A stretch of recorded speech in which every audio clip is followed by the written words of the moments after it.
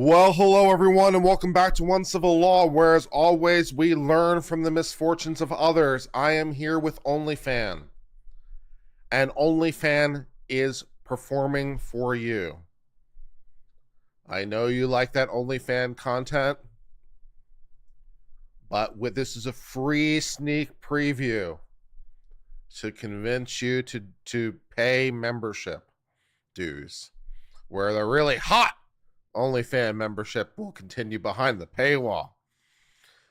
Jury is now in hour 8 of its deliberation, talking about something. I'm not sure what, to be quite honest, but they're talking about things, whatever, and they're thinking about whatever they're thinking about, and that is what is happening. The jury is just called back this morning and was given their charge to continue deliberating about 5 minutes ago, and that's where we're at. What we're going to do to start our stream for this morning is we're going to do a discussion of the U.S. Supreme Court case of Rimini, and then at the top of the hour, we will do our speed run of new Supreme Court decisions that will drop this morning. And then following that, we may or may not do some editing / Mario Kart / I might just do some gaming / whatever. We'll see how it goes. And of course, we can talk about stuff and I'll answer your questions along the way. That would also be fine. So we can do all those things. Great. All right, so I'm going to first load up the Supreme Court case of Rimini. We're going to actually do the full opinion, so it's going to take a little time.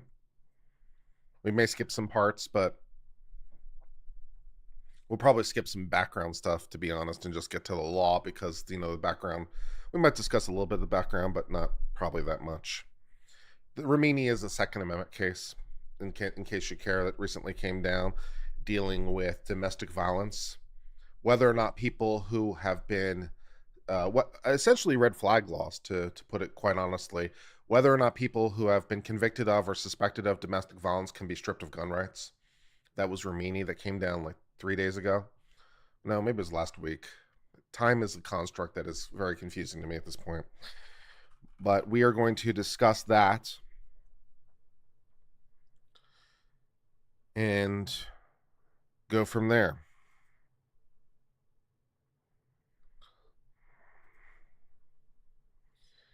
So Rimini came down on the 21st. So it came down 6 days ago.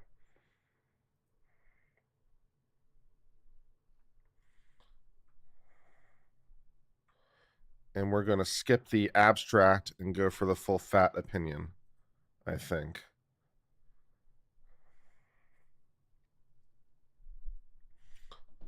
For today. I'm going to rename this thing so I remember where it is. Court TV. Okay. No problem. I'm glad that you're here, and I'm glad to share my brain with you. And at least so far this morning, I'm in slightly better spirits than yesterday. We'll see how long that continues. But some days you wake up and you're a little bit happier, and some days not as much. But today I'm a little bit happier. So we'll hope that persists throughout the rest of the day. That would be great.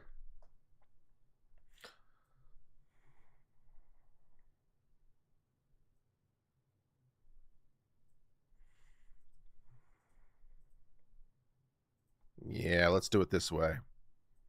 This makes sense. All right. Yeah. All right.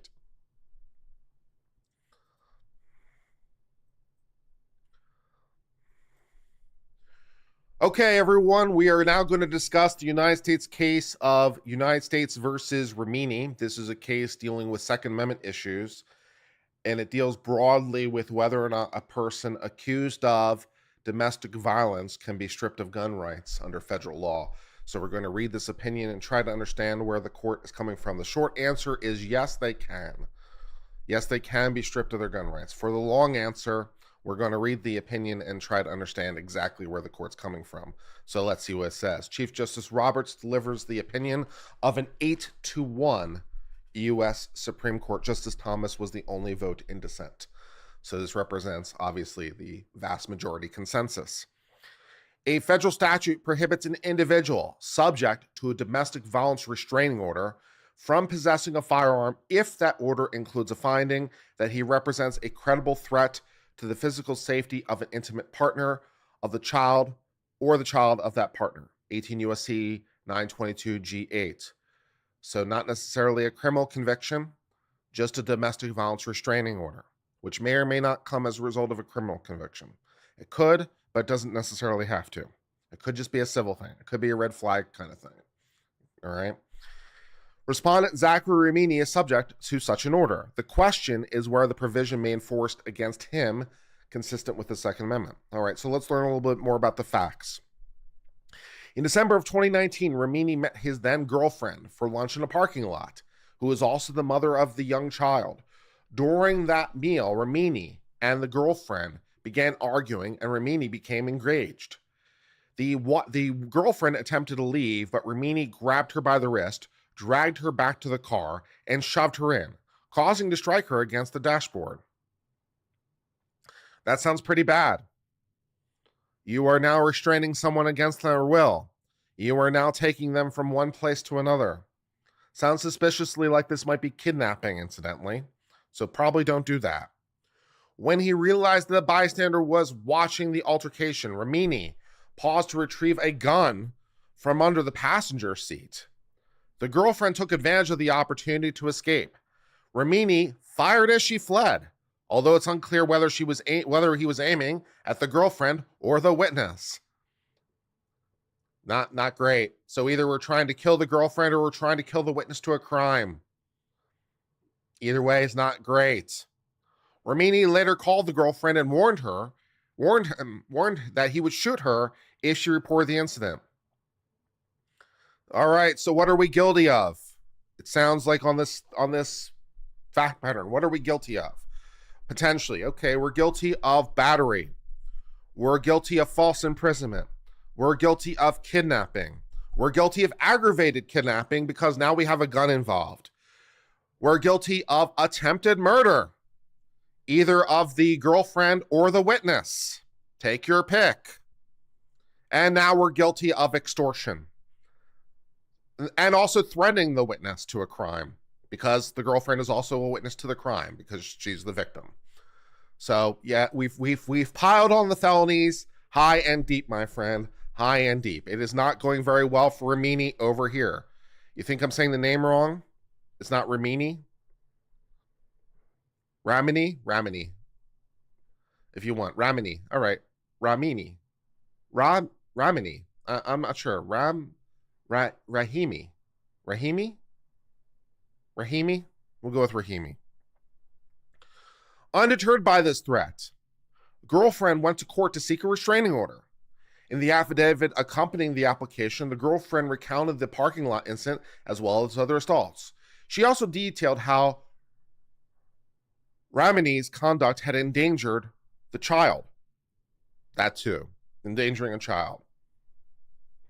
Although Ramini had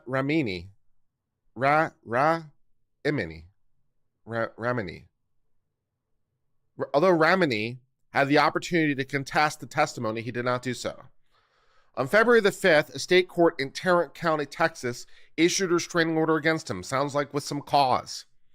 The order, entered with consent of both parties, included a finding that Ramini had committed family violence. It also found that this violence was likely to occur again, and that Ramini posed a credible threat to physical safety of the girlfriend or the child.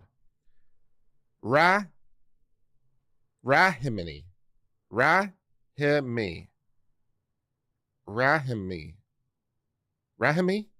We'll go with Rahimi. All right, we'll try. Okay. Based on the findings, the order prohibited Rahimi from threatening CM or the family for 2 years or contacting the girlfriend during that period except to discuss the child. It also suspended Rahimi's gun license for 2 years. If Rahimi was imprisoned or confined when the order was set to expire, the order will instead terminate either 1 or 2 years after his release date, depending on the imprisonment. Rahimi. Rahimi. Rahimi. Rahimi.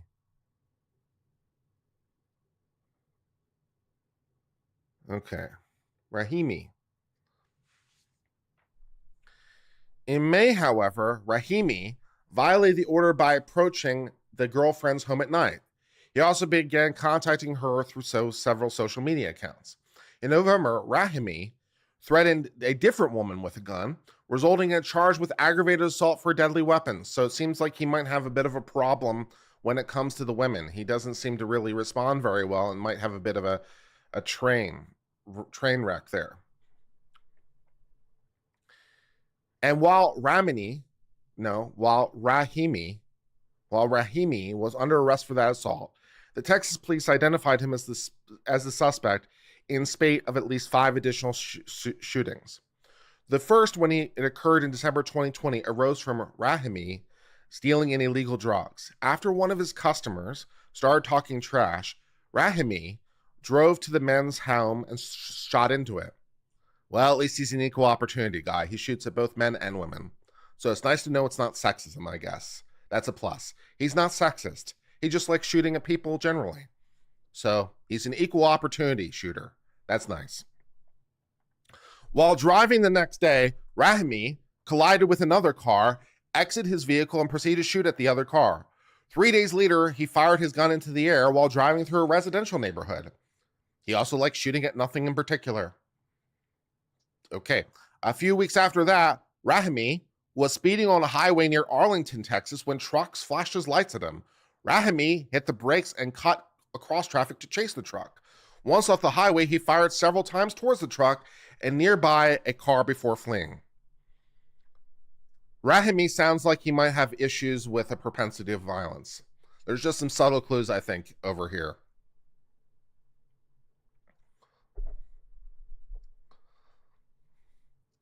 Two weeks after that, Rahimi and a friend were dining at a roadside burger restaurant.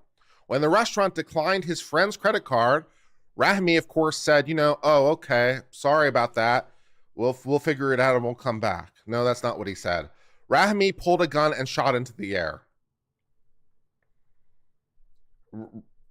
Rahimi seems like he's guilty of many, many felonies. Just a couple clues here. It seems like, should we start counting the felonies? It's a lot. With the multiple attempted murders, the multiple assaults with a deadly weapon. Yeah, it's not great. Rahimi over here seems to have some issues with his temper. The police obtained a warrant to search his residence. Thereupon, they discovered a pistol, a rifle, ammunition, and a copy of the restraining order, which is just a nice touch. He had a copy of the restraining order forbidding him from having weapons in his house. That makes the police life even easier. It's like, they just have a copy of the "you can't have guns" order right next to the guns. That's just brilliant works.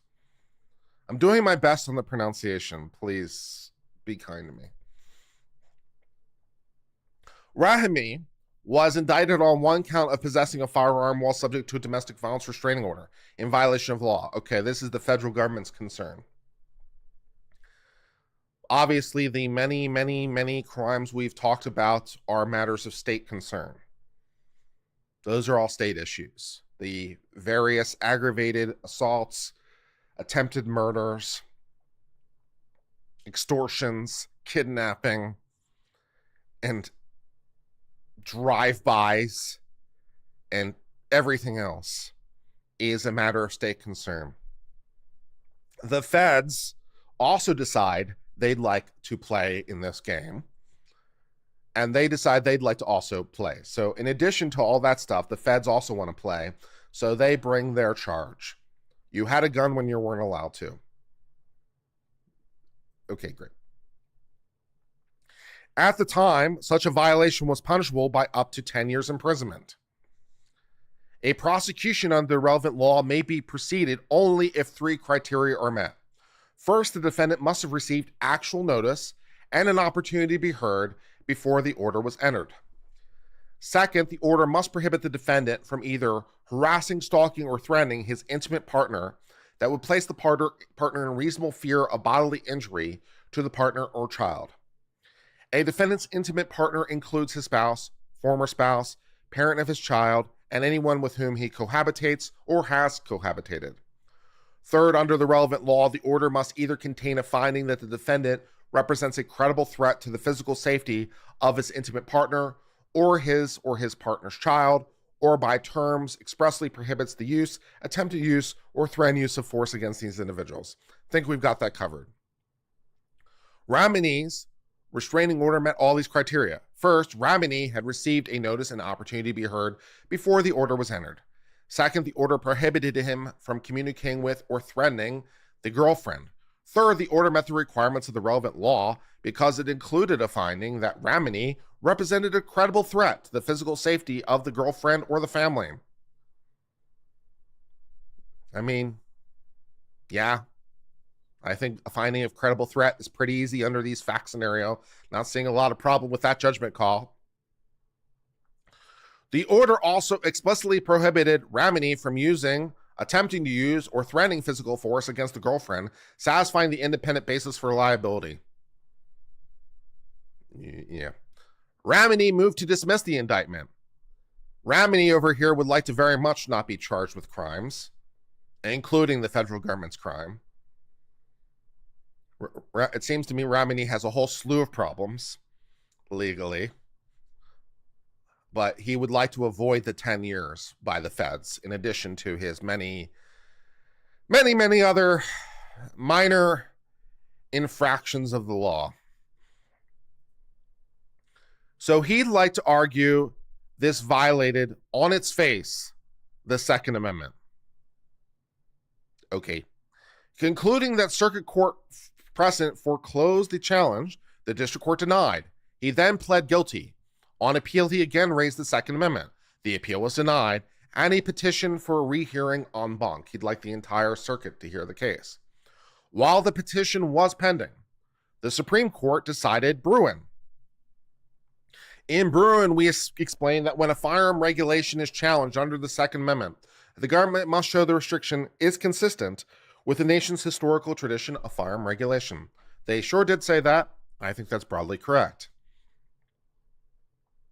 In light of Bruin, the Court of Appeals withdrew its opinion and ordered additional briefing. A new 3-judge panel then heard oral argument and reversed. In light of Bruin, they withdrew and decided they'd like to hear it again. Surveying the evidence that the government had identified, the panel, the 3-judge panel, concluded the relevant federal law does not fit within the tradition of firearms regulation. Judge Ho wrote separately to express his view. The panel's ruling did not conflict with the interest in protecting people from violent individuals. The Supreme Court grants certiorari. Okay. With the facts in place, let's discuss the law. When a restraining order contains a finding that an individual poses a credible threat to the physical safety of an intimate partner, that individual may, consistent with the Second Amendment, be banned from possessing firearms while the order is in effect. Since our founding, our nation's firearms laws have included provisions preventing individuals who threaten physical harms to others from misusing firearms. As applied to the facts of this case, the law fits comfortably within the tradition. Okay, let's find out a little bit more about why. We have held the fundamental right to keep and bear arms is among the fundamental rights necessary to our system of ordered liberty. In this particular sentence, the word "our" is the most important word because it's our system of ordered liberty, not a system of ordered liberty, our system of ordered liberty. We are super thrilled, other countries in the world, that you may have what you view as liberty. And we're super thrilled with you that you may not have a right to keep and bear arms. That's super interesting and all, but we fundamentally don't care. We just don't care. We think it's essential to our version of liberty. Whatever you think about your version of liberty, cool. Here's what we think about liberty. It's essential to our version of liberty. Get off our lawn, rest of the world. So the word "our" becomes extremely important in that sentence. Derived from English practice and codified in the Second Amendment, this right secures for Americans a means of self-defense. The spark that ignited the American Revolution was struck at Lexington and Concord, when the British governor dispatched soldiers to seize local farmers' arms and powder stores. In the aftermath of the Civil War, Congress decided to enable the newly freed slaves to defend themselves against former Confederates, helped to inspire the passage of the 14th Amendment, which secured the right to keep and bear arms against interference by the states. Correct. The Bill of Rights in its original form only applied to the federal government. No one disputes this. So the amendments originally only bound the federal government, did not bind the states. So up to the 14th Amendment, a state could, for example, have an official religion if they wanted. There was nothing prohibiting them. And incidentally, I believe a few of them did have an official religion. Up to what point, I couldn't tell you. But a few of them did have an official religion. For example, there's nothing stopping them because the First Amendment simply didn't apply to the states. I mean, you could tell that right from the First Amendment itself. What does the First Amendment say? Congress shall make no law. Who's Congress? The federal government.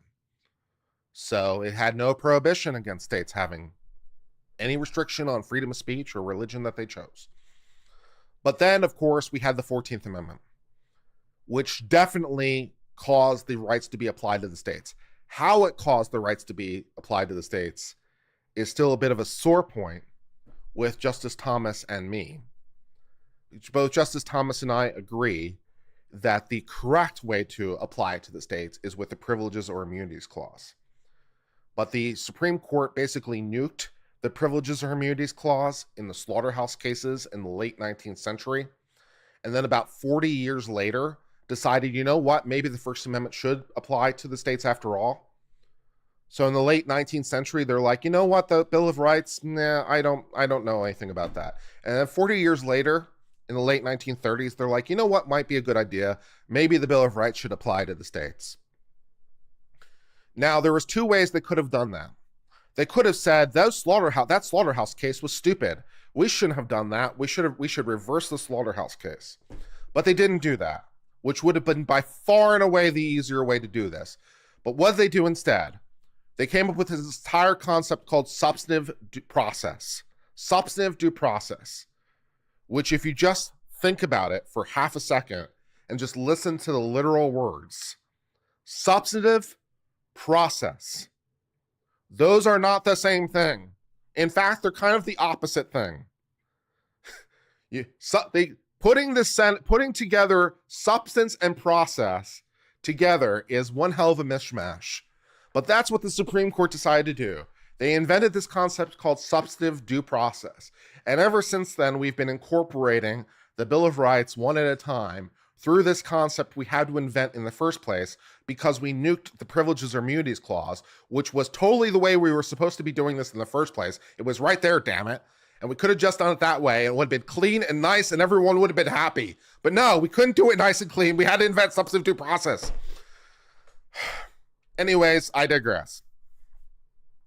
Thank you, Truth Seeker, for the $9.99 super chat. And thank you, Alan Parker, as always, for the 20 gift memberships. Do I read the chat? Sometimes, depending on what I'm doing. Yes, I do. It's nice to have you here.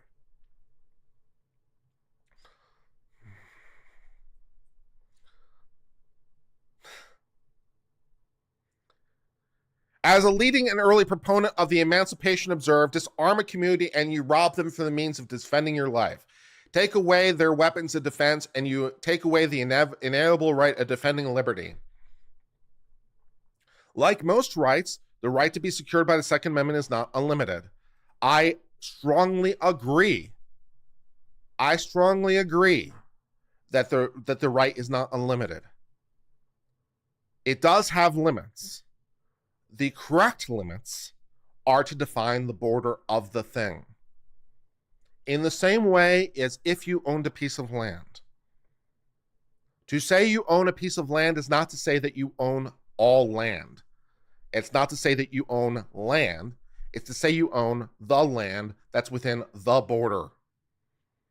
That might be land over there on that hill. That might surely be land on that hill. But if it's not within your border, for the purposes of you, it doesn't count. This is the mistake. This is the mistake. It's the mistake of confusing the land with land. Oh, it's land, therefore it's the land. No, it's not. That's bullshit. You have to define the border.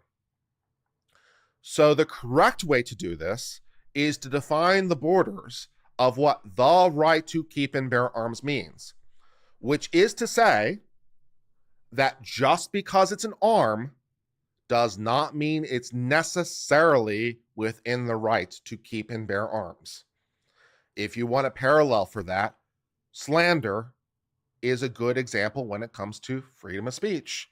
Slander, by definition, is spoken. It is spoken defamation. That's what makes it slander. It is spoken defamation. You in fact do use words. You do use speech. So it's speech. It is speech. Is it within the freedom of speech? No, it is not. In the same way that that land on that hill over there is not the land within your border, that is speech, but it is not part of the freedom of speech. Never has been, not included, definitionally excluded. It is not within the borders. It is the confusion between speech and the freedom of speech, in the same way that it would be the confusion between an arm and the right to keep and bear arms. The right to keep and bear arms doesn't, just because it's an arm does not mean it's necessarily included. You have to be a little bit more nuanced than that. You have to think about that. And how do you do that? You think about it within the context of history and tradition. That's how you do it.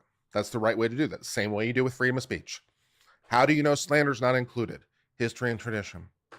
Same exact thing, nothing up my sleeves, no magic trick. That's the right way to go about it. So it is not unlimited. It does have borders. Where the Democrats have a tendency to make their mistake is they say, well, it's not unlimited, therefore I can limit it any way I want because it's not unlimited. No, that's the wrong way to think about it too. It does have limits. That doesn't mean that you can draw the limits wherever you want. That doesn't mean that either. In Heller, this court held that the right to be applied to ordinary citizens within the home. That's a good start. Even as we did so, however, we recognize the right was never thought to sweep indiscriminately. From Blackstone through the 19th century cases, commentators and courts routinely explained the right was not a right to keep and carry any weapon whatsoever in any manner whatsoever and for whatever purpose. Some arms, some banners, some purposes. See, by comparison, First Amendment.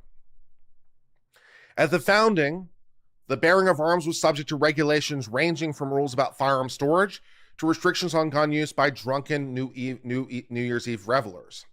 Some jurisdictions banned the carrying of dangerous and unusual weapons. Others forbade the carrying of concealed firearms. In Heller, our inquiry into the scope of the right began with constitutional text and history. In Bruin, we directed the courts to establish our historical tradition of firearms regulation to help delineate the contours of the right. We explained that if the challenge right fits within the tradition, it's lawful under the Second Amendment. The question is the border. The question is the border. So if it's on the other side of the border, then it's lawful because it's not infringing. It's not infringing. In the same way that if you have a piece of property, it is not infringing if I'm not on your property. I can't be infringing your property if I'm not on your property. I can't infringe your land unless I'm on your land. So if I'm not within your borders, whatever I'm doing is not infringing. If it has no impact within your borders, it's not infringing. You have no interest in this. Makes sense, right? This land is your land. This land is my land. Okay, you get the gist.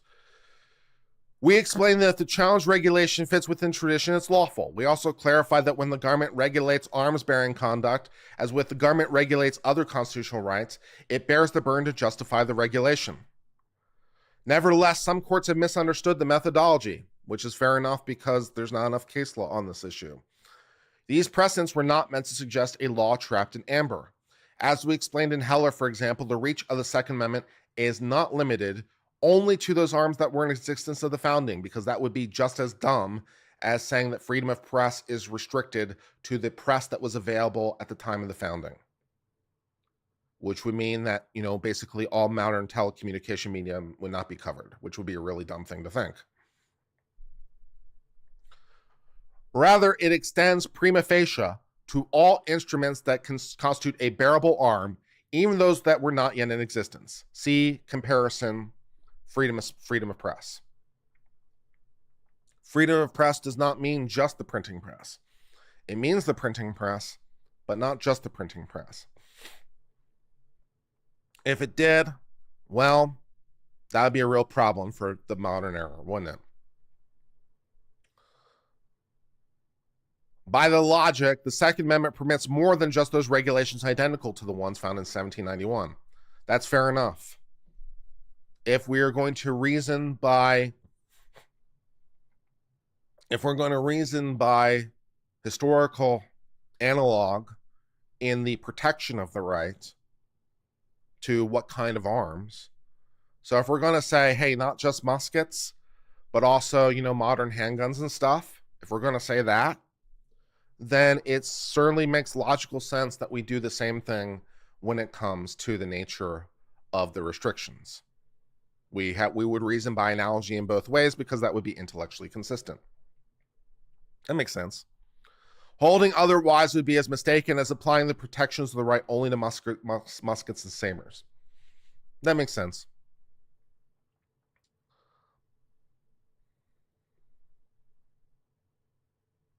You can't block someone's ability to move freely? I surely can. If it's my land, I can. Damn straight I can.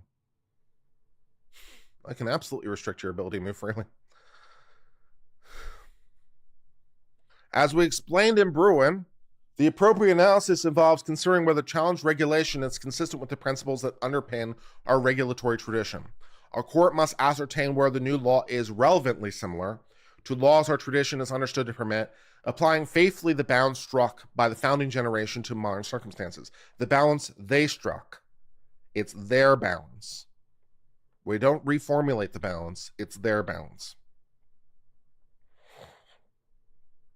Discerning and developing the law this way is a commonplace task for any lawyer and judge. I tend to agree. Why and how regulation burns the right are central to the inquiry. For example, if laws at the founding regulated firearms use to address a particular problem, that will be a strong indicator that contemporary laws imposing similar restrictions for similar reasons fall within a permissible category of regulation. Please note indicator, not necessarily dispositive, but it is a clue. Even when the law regulates arms bearings for a permissible reason, though, it may not be compatible with the right if it's done so to an extent beyond what was done at the founding. Again, their balance, not ours. And when a challenged regulation does not precisely match a historical precursor, it may still be analogous enough to pass constitutional muster. See, by comparison, social media versus printing press, if you want an example. The law must comport with the principles underlying the Second Amendment, but not need be a dead ringer or historical twin. Fair. Bearing in mind, we conclude that the relevant law survives the challenge. Now, this is a pretty critical part here of this opinion. Ramini challenges it on its face. He challenges it on its face.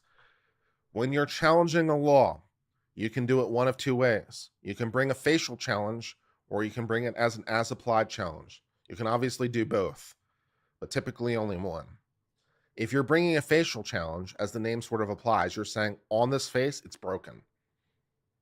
This law is broken. As it reads, it's just broken. Whereas as applied, you're saying, on its face, this law is not broken. But when you try to bring it to me, it is broken. It doesn't work for me. This law does not work in my situation. The as applied challenge is the easier challenge legally. If you want to bring a facial challenge, you are saying that this law is broken in essentially every possible context. It is broken 100% of the time. It doesn't work for anybody. And that's really hard because there is a presumption that laws that are passed are constitutional. And the courts will sometimes go out of their way to find that, to be quite honest, as they should, because we want the legislature to be able to legislate within their boundaries. So we will try to interpret a law, if we can, constitutionally. If there is a constitutional way to interpret the law, we'll do it. And we'll say, oh, the legislature obviously meant this constitutional way. And they didn't mean these other unconstitutional ways. Those are wrong, but this way's fine. But in a facial challenge, you're saying it's universally broken, and that's really tough. The most difficult challenge to mount successfully because it requires a defendant to establish that no set of circumstances exist under which the act would be valid. I'm not sure, strictly speaking, that no set of circumstances is correct, but close. So if not 100%, maybe 98%. But either way, you're looking for this to be essentially universally broken. That means to prevail, the government needs only demonstrate that's constitutional in at least some of its applications. And here, the relevant provision as applied to his case, yeah, it's at least constitutional applied to him. And if it's constitutional at least applied to him, then it's by definition not unconstitutional on its face. If it's constitutional with respect to him, it can't be unconstitutional on its face because it at least applies to him. Recall that the relevant law provides two independent bases for liability. The relevant law bars an individual from possessing a firearm if the restraining order includes a finding he poses a credible threat to the physical safety of the protected person. Separately, the relevant law bars an individual from possessing a firearm if his restraining order prohibits the use, attempted use, or threatened use of force. Our analysis starts and stops with the statute because the government offers ample evidence the Second Amendment permits the disarmament of individuals who pose a credible threat to the safety of others. We need not decide whether the regulation under the different section is also permissible. And they don't. There's two ways to hold someone liable under this provision. They're trying one of the two. And the Supreme Court says, yeah, that one's fine. And of course, they don't opine about the other one because that's typical. The Supreme Court typically does not give opinion beyond what they're asked. It is unusual. So as to the one, yeah, it's constitutional. As the other, I don't know. Ask us another time. Fair enough. The court has reviewed the history of American gun laws extensively in Heller and Bruin. That much is true. Those are two of the most well-amicied cases I've ever seen in my life. They had a lot of writing on them, as you might expect. From the earliest days of the common law, firearm regulation has included provisions barring people from misusing weapons to harm or menace others. The act of going armed to terrify the king's subjects was recognized at common law as a great offense. Parliament began codifying prohibitions against such conduct as early as the 1200s and 1300s, most notably in the Statute of Northampton of 1328. I love this shit. This is the fun part. When we go start citing laws from 1328 to try to figure out what a law today means, that's fun.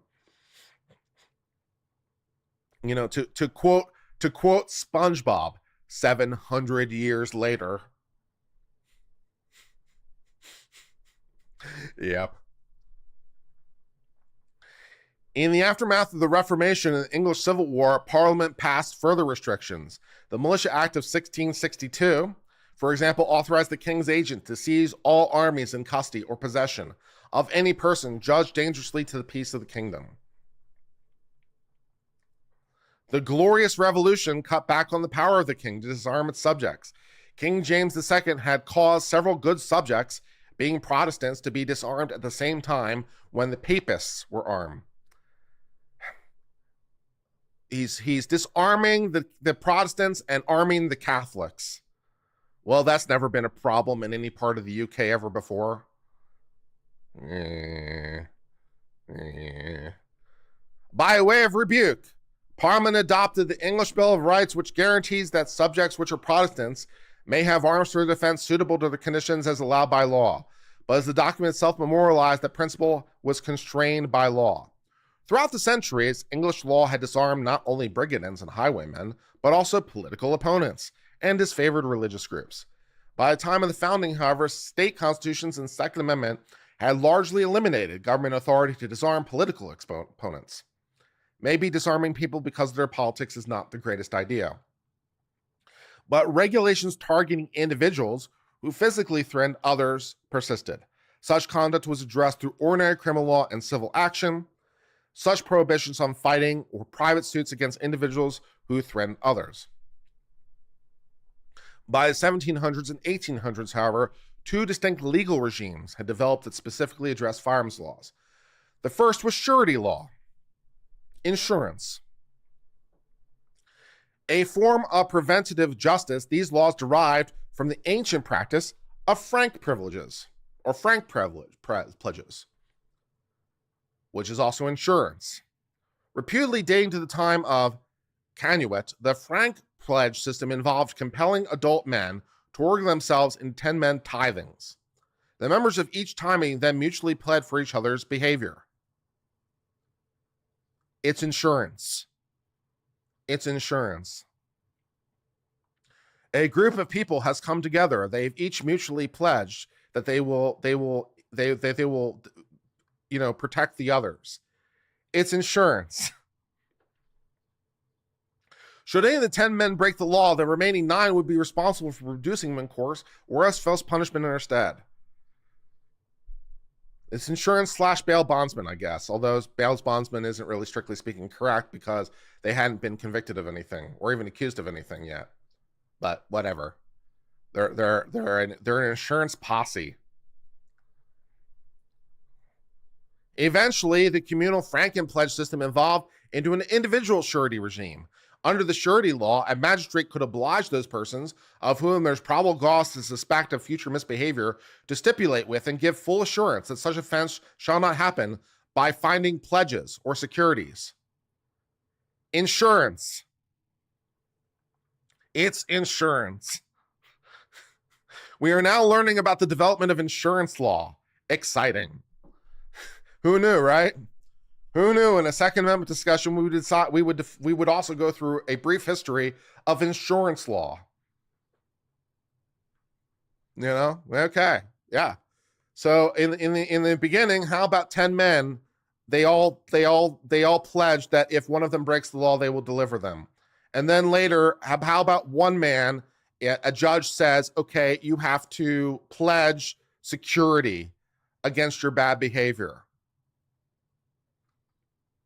Yeah, we've now learned a little bit about the development of insurance law throughout the ages. That's super exciting. Who knew insurance law could be fun and exciting?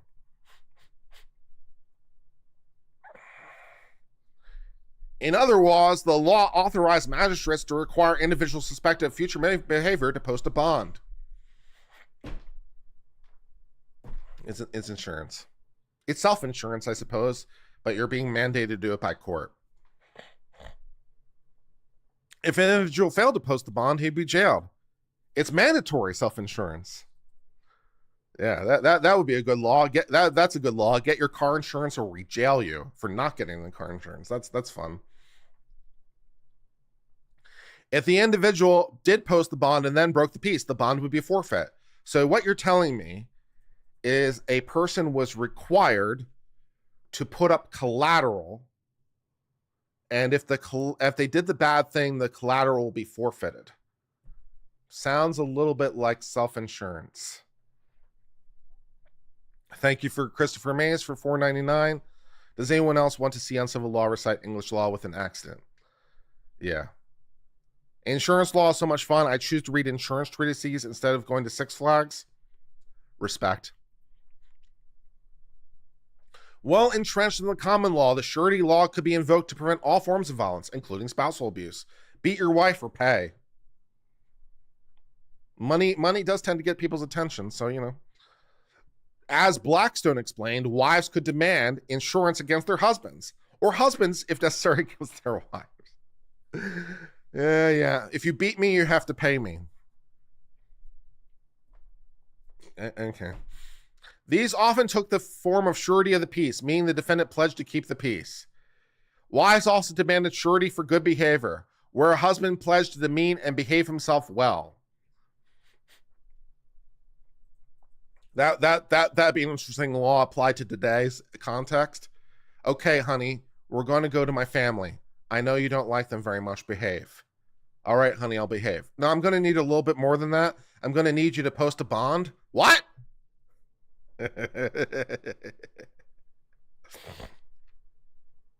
That would make meetings with the in-laws more interesting, I think. While communities sometimes resorted to public shaming or vigilante justice to chastise abusers, sureties provide the public with a more measured solution. In one widely reported incident, Susanna Willis Strong, the wife of a Connecticut judge, appeared before Tapping Reeve in 1790 to make a complaint against her husband, K. Ryan. Newspapers carried the story in Connecticut, Massachusetts, and New York. The man ultimately, the judge ultimately ordered the man to post a bond of £1,000. Wow. In 1790, that's real money. Damn. Who knew that wives could take their husbands to court and demand they pay money for the bad behavior? Shit. Importantly for this case, the surety law also targeted the misuse of firearms. In 1795, for example, Massachusetts enacted a law authorizing justice of the peace to arrest all those who go offensively and required offenders to find surety for keeping the peace. Later, Massachusetts amended its law to be even more specific, authorizing the imposition of bonds from individuals who went armed with a dirk, dagger, sword, pistol, or other offensive and dangerous weapon. At least 9 other jurisdictions did the same. These laws often offered the accused significant procedural protection. Before the accused could be compelled to post the bond for going armed, a complaint had to be made to a judge or justice of the peace by any person having reasonable cause to fear the accused would do harm or breach the peace. This sounds suspiciously similar, or at least comparable, to a red flag law of today, does it not? Hey, I really think that this person might pose a problem. Could you, perhaps impose some obligation on them to make sure they don't do the bad thing? The red flag law of 1790. Yeah.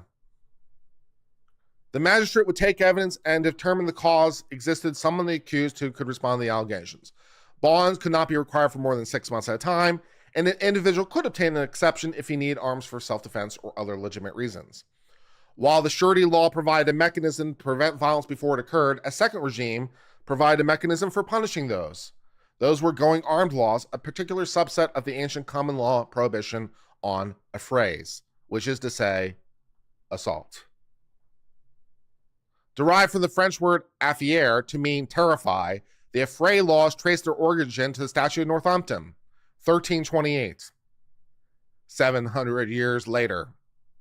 Although the prototypical affray involved fighting in public, commentators understood affrays to encompass the offense of arming oneself to terrorize the people. Moreover, which, is assault. That's the definition of assault, right? Putting someone in imminent fear. That's assault. Right? Yeah. Moreover, the prohibitions on fighting and going armed were often codified in the same statute. Whether classified as an affray law or a distinct prohibition, the going armed laws prohibited riding or going armed with dangerous weapons to terrify the good people of the land. Don't commit assaults. I translated into modern for you. Such conduct disrupted the public order and led almost necessarily to violence. Therefore, the law punished those acts with forfeiture of arms and imprisonment. All right, we will now take a brief pause from reading this case, but I'm having super fun reading this case. I know you are too. But we have to, unfortunately, go to other things because the Supreme Court is Supreme Courting as we speak. It's 10 o'clock on the East Coast, and that means the Supreme Court's about the Supreme Court, and we have to do speed reading now.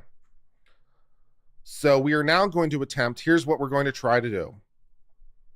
The Supreme Court starts issuing decisions at 10 a.m. It usually takes them about 10 minutes to issue a decision. What I'm going to attempt to do is read, understand, and explain each decision of the Supreme Court in 10 minutes or less. 10 minutes or less, or you get your pizza for free. Do they not have opinions today? I thought they had opinions today. What's going on? Do they not have opinion? What is today? It's the 27th. It's a non-argument day. Do they not have opinions? I thought they had opinions today. We'll see if they have opinions today. If they do, we'll cover it. 80% Supreme Court speedrun. You better believe it.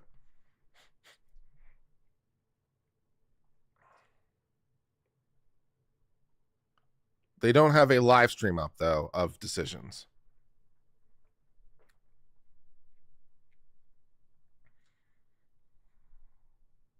They do. They have 2 boxes.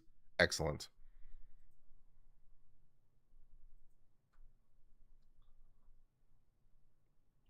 Well, we'll see if the Supreme Court posts something. And if we do, we'll cover that. I would imagine they do. They have something like 13 cases to decide, and they don't have a lot of time to decide that. They usually finish by the end of the month. So they don't exactly have a lot of a time to deliver the 13 opinions. So I'd imagine they're going to announce opinions today because, there's some stuff to talk about.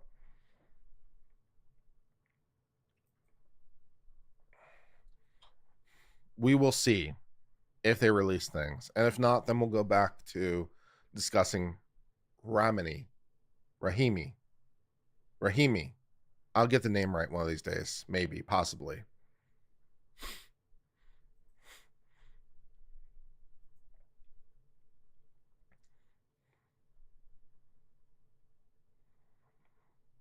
As we patiently wait for the Supreme Court to Supreme Court, now would be a good time to hit that subscribe button if you have not already. 141,000 of you have so far hit that beautiful, beautiful subscribe button. And we have 52 subscribers on Twitch as well, which is also nice. So all that stuff is great. And we do appreciate your support. They blocked the EPA's good neighbor rule. Well, don't spoil it for me. Don't spoil things for me. That's not nice. No spoilers. First opinion, Ohio versus EPA. The Clean Air Act envisions a collaborative effort between states and the federal government to regulate air quality. When the Environmental Protection Agency sets standards for common air pollutants, states must submit a state implementation plan, providing for implementation, maintenance, and enforcement of those standards within their own jurisdictions. Because air currents can carry pollutions across state borders, states must also design their plans with neighboring states in mind. Under the Act's Good Neighbor provision, state plans must prohibit emissions in amounts which will contribute significantly to non-attainment in or interfere with the maintenance by any other state of the relevant air quality standard. This rule sort of makes sense under first principles. If we were just going to do this within a jurisdiction, we'd be talking about nuisance laws. This is nuisance trespassing. This is the smells from your land are coming onto my land and decreasing the quality of my enjoyment. This is the music from your house is coming onto my borders and decreasing my enjoyment. So if we were talking about a literal neighbor next to another neighbor, we'd be talking about nuisance law. And that's what that is. Your operation on your property is interfering because the smells, sounds, lights, or whatever else are permeating my land. They're crossing my border, and you're not being a good person. So please stop doing that. Nuisance law. And we are trying to make that now a thing as it relates to states. So rather than adjoining properties in a county somewhere, we're now considering states. And we're trying to basically make nuisance law a federal thing. Okay, fine. Only if the plan fails to satisfy the applicable requirements of the Act may the EPA issue a federal implementation plan for non-compliance by the state. So the state gets first crack at it, and only if they fail can the federal government, come in and intervene, which makes sense. In 2015, the EPA revised its standards for ozone, thus triggering a requirement for states to submit new plans. Years later, the EPA announced its intention to disapprove over 20 of the plans because the agency believed they failed to adequately address obligations under the Good Neighbor provision. Your ozone seems to be coming onto my neighbor's land. Please stop doing it. During the public commentary for the proposed disapproval, the EPA issued a single proposed plan to bind all the states. Okay. The EPA designed its proposal based on what emissions control measures would maximize cost effectiveness in improving ozone levels downward, and on the assumption that they would apply to all covered states. This sounds a bit problematic. This sounds unspecialized because you're trying to make a sweeping thing that covers everyone as opposed to being sufficiently particularized, because different states might be differently. So they're trying to create one ring to bind them all, and that seems a bit problematic. In nuisance law, by the way, that doesn't really work either. Like, we have general principles in nuisance law, but you actually have to apply this on an basically as applied challenge, because different contexts merit different considerations in different kinds of environments. So yeah, they're trying to pass one rule that binds them all. That sounds a bit problematic. Commentators warned the proposed plan disapproval were flawed, and failure to achieve all the disapprovals as the EPA envisioned would mean the EPA would need to reassess the measures necessary to maximize cost-effective ozone level improvement in light of a different set of states. In other words, when you really try to apply this in the real world, you're going to have problems because different states are different. EPA proceeded to issue its final plan without addressing any of these concerns. They decided to plow ahead. This sounds problematic. Instead, the EPA announced its plan was severable. Okay? Should any jurisdiction drop out, the plan would apply unchanged to the remaining jurisdictions. Ongoing litigation over disapproval soon vindicated at least some of the commenters' concern. Court stayed 12 of the disapprovals, which means it could not apply in that state. So they try to say it's severable. If a court says that it doesn't apply in a particular state, then it just continues to apply to the other states.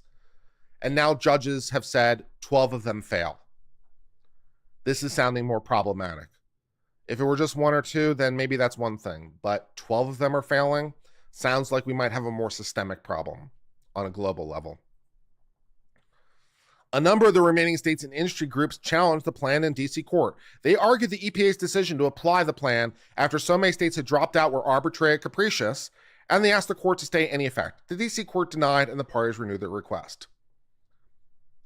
Okay, basically, in law, what we would say is this didn't work out in the real world.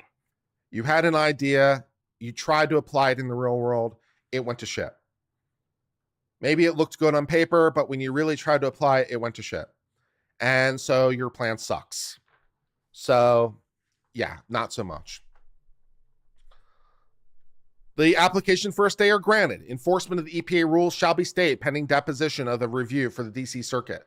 When denying the stay, the court applies the typical factors: whether you're likely to succeed, whether it will suffer irreparable injury, whether the stay will sustain injury to the other party, and where the public interest lies. These four factors should sound familiar. They're the same four factors we use for an injunction everywhere. Sometimes they're written slightly differently, but it's the same four factors.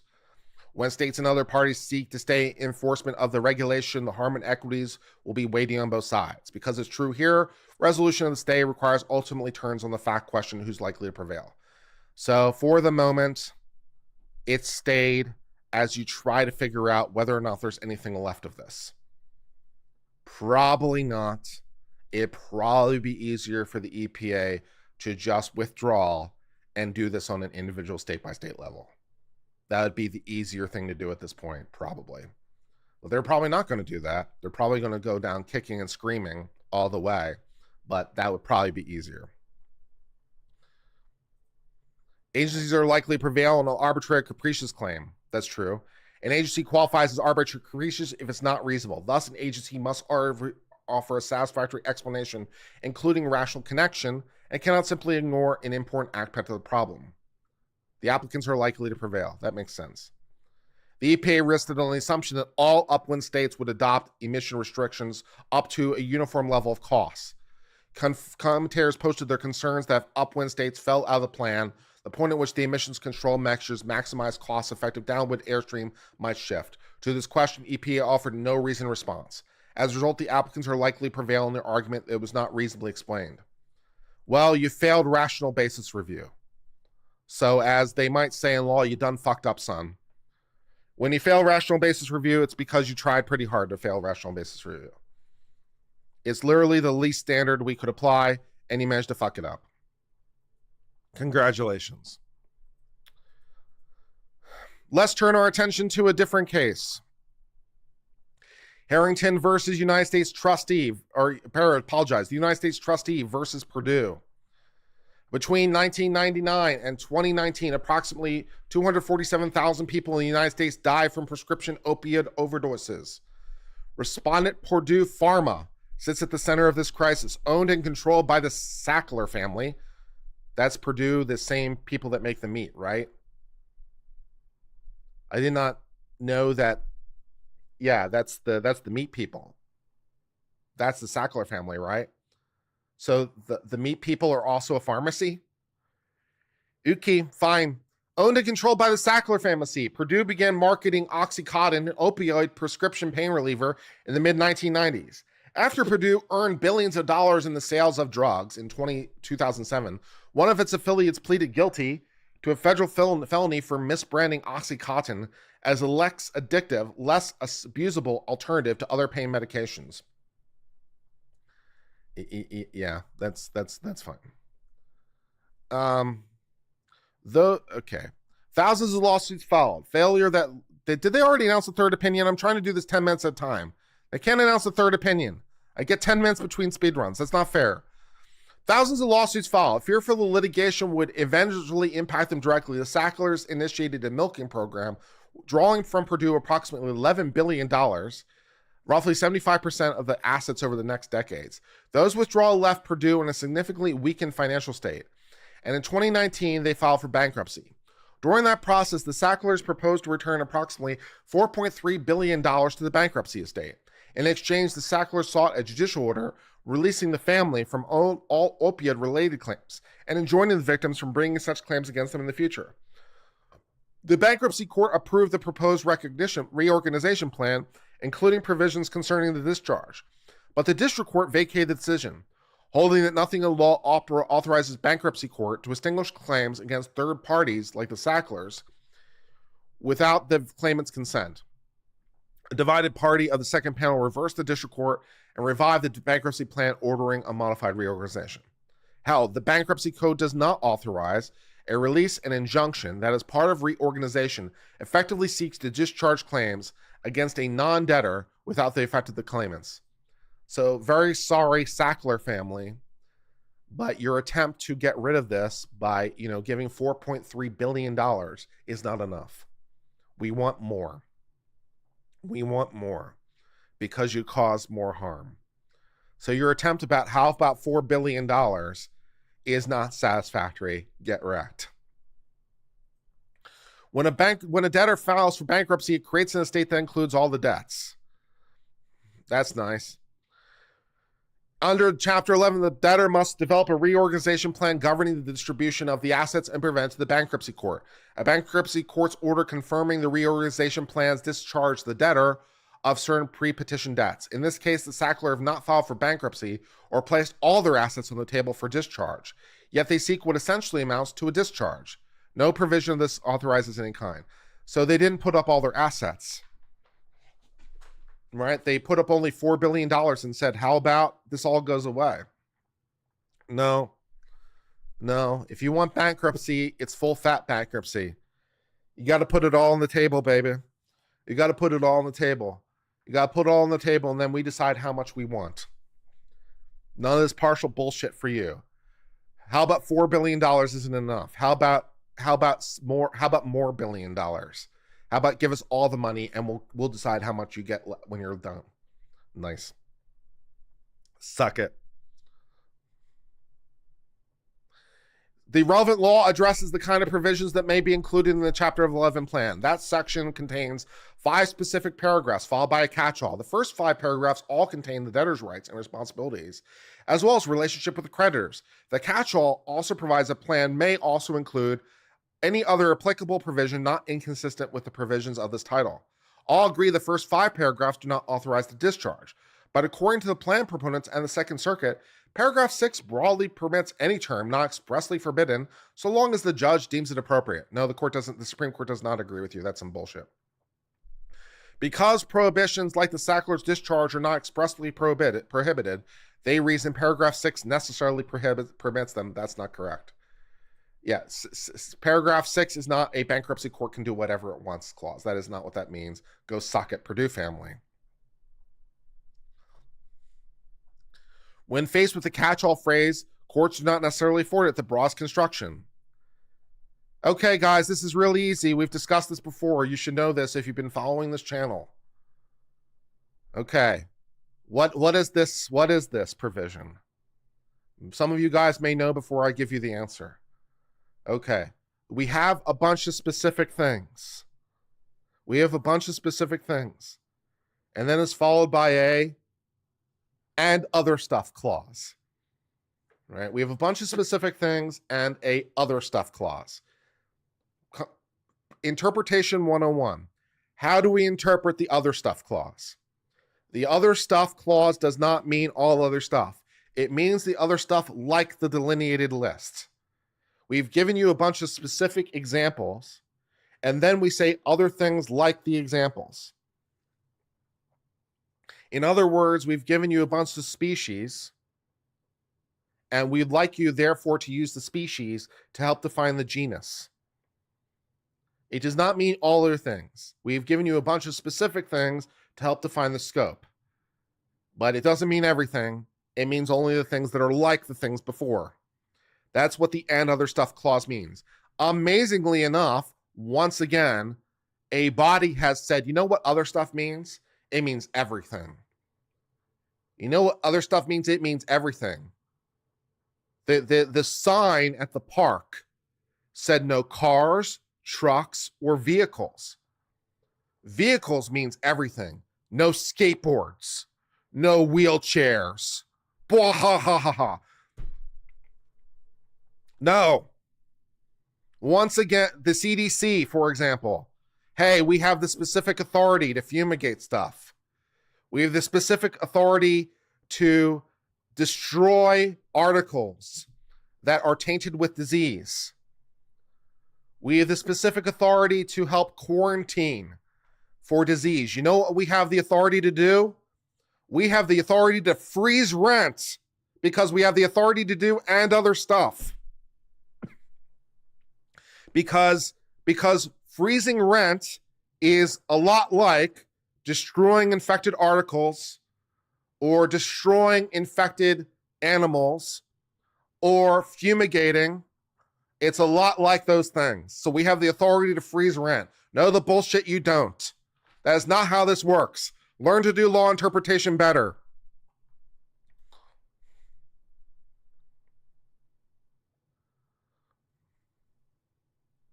Instead, we generally appreciate the catch-all must be interpreted by the light of surrounding context. Etiam generis.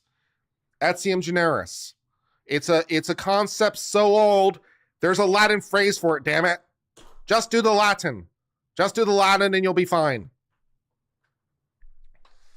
While paragraph 6 undoubtedly confers additional authority in the bankruptcy court, it cannot be read under the canon of etiam generis. See, I just told you. It's almost like I know these things, right?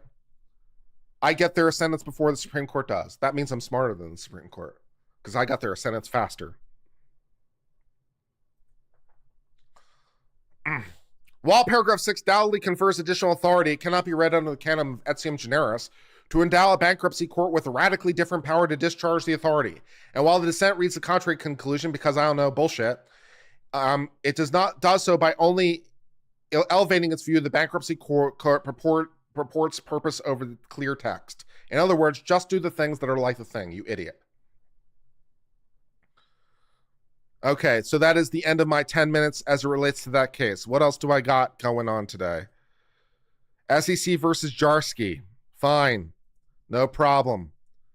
So just follow the standard statutory construction, you fools. You don't have the authority to do anything you want just because other stuff. That's some bullshit. Once again, we teach this fairly basic lesson of law. Turning our attention to SEC versus Jarsky. In the aftermath of the Wall Street crash in 1929, Congress passed a statute designed to combat security fraud and increase market transparencies. These are the Securities Act of 1933, the Securities Exchange Act of 1934, and the Investment Advisement Act of 1940. Hey, these markets that are crashing, maybe, they should be better regulated and stuff. These acts respectively govern the registration of securities, the trading of securities, and activities of investments. Cool. Although each regulates different aspects, their pertinent provisions, collectively referred to as the anti-fraud provisions, target the same basic behavior: misrepresenting or concealing material facts. No problem. No problem. We're dealing with commercial speech here. Commercial speech is typically regulated under intermediate scrutiny, not strict scrutiny. This is commercial speech. How much is this stock worth? You can't, say lies. You can, generally speaking, it's generally speaking lawful to lie. Generally speaking, it's lawful to lie. But if you're a business, no, not so much. You actually have to, not lie. You can't deceive the customer actively about what it's worth. Please stop lying. We want a free and fair market. We want a free and fair market. A free market means each person is able to make a decision on their own. A fair market means you're not bullshitting. Cool, no problem. That sounds fine. To enforce these laws, Congress creates a body to do it. The SEC may bring enforcement actions in one of two ways. It can file suit in federal court, or it can adjudicate the matter itself. No problem. In federal court, a jury finds fact. An Article 3 judge presides, and the federal rules of evidence govern. But when the SEC adjudicates the matter in-house, there's no juries. The commission presides while its Department of Enforcement prosecutes the case. The commission or delegate, typically an ALJ, also finds facts. Now, this is typically not a problem, because typically you can then go to federal court and fight it anyway, if you want. You have to exhaust your administrative remedies first, but if you get to the end of the page and you're like, this is some bullshit, you can usually go to court and fight it there anew. And then you're given the due process by law, and that's fine.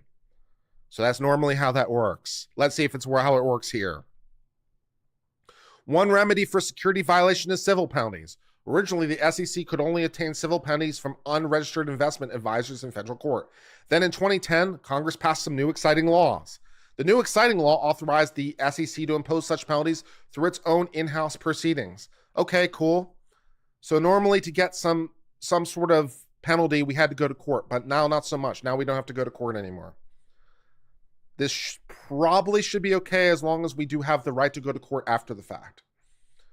Let's find out if that's what's going on. Shortly after passage of the law, the SEC initiated an enforcement action against an investment advisor and his firm for alleged violations of the anti-fraud provisions. The SEC opted to adjudicate the matter in-house because, why wouldn't they? As relevant, the final order determined that they had committed security violations and levied a penalty of $300,000. They petitioned for judicial review. The Fifth Circuit vacated the order on the ground that adjudicating the matter in-house violated their right to a jury trial. Yeah, if they don't have a right to go to federal district court and start anew, that's a real problem. That is a ding, ding, ding. That's a real issue. So as long as they had the right after the fact to go to district court and be like, this is some bullshit, we want a jury, then that should be fine. But it looks like that's not an option here. It looks like the SEC says, how about we just give you a fine and you have a right to an appeal without a jury? That sounds like some problematic bullshit. The federal Supreme Court says when the SEC seeks civil penalties, the Seventh Amendment entitles the defendant to a jury. This is some problematic bullshit, the Supreme Court rules. Yeah, kind of, sort of, no problem. You have a right to a jury. Wow, deep. It's in the Constitution and stuff. Remember? I remember reading it. So do you. You have a right to a jury and stuff. You have a right to a jury of your peers, and the jury has to find facts. You remember all that stuff? I do. I sure do. Yes, you do. So SEC, hey, if you want to adjudicate this in-house and the other party's cool with it and you're all happy doing this in-house, then you do you. If everyone's happy in-house, then fine. But if they're less happy in-house and you want to impose a financial penalty on them, maybe a jury should find those facts. Maybe that would be good. And apparently the SEC's over here like, we don't need no stinking jury. You kind of need a stinking jury, my friend. That's kind of an easy one, no problem. The question presented, whether the Seventh Amendment entitles a jury trial, is pretty straightforward. I think so. I can read the Constitution too. It's not that hard. Following the analysis set forth in the relevant law, this action implicates the amendment because the anti-fraud provisions replicate common law fraud. And because the public rights exception to Article 3 jurisdiction does not apply, because the present action does not fall within any of the distinctive areas governing governmental proceedings, where the court concludes the matter may be resolved without a jury. The court explains why the implications of the Seventh Amendment, the right to a trial of jury, is such importance that occupies a place so firm that any seeming curtailment has always been and should be scrutinized with the utmost care. When the British attempted to evade juries by siphoning adjudicators to juryless admiralty, vice admiralty, and chancery courts, which we would call a court of equity, the Americans protested and eventually cited the practice as justification for declaring independence. We're so pissed about it, we're literally going to shoot at you. In the revolution's aftermath, concerning the proposed constitution lacked a provision guaranteeing a jury trial in civil cases was perhaps the most successful, for maybe we should have a Bill of Rights and stuff. To fix the flaws, they had a Bill of Rights and stuff. Ever since then, encroachment upon the jury trial has been watched with great jealousy. Jealousy here, technically correct the word. Appreciate it, right? Jealousy is when you're concerned about what someone's going to take from you. That is jealousy. I appreciate jealousy being used in this technically correct verbiage. Plus 1 point. The Seventh Amendment guarantees suits at common law. The right to a jury trial shall be preserved. That sounds like pretty basic. If you have the right to common law, you still have the right.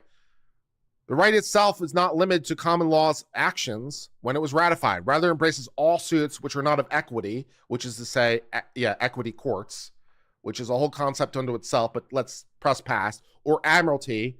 Is this on the sea? It is not on the sea, so probably not admiralty law, despite what the sovereign citizens would want you to believe. Maybe the SEC was under the impression that a gold fringed flag meant admiralty law applied. Maybe the SEC is over here doing their full fat soft sit. Can't say, but the gold fringed flag is not really a jurisdictional marker. Sorry, SEC, but what the business, yo, is the Seventh Amendment. So please do that. To determine whether the suit is legal in nature as opposed to equity in nature, that's the distinction here when they say that. The courts must consider whether the cause of action resembles common law cause of action, where the remedy is the sort traditionally obtained in a court of law as opposed to a court of equity. Of these factors, remedy is most important. And in this case, the remedy is all but dispositive, pretty much. For respondents' alleged fraud, they seek civil penalties, which is money. Such relief is legal in nature. Yep. The conditions available and the size of the civil penalties, such as culpability, dependence, and recidivism, these factors go beyond restoring the status quo, like an injunction, and are so legal as opposed to equity in nature. The SEC has also not obliged, by the way, when I say equity, this has a legal concept. This is not to be confused with the DEI equity. When people say equity today, that is a completely different concept. This is not DEI equity. This is some 18th century equity, which has a completely different legal meaning. Get off my lawn. The court therefore considers common law fraud when interpreting the federal statutes. While the federal securities fraud and common law fraud are not identical, close enough. Because the claim at issue is the Seventh Amendment, the jury trial is required unless the public rights exception. Under that exception, Congress may assign the matter for decision to an agency without a jury. For these reasons, it doesn't apply. The Constitution prevents Congress from withdrawing from the judiciary any matter which was a matter of common law. Once the suit is brought within the bounds of jurisdiction, the court must decide it. On this basis, the court has repeatedly emphasized that a matter concerning private rights may not be removed from an Article 3 court. If the suit is in the nature of common law, then the matter is presumptively concerning private rights. The court has also recognized a class of cases concerning public rights. Such matters historically could have been determined exclusively by the executive and legislative branches, because if we're dealing with things not containing specifically you, but we're dealing with things broadly, then that is a whole different matter. We're not coming after you. We're trying to say things as they apply to everybody. No involvement with the Article 3 court in initial adjudication of a public right claim is necessary. Certain categories of falling within the exception include the collection of revenue, which is to say tax, Aspects of customs law, which deals with borders anyway, so go get lost. Immigration law, which also deals with borders, get lost. So tax, border, Indian tribes, which has separate constitutional provisions. The administration of public lands, which because they're public, they're owned by the government. And granting of public benefits, which again, the benefits are owned by the government in the first instance, and they get to decide how to spend their money. Wow, deep. So that we don't need a court for those things. That totally makes sense. The court's opinions governing the exceptions is not always spoken with precision, but even with respect to rights that arguably fall within the scope, the presumption is in favor of Article 3. Cool. Excellent. All right, what else we got for me, Supreme Court? Since my 10 minutes are much up. No problem. All right, well, this one's going to be pretty easy to do in 10 minutes or less. We turn our attention to Moley, Speaker of the Idaho House of Representatives versus petitioners. We dismiss the petition as improvidently granted. We have digged it. It never existed. What case? We don't know what you're talking about. It never happened. Go away. I suppose I now have to determine what the hell this case was about in the first place so that I can tell you what the Supreme Court never heard, and it never happened. We'd have no clue what you're talking about. We don't know any case by this name. We have no clue what you're talking about. We've never heard of it. So let me briefly go try to figure out what this case was about so I can tell you what the Supreme Court has never heard about.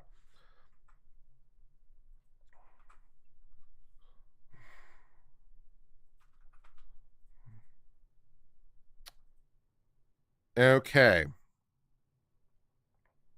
Oh, this is dealing with some abortion stuff. Okay. The issue is whether the Supreme Court should stay the order by the district court enjoining the enforcement of Idaho's Defense of Life Act, which permits abortions unless necessary to save the life of the mother on the ground. The Emergency Treatment Act preempts it. Okay. Yeah. No, I don't think that does. Okay. So the district court prevented the enforcement of Idaho's law on the basis that law conflicted with federal law, which broadly speaking requires doctors to provide emergency care. But the law itself has exceptions relating to abortion. The federal law has exceptions relating to abortion. They're built in. So the determination from the court below, which is now the binding law, we can briefly discuss what is now the binding law in the Ninth Circuit. The U.S. Supreme Court has never heard of this case. What U.S. Supreme Court case we've never heard about? It doesn't exist. So let's tell you what the law is, at least is in Idaho and the West Coast. So the motion to stay the pending is denied. The injunction remains in effect. Further, we deny the emergency motion is moot. Okay, blah, blah, blah, blah, blah, blah, blah, blah, blah. Okay, and that doesn't tell me anything about what the decision below was, so that's incredibly not helpful. Let me look at the petition and see if it tells me what the hell this case is about.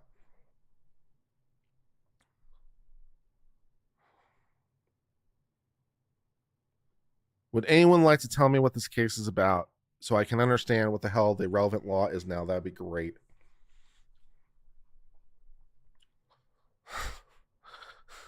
Damn you, courts, make my life easier.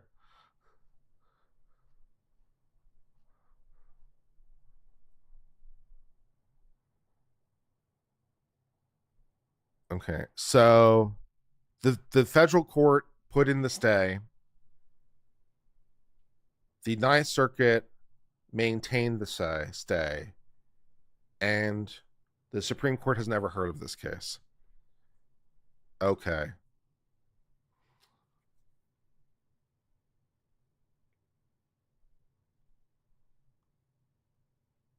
So, without knowing exactly what the stay is, it's a little bit hard to say exactly what we're talking about. I'm not sure exactly what's been stayed. Let me see if I can find out exactly what's been stayed. The Ninth Circuit was not involved? Yes, it was. I just read it. I literally just read it. No, don't correct me. That's not nice to Uncivil.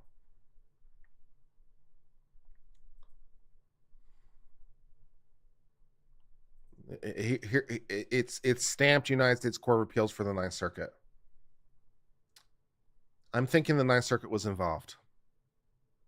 Okay, moving on.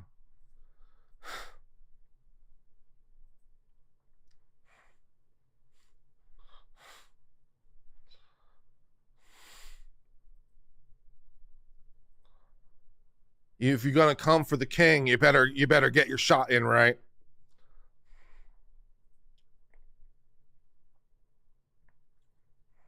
Melanie Little just called me a genius with the Supreme Court. That's very nice. Thank you. I appreciate that. That's very thoughtful. I appreciate that.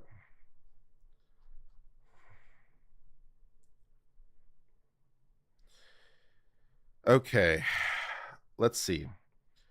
All right, so the district court enjoined enforcement of Idaho's law, which prohibits abortions unless authorized, which is to say for the life of the mother, on the sole ground that the federal emergency law preempts it. By accepting that conclusion, the district court announced a federal abortion mandate the statutory text does not support, and stretched the preemptive reach beyond all bounds set by overlapping express preemptive provisions.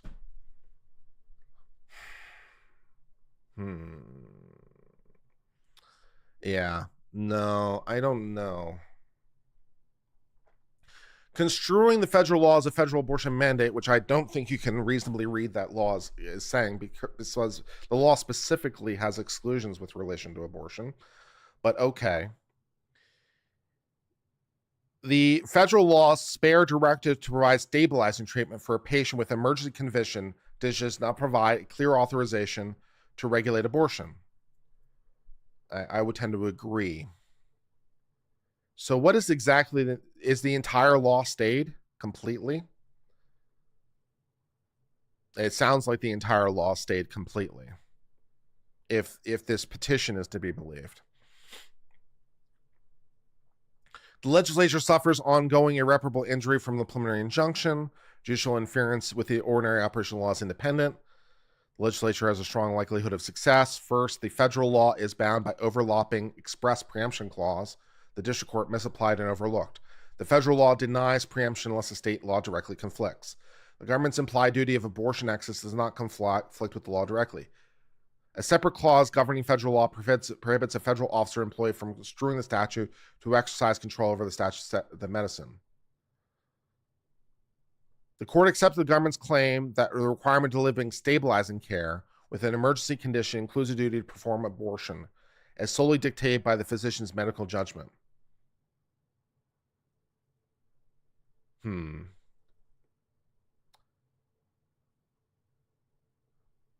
law does not address hard questions that arise when a pregnant woman has an emergency medical conditions in which some physicians would provide abortion. I'm desperately trying to parse this exactly what's going on so that I can give you an educated legal position. And I'm reading their petition, which is necessarily coloring the matter. I'm trying to understand exactly what they're talking about so I can give you an intelligent legal opinion. Construing the thing as the court is deeply mistaken because it departs from the settled rules. Preempting law based on doubtful reading raises constitutional questions. Idaho's sovereignty is blah, blah, blah. Other factors, issues a stay, blah, blah, blah. Okay. The federal law authorizes hospitals, or obligates rather than authorizes, obligates Medicare-funded hospitals, which is to say pretty much all of them, to provide treatment regardless of ability to pay. Yeah, that's basically what it says. If you accept federal funds and someone comes into your hospital, you must provide stabilizing treatment to them. Period. End of discussion. It doesn't matter if they are able to pay or not. If you're unable to stabilize them, you have to get them to a place where they can be stabilized. End of discussion. If you can do it, you must. If you can't do it, you have to get them somewhere where it can. We are concerned about the preservation of life first and foremost. So do the thing to stabilize them. I mean, that's fair enough as far as it goes. So basically shortening it, are you a hospital? Do you accept federal funds, which they all do? Then yes, great, please stabilize the patient. That's easy enough. The relevant law makes it a crime for anyone to perform an abortion unless there's an exception, which blah, blah. We define abortion the way we define abortion, which doesn't really matter for the purposes of this exercise. Blah, blah, blah. I believe they can only do abortion if it's a life-saving measure. They cannot do abortion for any other reason except to save the mother's life, I believe, under the relevant Idaho law. Fine. United States have filed suit claiming this preempts. And do I have any other decisions today, or am I done with day? I don't have R numbers. Are there more decisions? I'm out of my 10 minutes. So, oh, no, they do have R numbers. So we're done. There are no more decisions. Great. So we can spend longer than 10 minutes on this one. Yay. Because I have to try to figure out exactly what they were talking about. Blah, blah, blah. Blah, blah, blah. State law must yield to federal law, which is incompatible. That's true enough. The law conflicts with the federal law. Essentially, the analysis was the clause authorizing preemption where it directly conflicts. Impossible preemption applies because the federal law obligates the treating physician to provide stabilizing treatment, including abortion care. I don't think that's true. Idaho makes that treatment a crime. Provisions offering affirmative defense for a physician who performs abortions authorized by statute cure the impossibility. Blah, blah, blah. Obstacle preemption applies because the section obscures it from ensuring a bare minimum of care. They include it preempts. Must yield to federal law. Blah, blah, blah. Blah, blah, blah. More blah, blah, blah.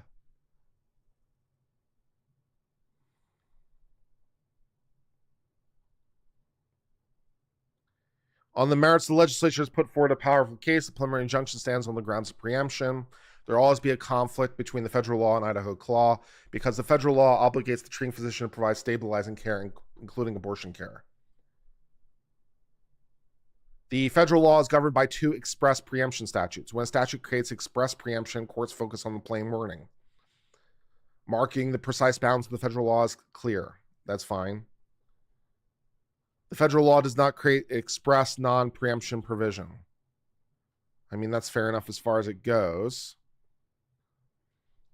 Does not dictate particular standards of medical care. That's true. It does not. You have to provide stabilizing care, whatever that means. It does not tell you exactly what that means because how is the law supposed to define that in advance? It's not possible. What does it mean? What does it mean to define stabilizing care with respect to any particular patient? There's no way to define that in law. You know what it means, doctor. We all know what it means. We all know what we're talking about. You know exactly what we're talking about. Just do the thing. You know exactly what we're talking about. You figure it out. Fine.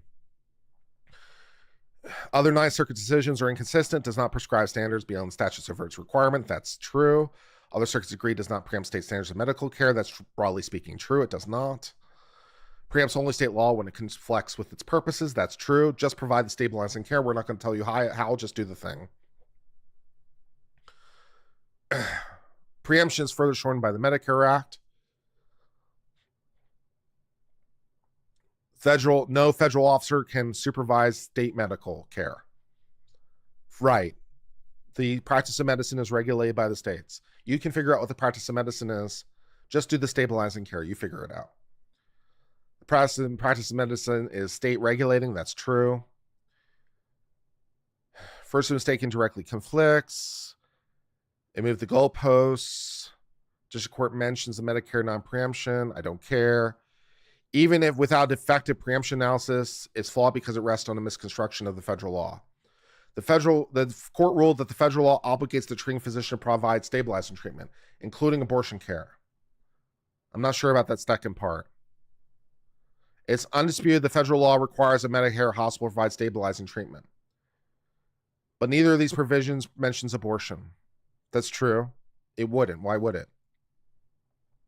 The only form of stabilizing treatment especially endorsed by the statute is delivering a child when a pregnant woman with contractions is an emergency medical condition. Okay. Worse, the district court deliberately excised the remaining reference to medical needs in preliminary injunction. Medical condition, absence of care will probably result in placing the health of a child in serious jeopardy. Yet the lower court selectively quoted. No. Blah, blah, blah. Blah, blah, blah. Blah, blah, blah. No. No.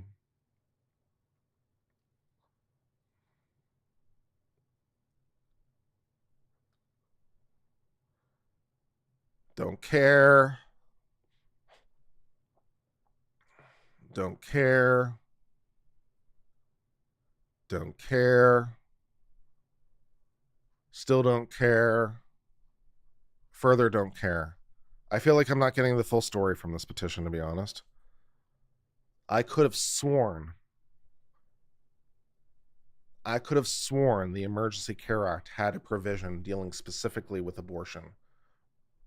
Or there was some other federal law that specifically said that no physician is required to assist in an abortion. I could have sworn it was within this federal law, and they haven't quoted it once. So one of two things is happening. Either my memory is somehow faulty, or this petition is full of bullshit, because it's not mentioning what would have to be the most important detail. So either my memory sucks, or they're being disingenuous. And if they're being disingenuous, I'm going to get mad.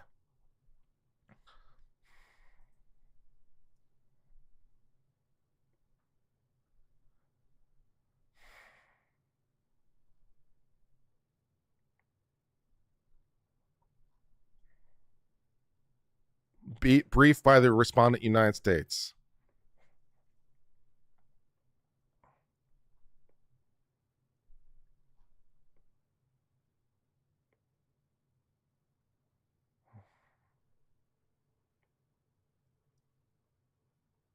ELTA does not implicitly exclude pregnant termination from necessary stabilizing care.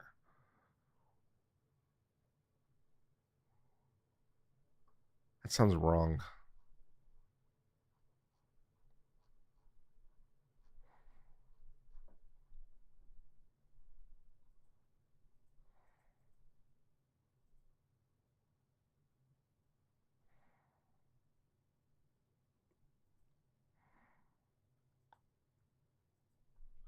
Let's see.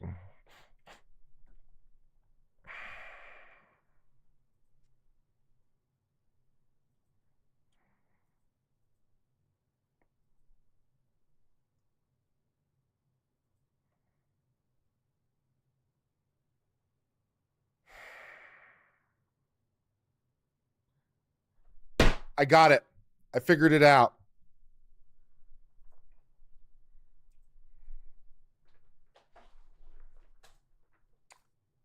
Yeah.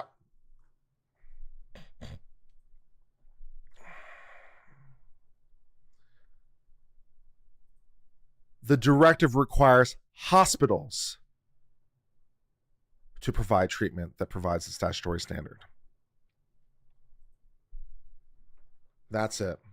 That's it. Yeah. That's the issue. They're talking about the hospital, not the doctor. They're talking about the hospital, not the doctor.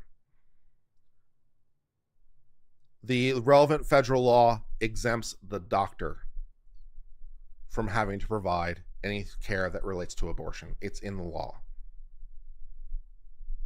But it requires the hospital to provide care. But it doesn't require any individual doctor to provide care. That's the difference. That's the difference. So no individual doctor can be compelled to, under this law, provide stabilizing care that requires an abortion. That's the issue. So that's what they're talking about. They're talking about the doctor versus the hospital. So they're saying, so they're trying to, I don't care about you, law and crime. I don't care about your bullshit. I'm trying to do Supreme Court analysis, law and crime. I don't care about your bullshit, thing that you're doing with your bullshit, ad that you're trying to do, whatever, talking guy in a crap studio. Fuck you. I'm trying to do, first of all, your studio, law and crime. First of all, your studio sucks balls. I do this in my home because, money. I don't have as much money. You are actually an actual network with actual money, and you have this bullshit studio where you have these 3 panels of what I'm considering some bullshit fake stone which has some stain on it, and you have this bullshit setup and it's not well lit, and I hate you. And also, I don't care about your bullshit. I go fuck yourself. All right, great. Having discussed that. All right, so with respect to the hospital preempts, but no doctor. So if every single doctor in the hospital refuses to do the abortion, that's fine. The hospital's obligation then would be either to somehow find a doctor who will, or transfer them to a different facility who will. But no doctor can be compelled, so there's no injury to the doctor. No doctor is required to participate. So that is the distinction. So the preemption only applies to the hospital, not the doctor. That's what's going on. And so, yeah. So that's what's going on, and that makes logical sense. So therefore, there's no injury by anybody. And therefore, the injunction against the hospital makes sense. Because with respect to the hospital, there's no exception for abortion. They have to provide stabilizing care, whatever that means. And that may require an abortion on some circumstance, which is certainly possible. It might. I'm not a doctor, but that's at least hypothetically foreseeable. So if stabilizing care means an abortion, it means an abortion. So hospital, you're required to provide stabilizing care, but no doctor is required to do it. So if the doctor refuses, find a different doctor. If all the doctors refuse, transfer them to a different hospital. If the patient dies in the meantime, the patient dies in the meantime. But no one broke the law because the hospital exerted its best efforts, and that's all they're required to do. If they did everything that's within their power to do, and all the doctors say no, and the patient dies, then the hospital complied with the law, the doctors complied with the law, the patient dies, and that's the law. Fair enough. I mean, that's the right answer, so I get it.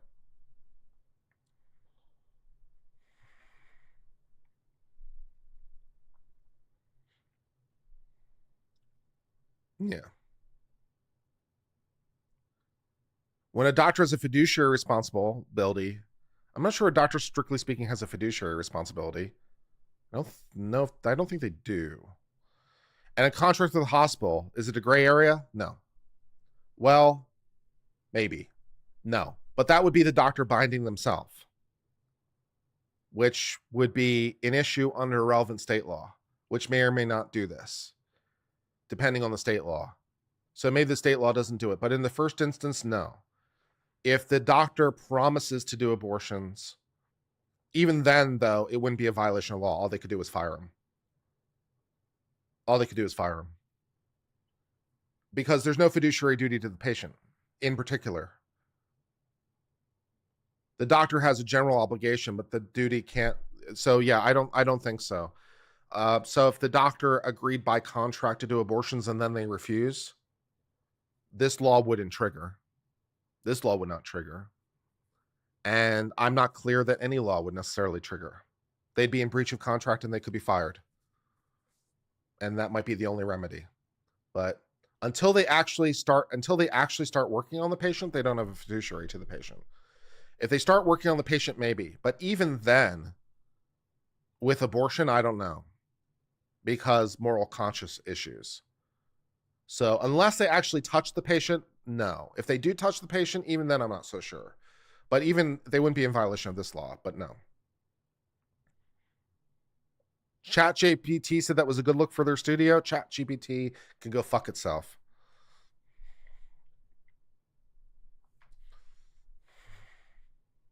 You know who does have a really good studio?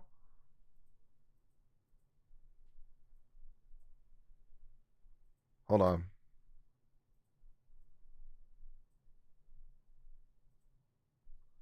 Spinning Fan has a good studio. I appreciate its plain white aesthetic. It's white on white. It's going for a theme. A little accent of red. A little accent of gold in there for some practical effects. Spinning Fan has a good studio.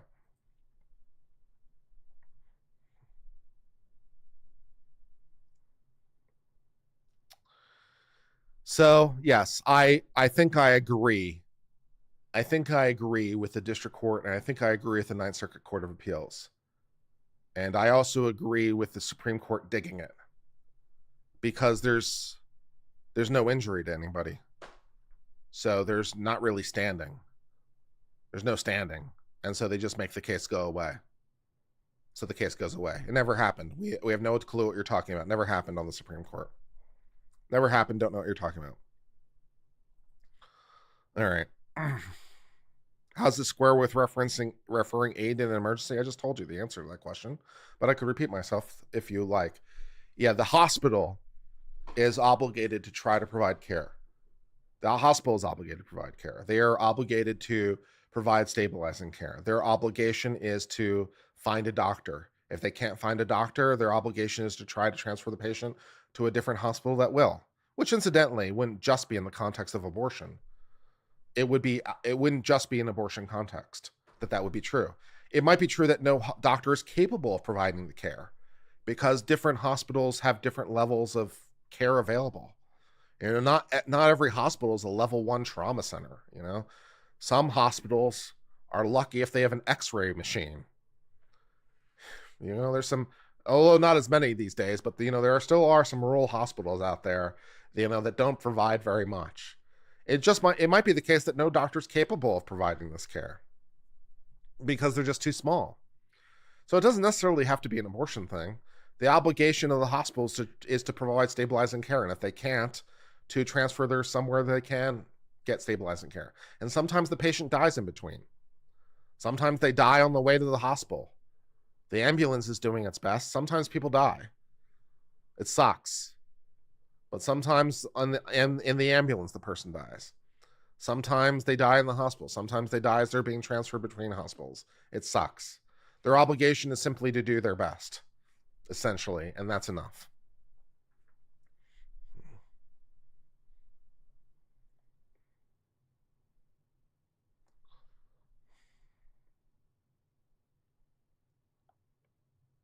There's the Dr. Glockenflecken. He's an ophthalmologist who has an interesting YouTube channel who does these skits about medicine. They're pretty funny. And he has some skits about rural medicine that are pretty funny. They've got Texaco Pete, who runs the fan boat, who also does MRIs himself and also distills himself the ink or whatever it's called for the machine. He brews it himself for the contrast. That's the word I was looking for. He makes the contrast himself in his fan boat as he does the MRIs himself on his fan boat. He's not a doctor. He's just here to help. And that's rural medicine. They've got Texaco Pete. He's not a doctor, but he plays one on TV. I'm like, yeah, that sounds vaguely correct. That sounds right.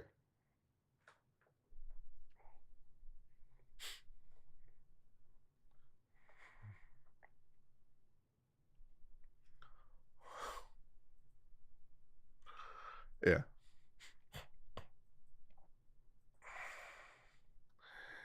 Should we return to, should we watch a skit from him in honor of him? Let's watch a skit from him in honor of his channel. He's funny.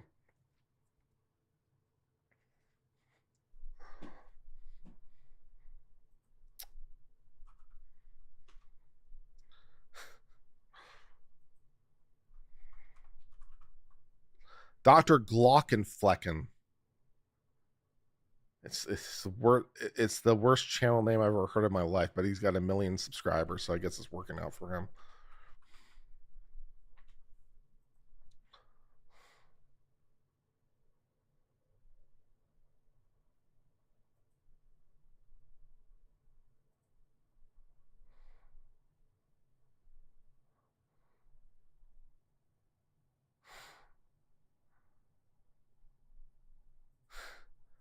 All right, let's watch this skit. Shut up. I'm trying to stop doing things, YouTube. I'm trying to do something over here.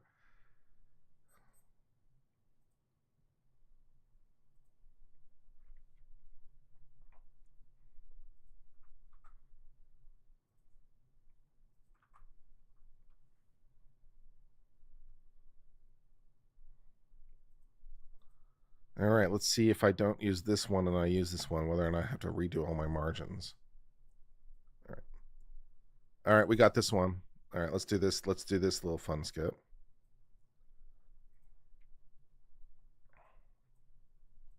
Knock, knock.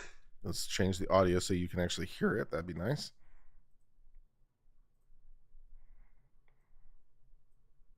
Knock, knock. Hi, I'm the new med student.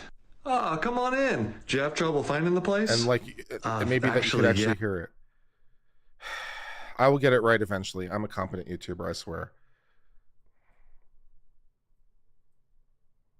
Knock, knock. Hi, I'm the new med student. Oh, come on in. Do you have trouble finding the place? Actually, yeah, quite a bit. Did you take the fan boat out here? Yeah, the fan boat operator kept asking me if I wanted an MRI. That's Texaco Mike for you. Texaco Mike? He's a bit stingy with the contrast, but his diffusion-weighted images, no one does it better. Okay. Anyway, welcome to rural medicine. What do you want to do while you're here? I'm sorry? Deliver a baby, fix a broken leg, admit a patient with sepsis to a central line mental health counseling. Hey, what do you want to do? You know how to do all those things? Yeah, the nearest tertiary care hospital is 200 miles away. Well, what if something comes up that you don't know how to do? We're in the middle of nowhere, but we still have internet. Patients are okay with you just learning how to do stuff on the internet? This is a farming community, you know that, right? Yeah. Have you ever told a farmer to drive 3 hours away to get a lumbar puncture? No. He'll say, okay, then drive his tractor home and do it himself. Oh my God. Worst case scenario, a patient's really sick, I just fax Texaco Mike and he fanboats the patient wherever they need to go. Texaco Mike. That man fanboats like the wind. Hey, Doc, little Eli's in room 3. He's got an ear infection. Again? All right, give him a sticker. I'll be right there. Hey, Doc, Jimmy from down the road. He's in room 7. He's feeling a little bit dizzy. Yeah, check his blood sugar. Tell him I'll be in there in a bit. Hey, Doc, do you have any more of that anti-venom? Bee, snake, or spider? Possum. Here you go. Thanks. Wait, possums have venom? Our possums do. Excuse me, Doctor. Sally's on the phone. She wants to know when you're going to deliver the mail. Couple hours. You also deliver the mail? Yeah, who else is going to do it? All right, why don't you go see that kid? I have a mayoral re-election debate to prepare for. You're the mayor? For now. I'm running up against a goat who's got some pretty impressive ideas.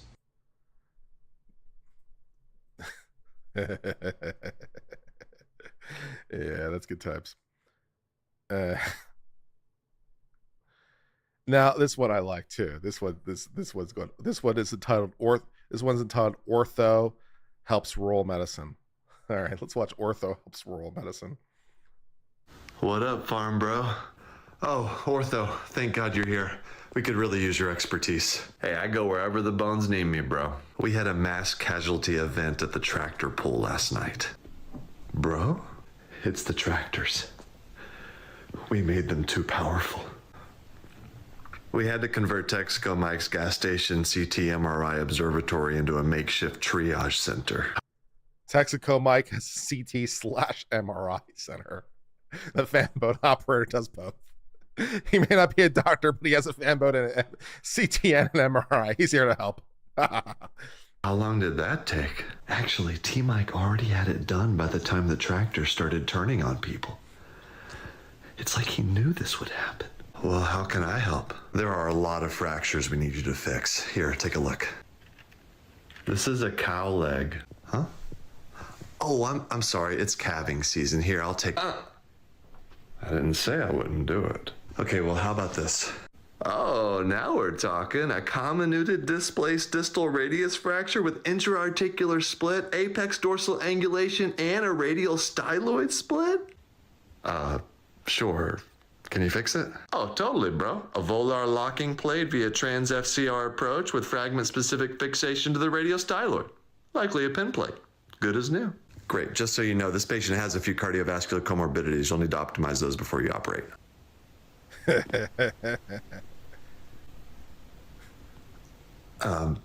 know what? I'll just do it for you. Really? Yeah. Oh, and don't worry about admitting any patients. We don't have any hospital beds. Bro? Yeah, just keep operating. We'll bring you more fractures. Somebody else can handle all the post-op stuff. By the way, T Mike hasn't had time to ferment any new antibiotics in a while. All we have is Ansef. Is that okay? Ortho is so happy.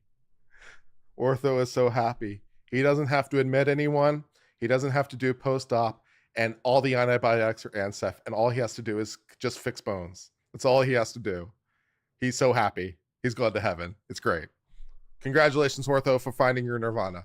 Awesome. Yeah.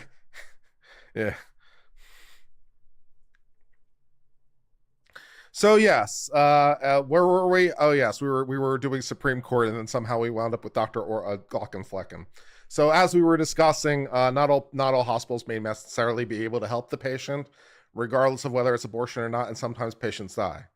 And sometimes the hospitals are not particularly well equipped.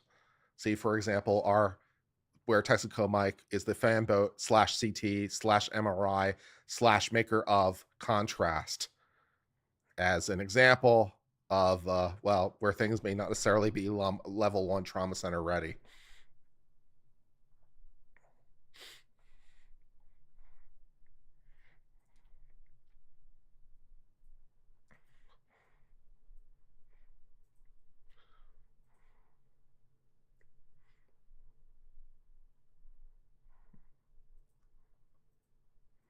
All right, let's see. Okay, hold on. I need to find out how to get back to my case law.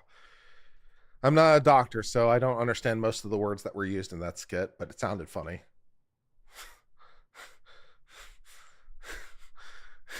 He kind of lost me with the specificity of the bones. I'm like, I don't know what most of those words mean. I know what a pin plate is. I got that going for me. And everything else I'm not so sure about. Like, yeah, it's a little bit out of my domain. But it sounded good. Thank you, Lori, for becoming a civilian. It's appreciated. All right, let's see. Turning our attention back to Ramini. Damn it.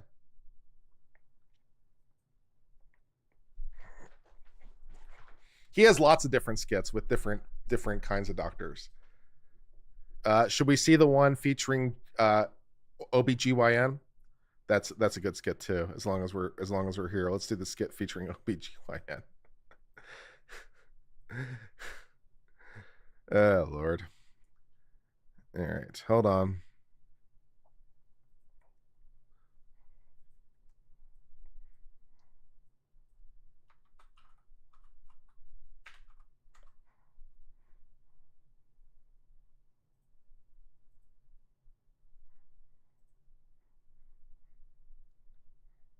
Thank you, everybody, for coming to the faculty meeting today.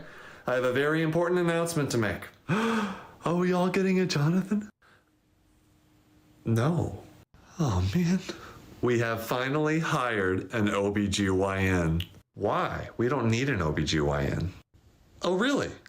This hospital has been ranked scariest place to have a pelvic exam 7 years in a row. Yeah, that's my bad. Our current gynecologist is a textbook from 1968. So everybody, give a warm welcome to the OBGYN. Hi everyone, happy to be here. Lady bro. Are they okay? They've never seen one of you before. A woman?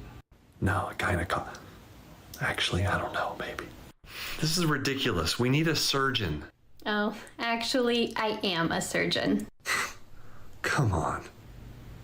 I'm sorry, what was that? Well, it's just that... What part of making an incision and operating inside the human body disqualifies me as a surgeon? Well, no, it's just that... Maybe it was all the surgery I did in residency. Oh, or all the surgery I did in fellowship. I don't think that you... Oh, I get it. It must be the respect I have for all my colleagues. Yeah, that must be it. Oh, I like her. Anyway, I'm excited to work with all of you. Please let me know if you have any questions. How much IV contrast can I give to a pregnant lady? Can pregnant ladies have pain medicine? Yeah, I also have questions about what we can give pregnant ladies. Are there any pregnancy-related bones I need to be aware of? I think I need to renegotiate my salary. Yeah, you can have whatever you want. Good shit.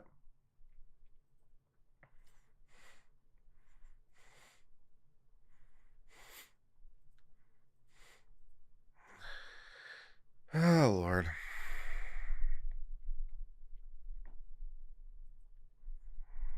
Good times.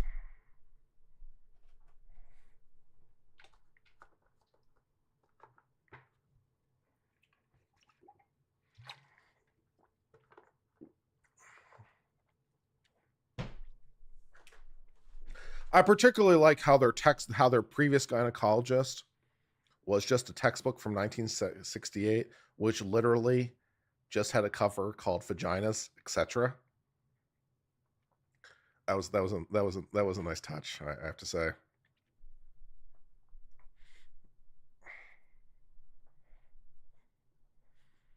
All right. Should we renew our attention to Rahimi? All right. Turning our attention back to Rahimi, wherever we were. In some instances, prohibitions on going armed in a phrase were incorporated into American jurisprudence through the common law. Taken together, the surety and going armed laws confirm what common sense suggests. When an individual posed a clear threat of physical violence to another, the threatening individual may be disarmed. The relevant federal law is by no means identical to those founding era regimes, but does not need to be. Its prohibition on possession of firearms by those found by a court to present a threat to order fits neatly within the tradition and surety and going armed laws represent. Like other surety and going armed laws, the relevant law applies to individuals found to threaten the physical safety of another. This prohibition is relevantly similar to the founding era regimes in both the why and how. The relevant federal law restricts the gun use to mitigate demonstrated threats of physical violence, just as surety and going armed laws do. Unlike the regulations struck down in Bruin, the federal law does not broadly restrict arm use by the public generally. The burden of the federal law imposes on the right to bear arms also fits within the regulatory tradition. While we do not suggest the Second Amendment prohibits the enactment of laws banning the possession of guns by categories of persons thought by a legislature to present a special danger of misuse, we note the relevant federal law applies only once a court has found defendant presents a credible threat to the physical safety of another. This matches the surety and going armed laws, which involve judicial determination of whether a particular individual likely would have threatened another with a weapon.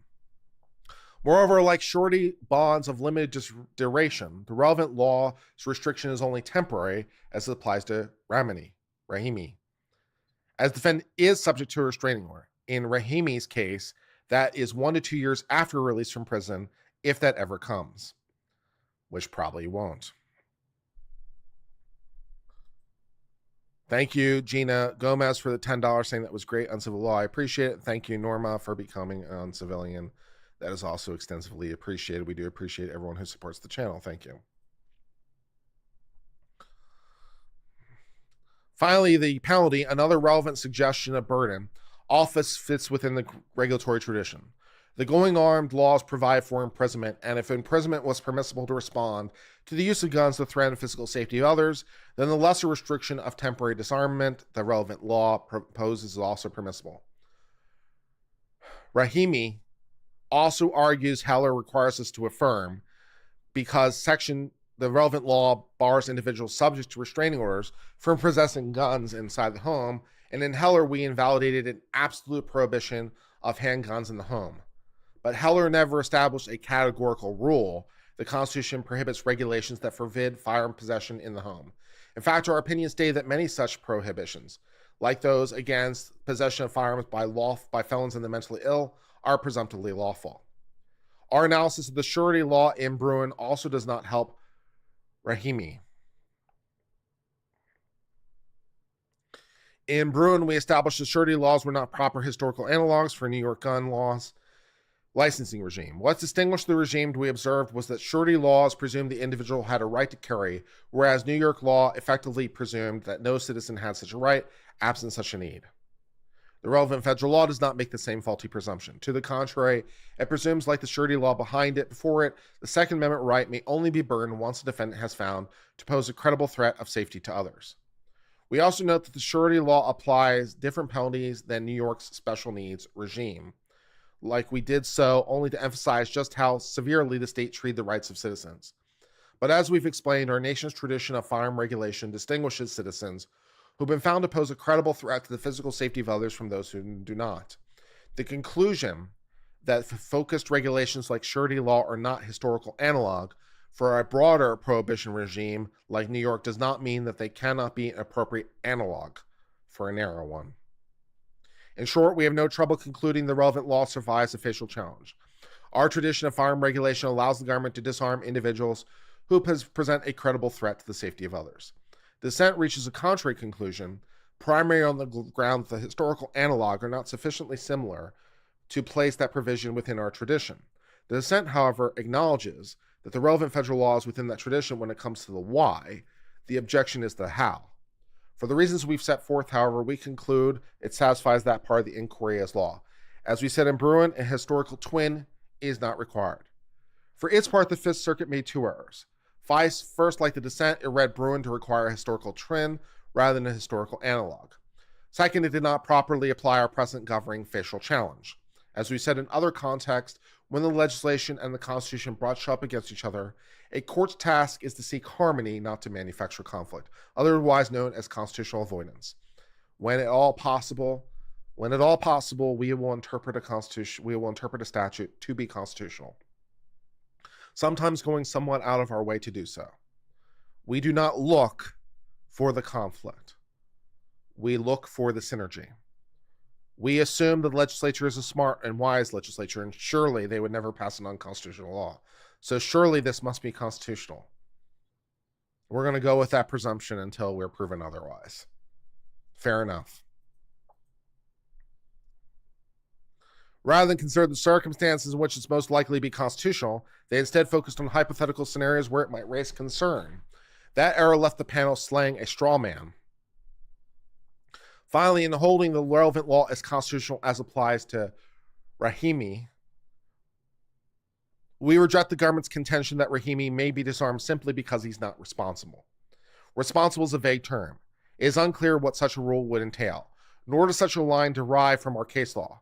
In Helen and Bruin, we use the term responsible to describe a class of ordinary citizens who undoubtedly enjoy the Second Amendment right.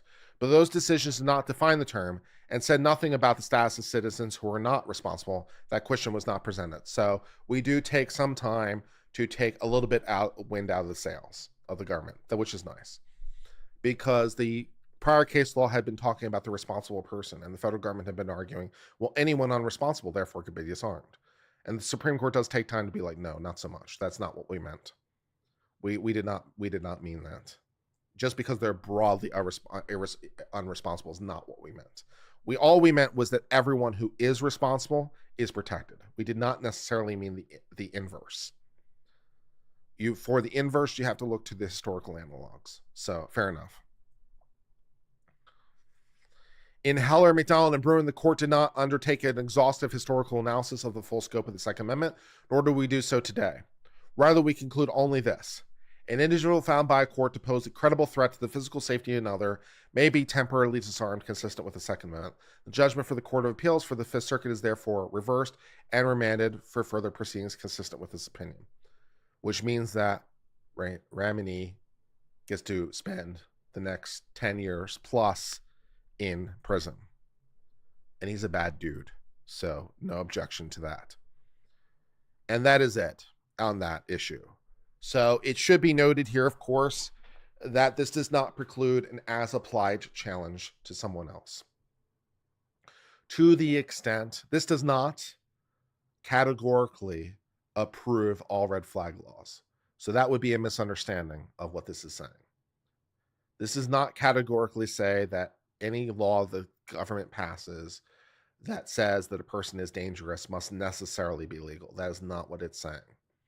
It's simply saying that within the confines of the specific case of Rahimi, that it is constitutional. It's not saying the inverse. So it is quite possible that one of the many versions of red flag laws that's out there may be unconstitutional. You just have to think about it in a more nuanced way. And it's totally possible that in an as-applied challenge, it would not apply to a particular individual because they did not give him sufficient due process, for example. So it should not be overly misunderstood. $50 from Ashura Sky. Thank you very much. Hey, Blackleaf. That's an old name. It's an old name, but it checks out. Mrs. and I have enjoyed your content since you first appeared on Lawful Masses, which we've been following since before the Alex Marr days. Still following and enjoying you since she passed on 4/3/24 at 37. I'm sorry to hear about that passing, but I'm glad that you've been following me for such a long time. How will I be notified when a verdict is read? I'm literally watching the fan spin in the corner of my eye. When the camera moves away from the fan spinning, that will be my clue that there's a verdict. Presumably, also, they will put a sign on screen telling me a verdict is read, and the chat will be flooded with the verdict is read. I assume I'll get a notification. So all that stuff is happening. So I don't know if there's any other Supreme Court cases I really want to discuss right now of recent memory. We could take a quick look and see if there's anything else I wanted to talk about. There's still something like 10 decisions to come down by the Supreme Court. Are they all going to try to cram it into tomorrow? Are they going to try to cram 10 opinions into tomorrow? That's insane. Or are they going to blow the deadline again? They blew the deadline either last year or a year before, which was the first time in something like 20 years they had blown the deadline. Are they going to blow the deadline again? There's not really a deadline. It's just a historical practice.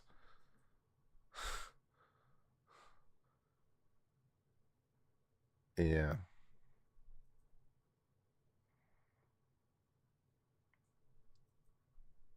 Have I any thoughts on why the verdict is taking so long? Juries are dumb. Juries are dumb.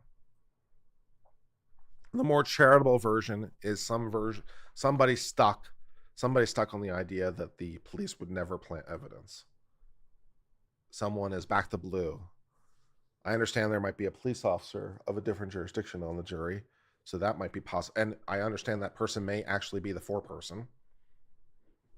So it could be a back to blue thing. It could be that. I don't know. I think it's fairly I think that proof that she didn't do it is fairly apparent. That image of the car at 5:07 in the morning is pretty solid proof she didn't do it to me. That taillight is intact.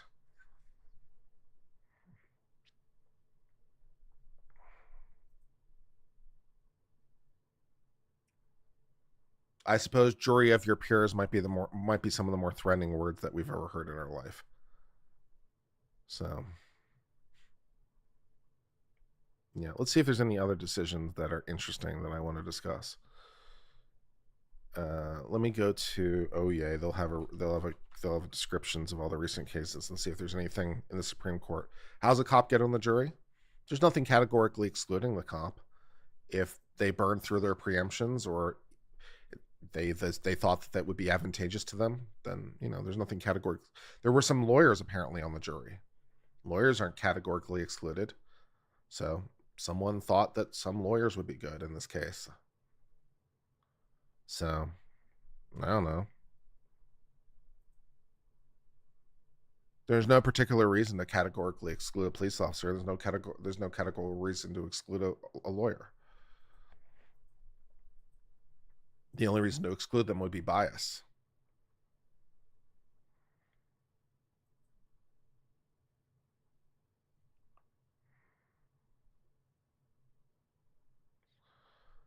So still to be decided is Trump v. United States. Dealing with immunity. That's definitely coming down tomorrow. I think the Supreme Court was quite deliberate in making sure that didn't come down before the debate so it wouldn't be fodder for the debate. I'm pretty sure they thought about that.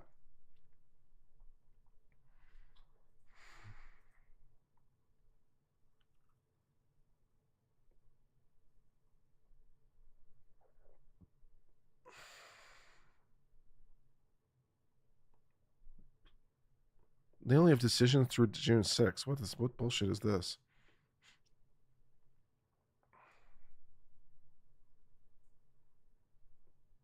Do I know if a lawyer made it onto the jury? I don't know. Is the presidential debate today? Yeah, it's tonight. I understand CNN has got their panties in a twist about people covering their coverage. So if I do cover it, it won't probably be on YouTube because I don't need the copyright strike in my life. So I might decide to cover it on, if I cover it, it'll be on Twitch and it will be on Twitter, not on YouTube. I might cover it, but I don't need the copyright strike in my life. So, yeah.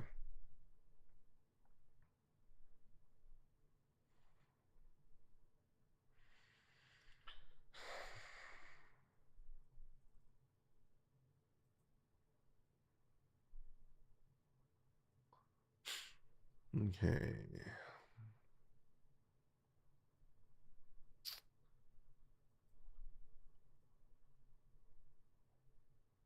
Okay. Federal district court must stay a lawsuit pending arbitration and cannot dismiss a suit when all claims are subject to arbitration. Fair? Little procedural thing.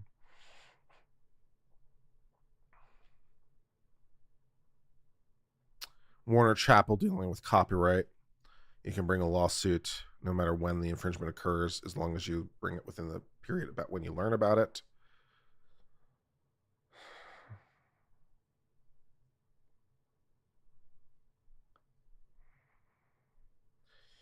Veterans case, if a veteran qualifies for benefits under more than one statute, they can get the benefits from both.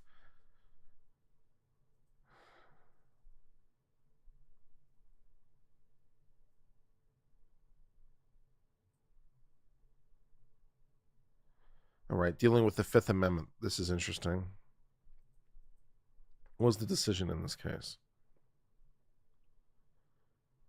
All right, the facts of this case. This is Deliver versus Texas. This is just from oea.org. Brief little description. I'll take their word for it because they're pretty reliable. Facts of the case. Petitioner Delver and others owned property in Texas along Interstate Highway 10. The state of Texas elevated Highway 10 and installed a concrete median barrier which acted as a weir to obstruct natural water flow and led to flooding of properties. Despite being aware of the potential for flooding, the state proceeded with the construction and even extended the barrier, causing damage. The petitioners sued the state directly, invoking the taking clause of the Constitution, which they argue applies to the states. The district court denied the motion to dismiss, and the U.S. Court of Appeals vacated, finding the Fifth Amendment taking clause as applied to the states through the 14th Amendment does not provide a right of actions for taking claims against the state, which doesn't make sense. May a party directly sue under the takings clause of the Fifth Amendment? A unanimous decision. The court does not resolve the question presented because the case underlying premise is incorrect. The property's owners adversely affected by the flood constructed by Texas should be permitted on remand to pursue their takings claims through a cause of action available under Texas law. So they don't need to because there's a Texas law that does it and they can do it that way. The Fifth Amendment guarantees the right to just compensation when the government takes private property for public use, but the Supreme Court has never clearly held the taking clause itself creates a private cause of action. However, the court need not resolve this question because the case's underlying premise that the property owner had no cause of action to seek compensation was incorrect. Texas law provides for an inverse condemnation proceeding where the owner can bring the takings clause. Inverse just means the property owner is bringing the cause as opposed to the state. That's all that means, right? The state wants to build a highway. They sue you. The state has already built the highway. You sue them. That's what makes it inverse.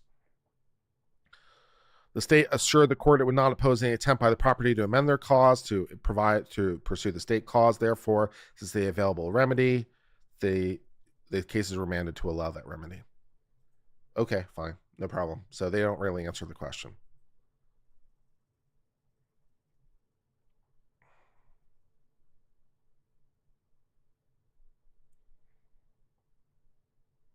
If there's one lawyer on this jury and they convict, I'll be deeply disappointed in my profession. If there is a lawyer on this jury and they convict, dude, we have to have a serious discussion, man, about what you learned in law school.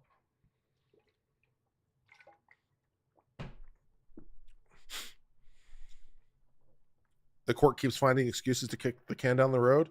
They always do. Welcome to the Supreme Court, man. Did you not know that? The Supreme Court revels in opportunities to kick the can down the road. Yeah. Did you not know that? Is this your first time? This is the meme of the guy being the meme being hung, turned to the other guy saying first time. Yeah. Is this your first time? Yeah. Having lawyers on the jury didn't help Trump and NYC. This case is more blatantly clear than anything dealing with Trump, I have to say. And also the lawyers are required to follow the instructions provided by the court. And the instructions in the Trump case may have been defective. So I will give a pass to the lawyers in the Trump case. If a lawyer convicts in this case, I'll be much less appointed, much less things. You've been disappointed with my profession in the past? So have I. But this will not help.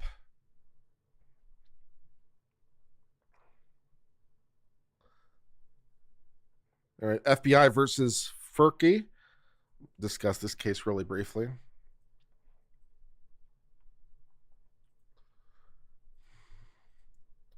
FBI versus Furky. In 2010, Yonatas Furky, a U.S. citizen of Ethiopian descent, was placed on the FBI's no-fly list while he was traveling to Sudan. FBI agents questioned him about his ties to a mosque in Portland, Oregon, and informed him he was a flight risk. Furky was offered removal from the list in exchange for becoming an FBI informant, an offer he declined. That's fun. Yeah, you're a danger to everybody. You're a danger to everybody, and you can't fly. But we'll say that you're no longer a danger as long as you turn it to become an informant. You're good to fly as long as you tattletale. Okay, that's fun. Unable to return to the U.S., they sought asylum in Sweden, but was only denied and returned to Portland via private jet after his petition to be removed from the no-fly list was denied.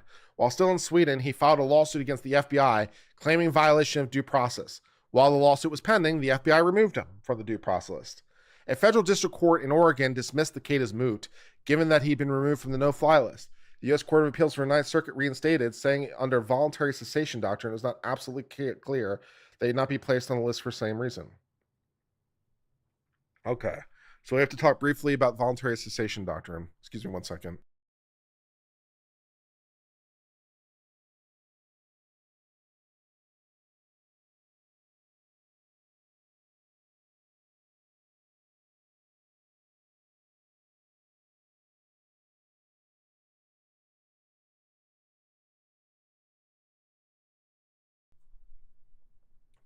Sorry about that.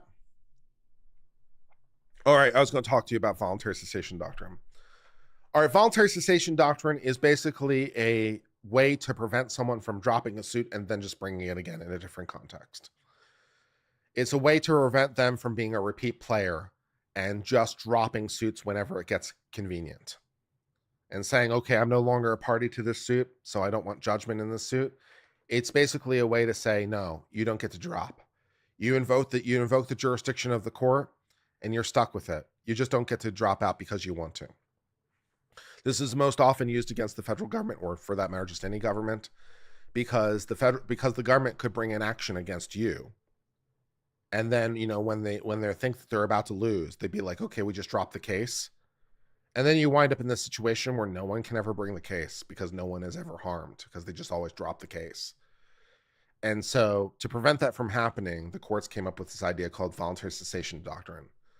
It's like, look, if you are voluntarily giving up the case, but it's not clear that you're saying you'll never bring it again, you don't get to drop the case. We're going to make you so that you can't keep doing this. So the FBI is like, we're out. And the court is like, no, you're not. You're not out. The case returned to the district court where the FBI offered a declaration that they wouldn't be placed on the list based on current information. Despite the declaration, the court once again dismissed the case. On appeal, the Ninth Circuit again reversed, reasoning that the FBI's declaration did not include a change in policy that put them on the list in the first place. We never said we wouldn't do it again. So, yeah. So the question presented, are the claims challenging placement on no-fly moot, given that they were removed from the no-fly list in 2016, and the government provided declarations saying he would not be placed on the no-fly list in the future based on the current information? Unanimous decision by the U.S. Supreme Court. No, it's not moot. You still lose. The government failed to meet its burden by demonstrating that Furkey's removal mooted the case because the declaration did not disclose the conduct that landed him on the no-fly list and did not ensure that he be placed on the no-fly list for engaging in the same or similar conduct in the future. While a court with jurisdiction is obligated to hear cases before it, it must also dismiss cases that become moot. However, a defendant's voluntary cessation of challenged conduct renders a case moot only if defendant can show the conduct cannot be reasonably expected to reoccur. This burden applies equally to the government and private defenders. Based on uncontested factual allegations at this stage, the government's declaration that they not be relisted based on currently available information does not establish he would not be relisted for engaging in same or similar conduct in the future that allegedly led to this original placement. What matters is not where a defendant repudiates past actions, but what it can prove about future conduct. Although this case is only in a preliminary stage and relevant facts may emerge or change, under the facts as alleged, the government failed to meet its burden. So the FBI screwed with you. They tried to unscrew with you. We're not going to let them. So they get screwed back. I have no problem with that. That sounds fine to me. I have no problem with that decision. All right, let's see if there's anything else I want to discuss in recent memory that I haven't discussed already.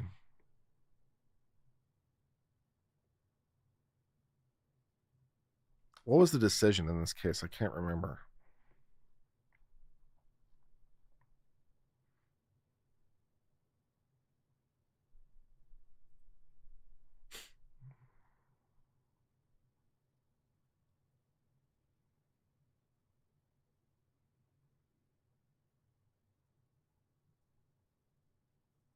Okay. All right. Okay, fine. Do I think prosecutors have too much discretion and too little oversight over who they go after? That's a difficult question. Because one of the things I'd want to be able to do in answering that question is have a viable alternative in my head. It's that old adage about not removing the gate in the middle of the field until you understand why the gate was put there in the first place. You know, so I don't know what I'd replace it with, and I don't know how to do that in a systemic way without breaking everything. So perhaps they have too much discretion. I just don't know what the alternative would be in a way that would make sense systemically. So I've never really thought about it. I don't really have a good alternative in my head. So I can't say, oh, this is wrong and here's a better alternative. So I'll say that.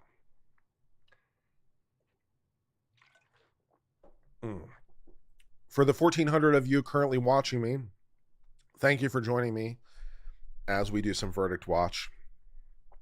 As we patiently wait for 12 ordinary citizens to decide whether or not the tail light not being broken at 5 means the tail light was broken at 2. Does the tail light not being broken at 5 indicate that the tail light was broken at 2:30? Yeah, that's apparently what they're trying to decide right now. Who do you believe, me or your lying eyes? I guess territory. What is inverse condemnation? We discussed it. It's just a term for when it's the person suing the government rather than the other way around. In a typical taking case, it's the government suing. They want to build a highway. They want to build a school. They want to build a police station. They want to build a fire station. They want to build a hospital. Your property is in the way. They are suing you to take your property. Inverse condemnation is where the property owner is suing the government because they believe the taking has already happened. That's all it means. It's just the private person suing instead of the other way around. That's all it means. Yes, I'm in Houston. I live in Houston. That's correct.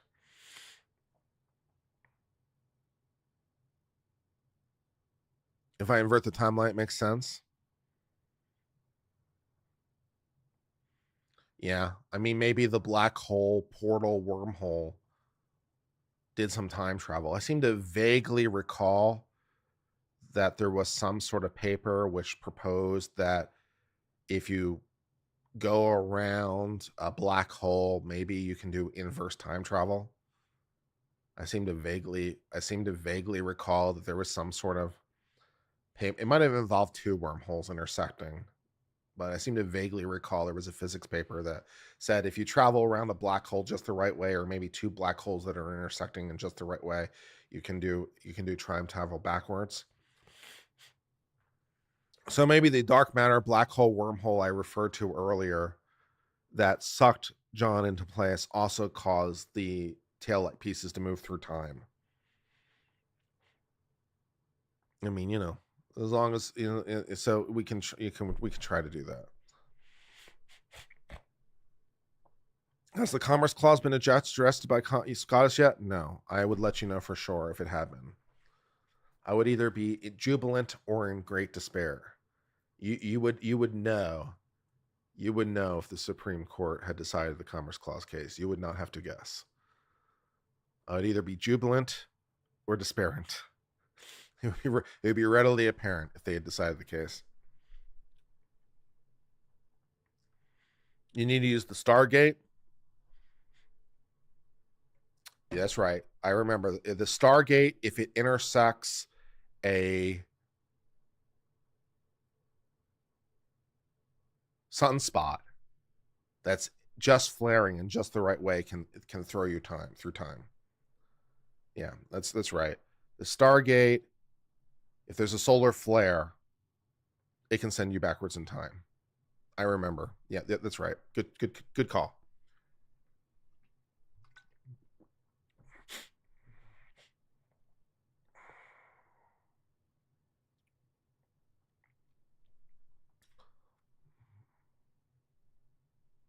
Yeah.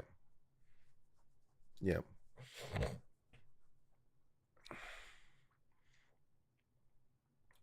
The black hole theory does explain the lack of light from the taillight during the testing. There you go. That's it. That's it. That's the reason it was red.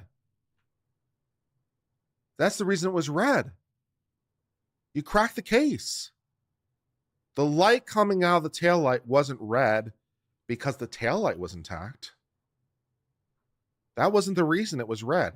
Doppler shift. Doppler shift. You got it.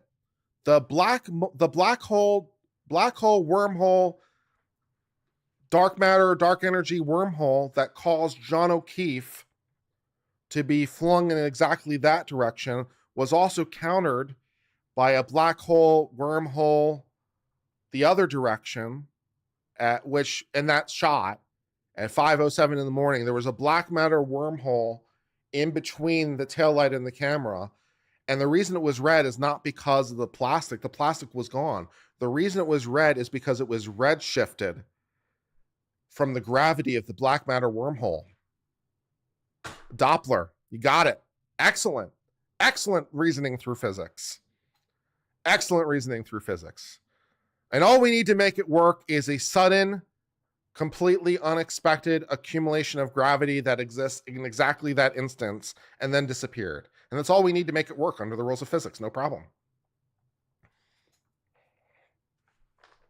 You got it. You got it.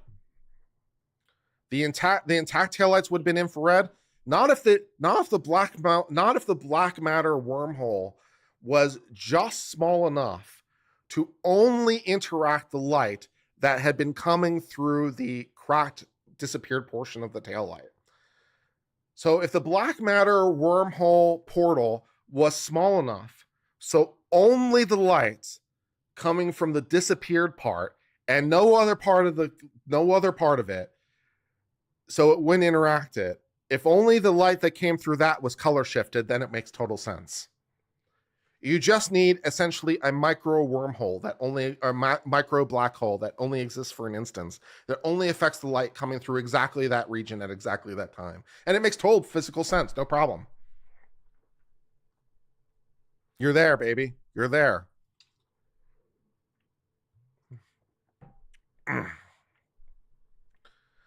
Melanie appreciates what you do for us every day. Sent you an email. Oh, that's nice. Let me check the email. Thank you.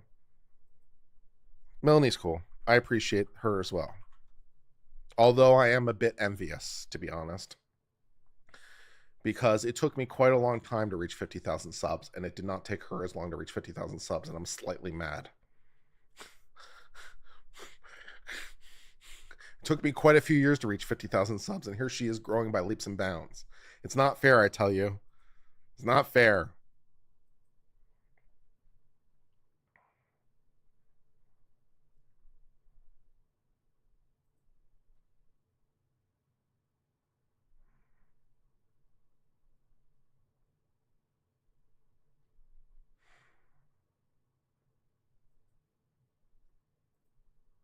I don't have an email.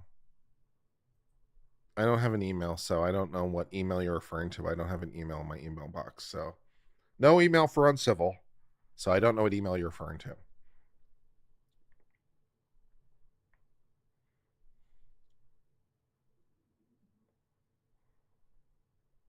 The localized Aurora Borealis, that's right. Aurora Borealis, localized in your kitchen at this exact time, at this exact place. Yes. Can I see it? No. Yeah, that's all you need. You just need a micro wormhole or a micro black hole, which, you know, if I do remember my physics correctly,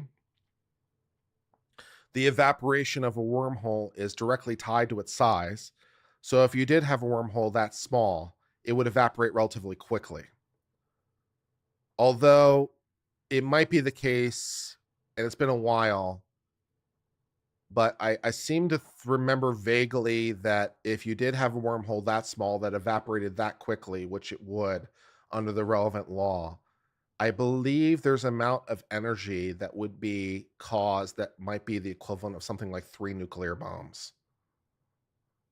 So I do have to come up with an explanation of why the 3 nuclear bombs didn't happen. I'll get back to you on that one.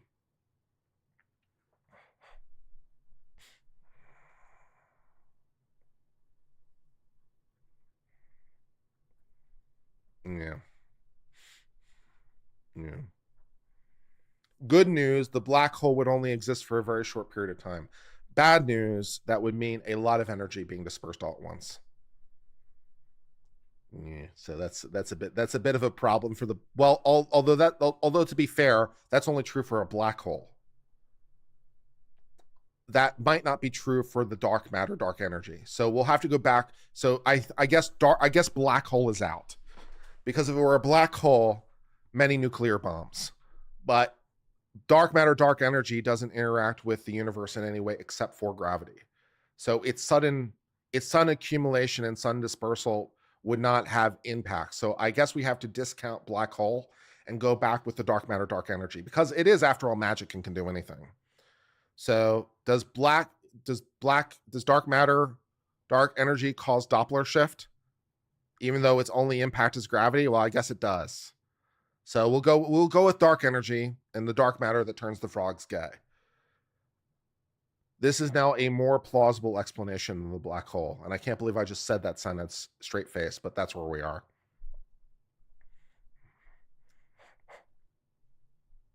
Megan Farrell gifted 10 gift memberships. Thank you very much. J.K. Min became an uncivilian. Dark matter might not exist, according to Dave Hill. I'm also somewhat skeptical of the entire theory. I'm also skeptical of the dark matter, dark energy theory. I don't really have enough physics to play on that level, to be quite fair, but I am a bit skeptical. It reminds me a little bit of when they said space had to be filled with ether in order for waves to transmit. They said that space must be filled with this ether stuff because waves can only happen in a medium, and there must be some medium that's invisible that causes the electromagnetic waves to transmit in space. And so space must be filled with this stuff, ether, that we can't detect. And then later they're like, no, that's some bullshit.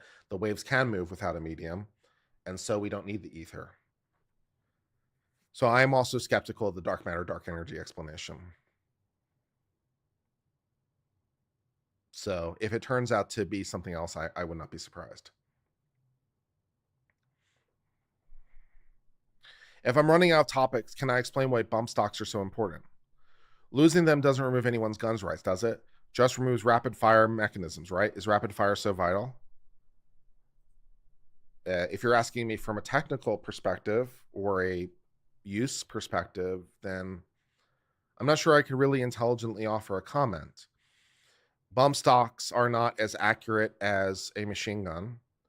So it is a way to fire a lot of rounds in a not particularly accurate way compared to a true automatic firearm. So I don't personally consider them to be important practically. I can't think of any particular reason I'd ever get a bump stock. I can't think of why it would be valuable or usable or interesting to me. So it doesn't have any particular appeal to me. If you're asking me from a legal perspective, then the question is, well, what does the statute forbid and what does it not forbid?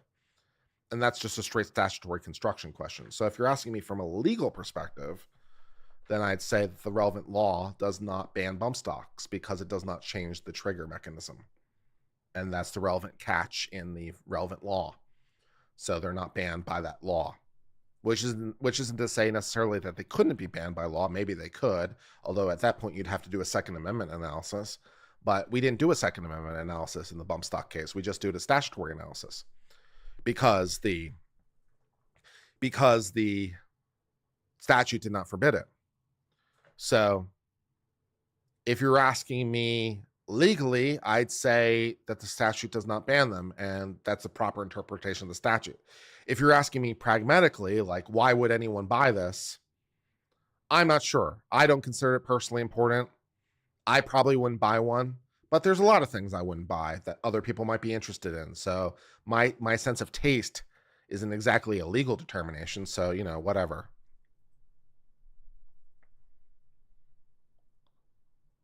Forced reset triggers.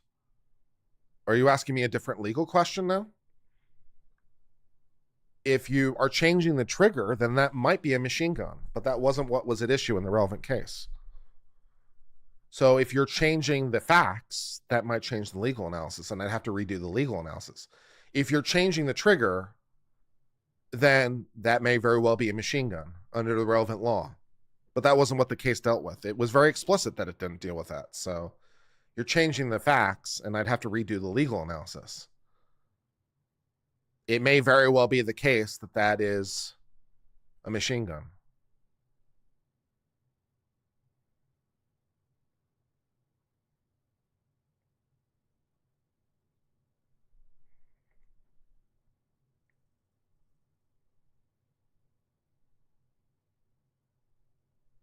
If a felon gets married, can their spouse own firearms? Yes. Do they just need to make it inaccessible to the felon? Yes. Yes, the spouse of a felon or a mutual, doesn't necessarily have to be a spouse. It could just be someone else who occupies the dwelling. So yes, they just need to make it inaccessible to the felon. That would be fine.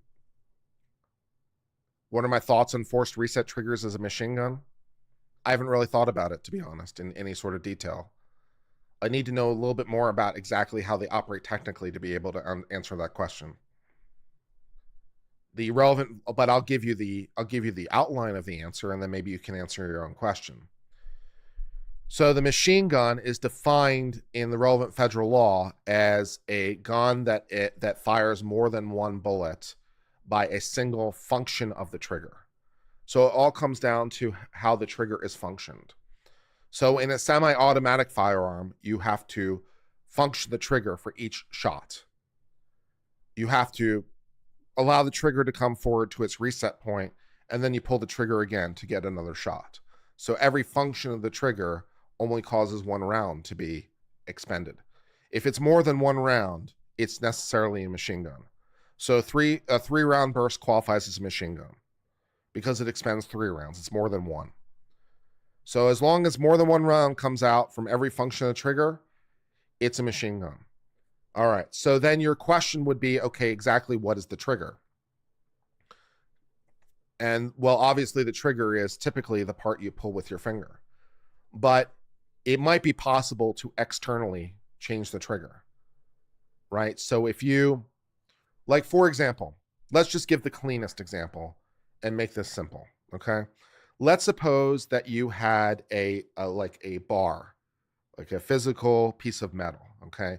And you devise some kind of machine that you pull a separate trigger, okay? It's a separate trigger on this machine.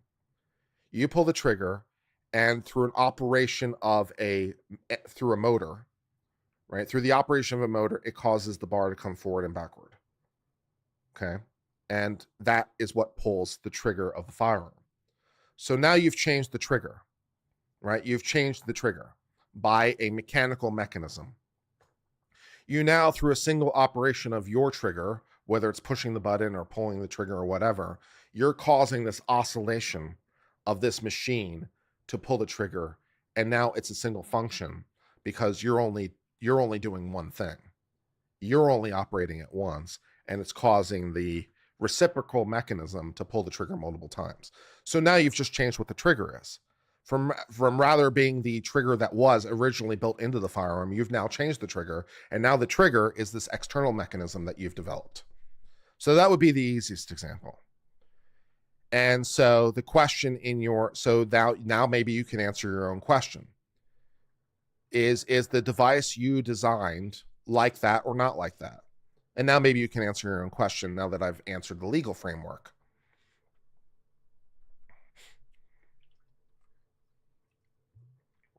Is that what's known as a bump stock? Not necessarily, no.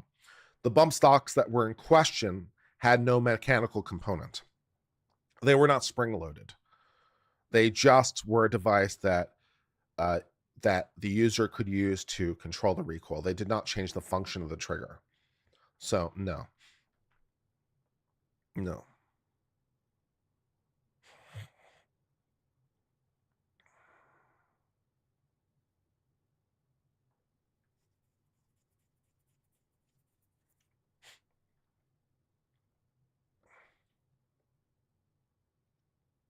A lot of folks believe, and I believe, the force reset trigger or super safety is not a machine gun. That may very well be the legal conclusion. I've tried to give you the legal framework. I've tried to give you the legal framework. The relevant question is, did you change the trigger, I suppose? Did you change what the trigger is? So if you just simply, the thing the bump stock does can be done by an unassisted user. It's much more difficult, but it can be done unassisted. So a person can learn to do this just by doing it themselves. They don't necessarily need a device. If the device simply allows the user to pull the trigger more than once, then as long as they have to pull the trigger more than once, you're there, I think. So I hope that answers your question legally. Do I believe the National Firearms Act is constitutional? In significant part, probably. That isn't to say that all of it's constitutional. I haven't read every part of the National Firearms Act, but probably would be the likely answer as to significant parts of it. I don't think it is universally unconstitutional. That seems unlikely. You'd have to look at it part by part and piece by piece and determine whether or not, first of all, you have to determine whether or not it deals with the right to keep and bear arms at all within a technical sense, which it may or may not. So parts of it may not necessarily even impact the right to keep and bear arms in the first instance. Second of all, even to the extent you did, you'd have to then determine whether or not that was an infringement within the meaning of infringement and what exactly it means to infringe. So you would have a technical legal problem.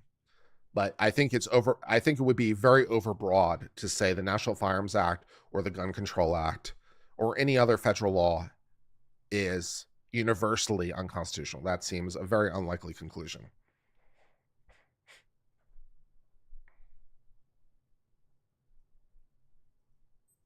What about the Hughes Amendment? What's the Hughes Amendment? You'll have to help me out. The term Hughes Amendment doesn't mean anything. Could you describe it to me? And then maybe it'll trigger what that is, and I'll give you an opinion. I don't remember off the top of my head what the Hughes Amendment is, so you'll have to remind me. I thought the Supremes established a definition of infringe. They did not. No. They simply said that that was not an infringement. They did not describe a universal definition. No.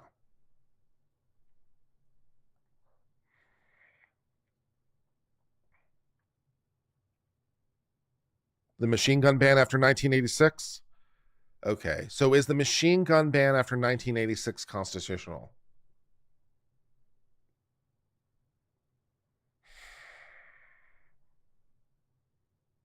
Probably not. No. I'd have to say probably not would be my base answer. In order to say it's constitutional, you'd have to say it always was constitutional. That's the thing, right? Because you're going back to 1791 when the Second Amendment was passed. The 14th Amendment merely applies it to the states, but the Supreme Court has made clear, as they repeatedly have when this question has come up, there is no distinguishment. They've been asked multiple times about this issue. This isn't the only time it's come up. I think it's literally come up every single time. When they've incorporated, they said, is this a two-track thing or is this a one-track thing? In other words, is the right guaranteed by the 14th Amendment different in some way than the right guaranteed by the underlying Bill of Rights, whatever it happens to be? Every single time they've said no. Every single time they've said no. So there is no difference. It's a one-track thing. So you don't have to worry about the 14th Amendment. The 14th Amendment applies it to the states, but what the thing is doesn't change. So the relevant question you'd have to answer is, would it have always been legal? Or more to the point, is banning it within our history and tradition? And I think the answer to that question is no. Rapid fire weapons were known even at the founding. And I don't think I can't immediately think of any historical analog that would make it the ability to restrict the number a comparable analog. So my gut reaction, my back of the envelope reaction is I would say no. The machine gun, the ban of any new machine guns after 1986 is not constitutional would be my immediate gut answer.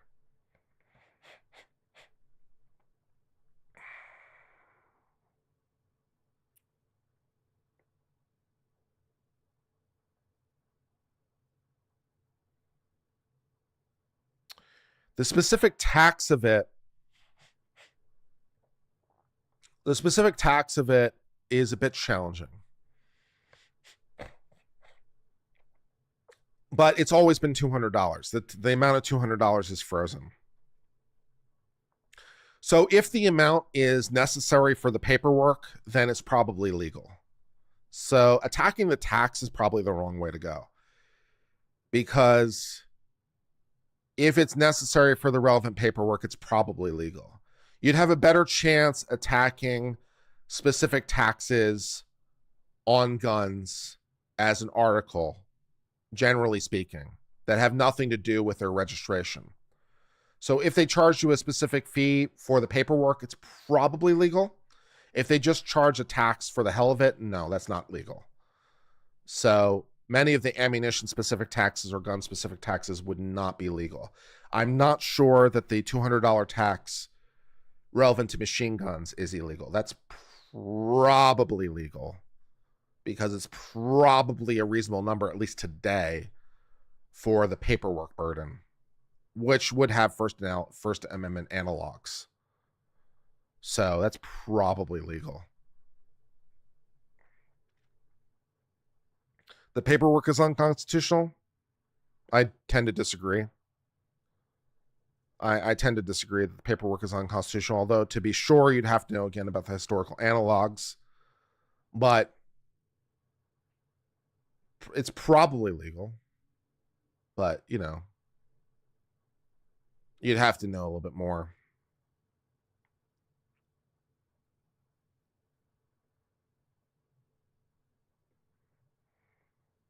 What about the 10K machine gun tax stamp? There's no 10K machine gun tax stamp. That's not a thing. What are you talking about? There's no 10K machine gun tax stamp. What the hell are you talking about?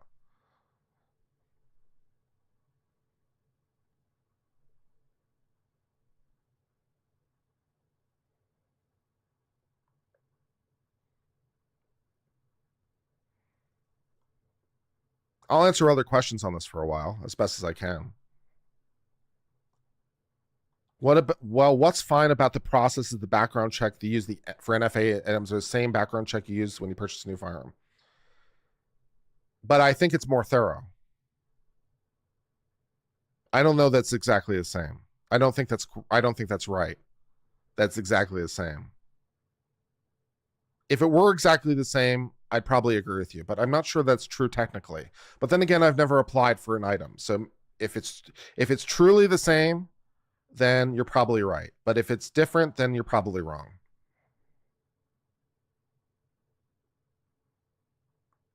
They call it a tax and not a filing fee. The label on the thing is not the thing. The label on the thing is not the thing. You know, just because they call it a filing fee doesn't mean it's not a tax. And just because they call it a tax doesn't mean it's a filing fee. Yeah, the label on the thing is not the thing. Yeah. Machine guns cost no less than $10,000, but the tax is $200, right? Yeah. So there's no machine gun tax that's $200. That's wrong.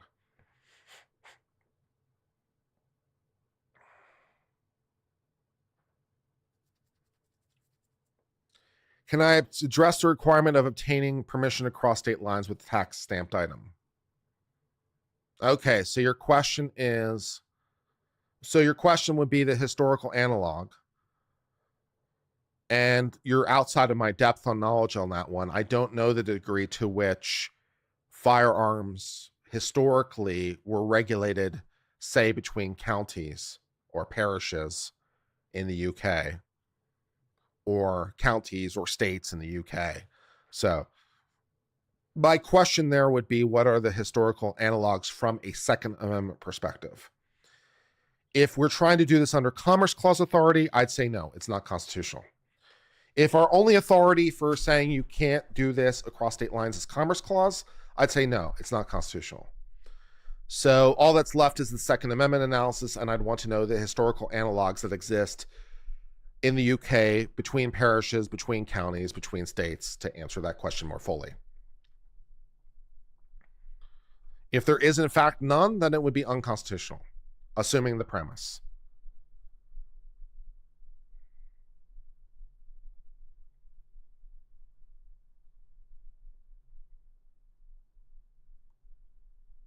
Although I find it slightly hard to believe there's none. There might not be much, but I doubt there's none. It's 1,000 years of common law, man, you know, so it's like, yeah, I don't know, man. What's my position on red flag laws that allow others to assess one's mental state and seize the firearms based on someone else's perspective? My answer is the same as I gave earlier. The Supreme Court, in its decision in the Supreme Court's decision in Rahimi, said that that process was sufficient. They went through a reasoning that seemed sufficient to my mind. I think that's true.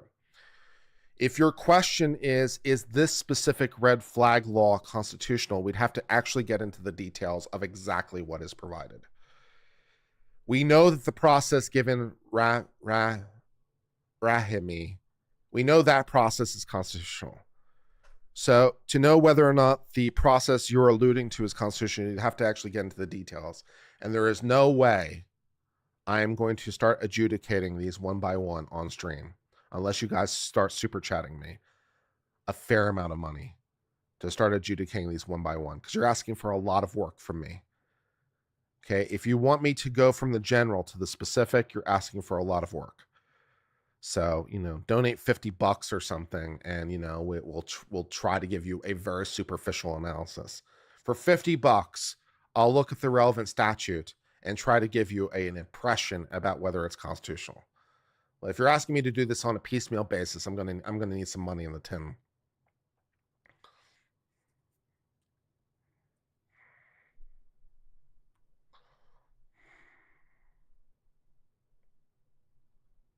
If concealed carry licenses were considered unconstitutional, would it restrict knives still at the state level since it's not a firearm?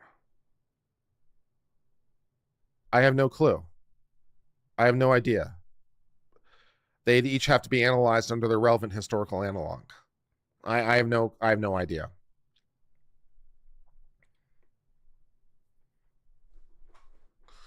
All right, what should we do with our time since we have some time? Should I just play a computer game of some description and you guys watch? Should we try some Mario Kart? That didn't really go very well yesterday. There weren't a lot of people for the Mario Kart. If I could snap my fingers and add a single amendment, what would it be? I know the answer to this one. I would change our voting methodology from first past the post. I would change our voting methodology to either approval voting or instant runoff voting, otherwise known as single transferable vote. I think that would be the best thing that we could do for democracy. It would more accurately reflect the voters' choices. So that's my constitutional amendment. My constitutional amendment is first past the post, which is what we use now, sucks. Let's do single transferable vote instead. That's my constitutional amendment.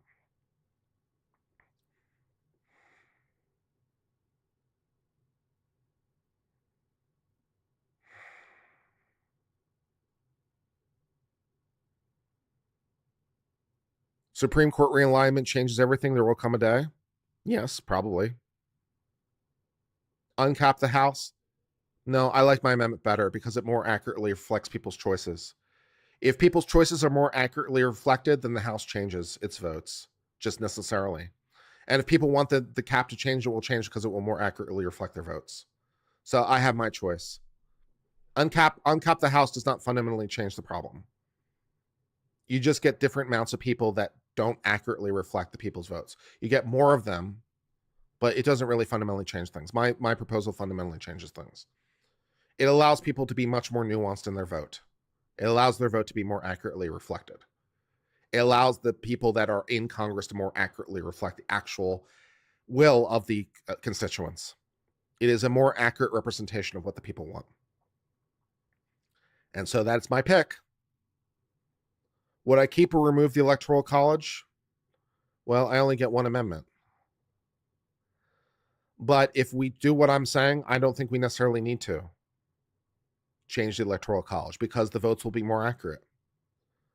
If we just change first past the post for every election, because I'd want it to be nationwide and statewide and local wide, if we just change every election to single transferable vote, even the Electoral College is probably more accurate to some degree. I mean, it isn't a huge change because, well, for example, because people might choose that they don't want all their votes going one way or all the other way. So they might choose something other than winner takes all, for example. So even the Electoral College would be more accurately reflecting their people's preferences, albeit somewhat indirectly. So I like my proposal. I'm going to stick with it.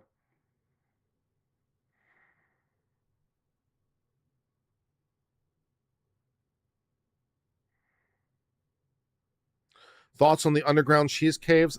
Do we still have the underground cheese caves? I know we did that at one point, but I'm not sure if we still have it anymore.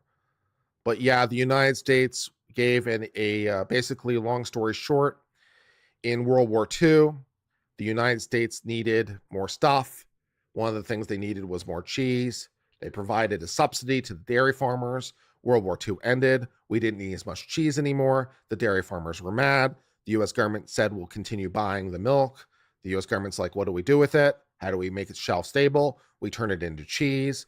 And then suddenly we had caves full of cheese because government subsidies. So I don't know if they still exist, but that was a thing from World War II for a while. The cheese caves still exist. Cool.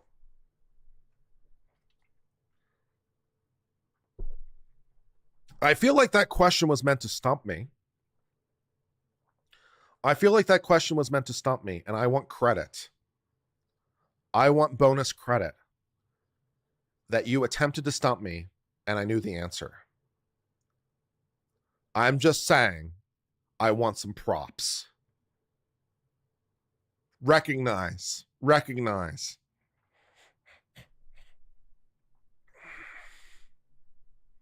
Got Milk was invented? That's true. Yes, that's why the Got Milk campaign was invented. That's true. The government created a national corporation to encourage people to drink more milk, to increase the demand for cheese, to reduce the needs to just hold the cheese, so that there would be more demand for cheese and less cheese caves. Yes, you're correct.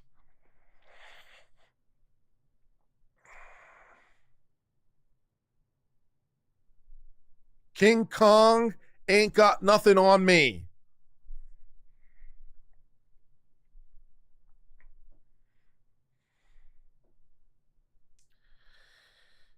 Meanwhile,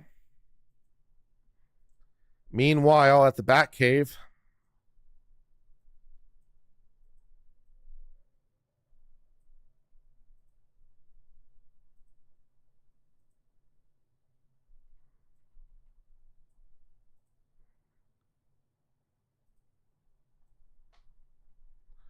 what happened to my margins? They were nice, and my margins got messed up, and now I have to readjust my margins.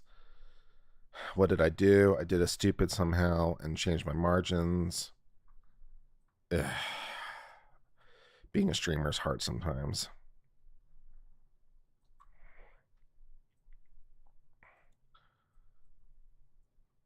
Meanwhile, at the Batcave, the jury is within its 11th hour of deliberation.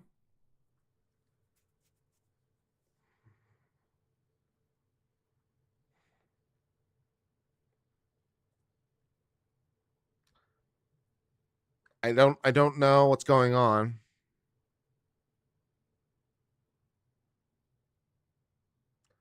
The fan continues to spin. I'm a private dancer for money. Do what you want me to do. I can spin clockwise or counterclockwise, your preference. $2 for Cheese Cave recognition. Thank you. Any updates? You spin me right round, baby, right round like a record, baby, right round right now. That would be the update. I want you to stare very closely at the fan. I want you to look directly at the fan. Are you looking directly at the fan? Are you looking directly at the fan? Okay. You love uncivil law. Uncivil law is the greatest source of legal knowledge. Uncivil law's ability to explain law is second to none. You love uncivil law. You want to donate to uncivil law. You will hit the join button. You will hit the join button and subscribe for 99 cents. You will buy uncivil law merch. You will sell uncivil law merch to others and run your own enterprise that uncivil law can profit from. You love uncivil law. Uncivil law is the best YouTuber.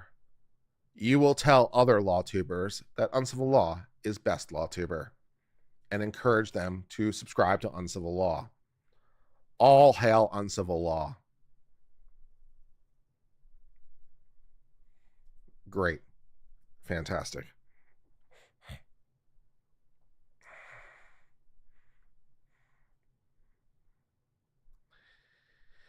$2 from Rebecca.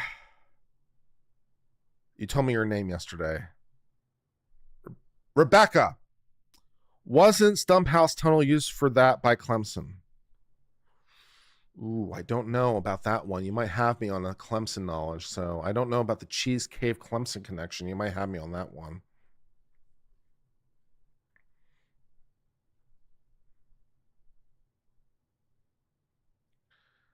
I wrote a book, Electoral College for Parrots.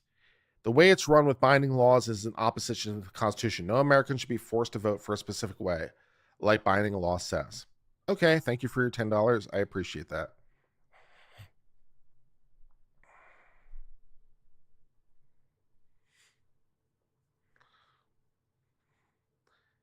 Red Guy 1234432 for $5 says hypnosis won't work. We're not watching a watch. We're watching the watchers watch a crappy ceiling fan. I'm gonna try my plan anyway. $2 from I can't remember. All hail Kurt. Thank you very much. Thank you for the 141,000 of you who are subscribing. Okay, I gotta stop looking at the fan. The fan is hurting my eyes. I gotta put something else on the screen. Oh, thank God. I could still see it in my other window, and it was getting to me.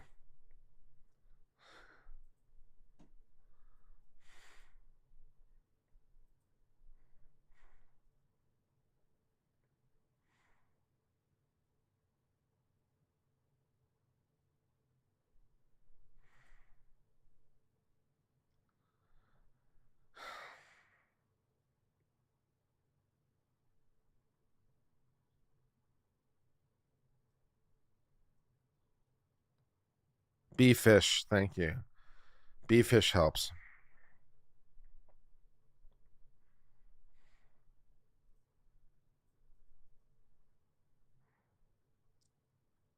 I bet the fans' parents are very proud.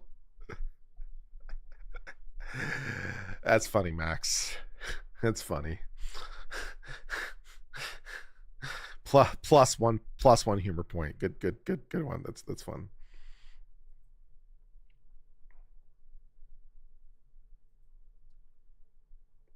All hail DO leader $2. You better believe it.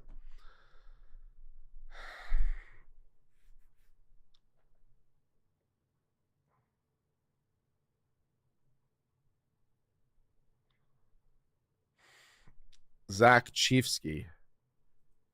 Thank you. I'll try to remember, but no guarantees.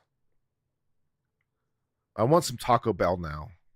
I don't know that Taco Bell is good for my diet, but I've been pretty good. I might get some Taco Bell. What should I order from Taco Bell? Let's take a look at Taco Bell's menu together and decide what I should order. We're going to do Taco Bell run now.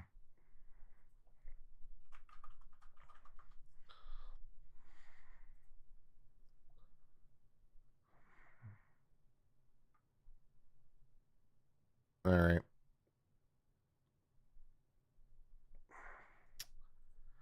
All right. Cravings can't keep up.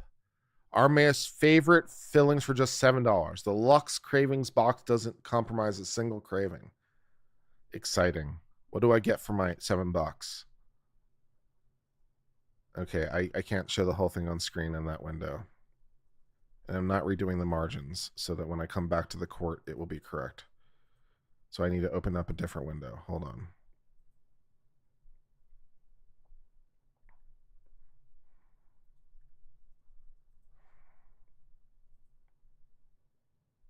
And all right, let's do this one.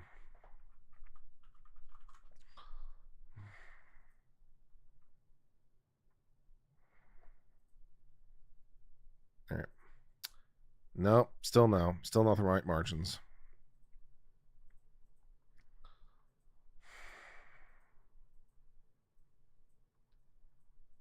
I could also order Wingstop, which is also tempting, to be honest.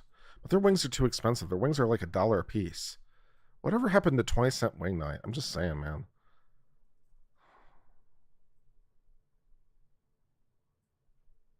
All right, this will do.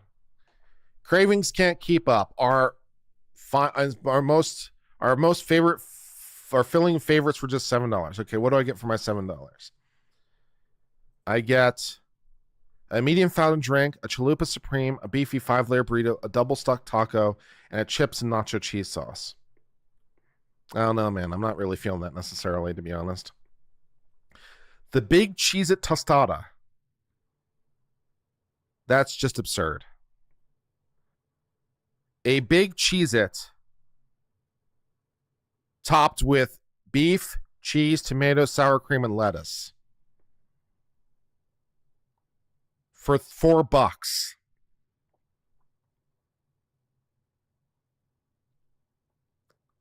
I might have to get the big Cheez-It.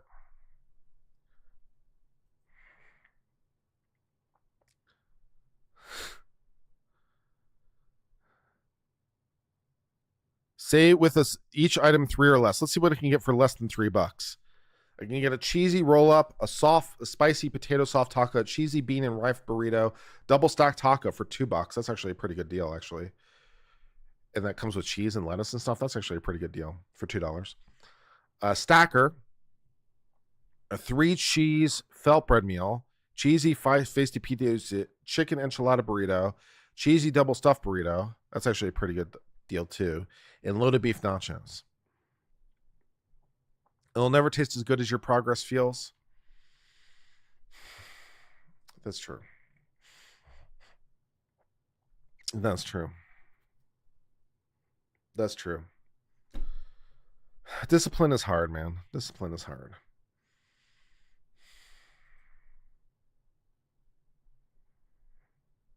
But you're right. You're right.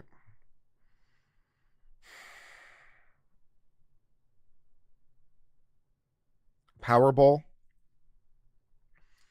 I can get a Cantina chicken bowl for $8.29, which includes the avocado verde salsa package. So I can get that bowl for. Wait a second. No. Why is it think no?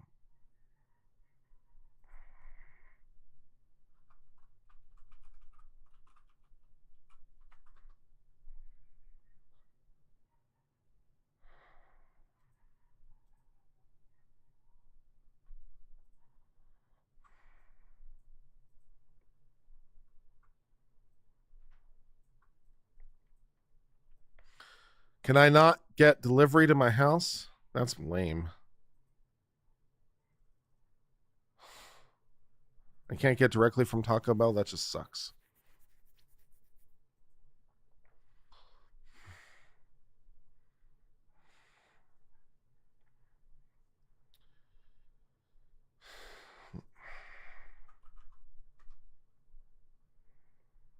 So I can get the Cantina chicken bowl for $7.89.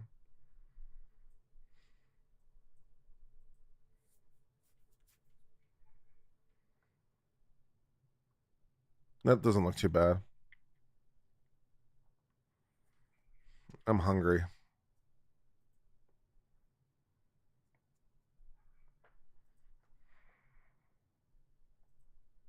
Brush my shirt off.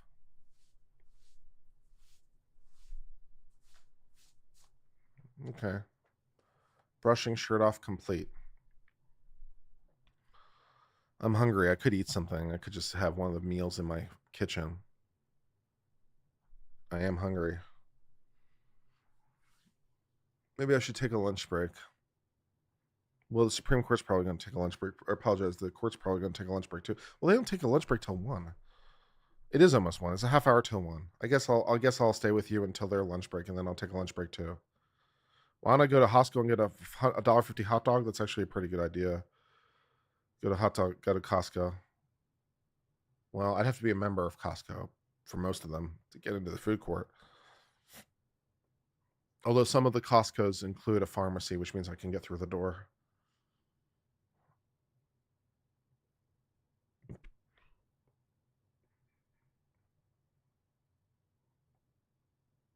Don't I cook? I do sometimes cook, yes. But I've been doing these prepackaged meals to try to reduce my weight and try to be more disciplined. So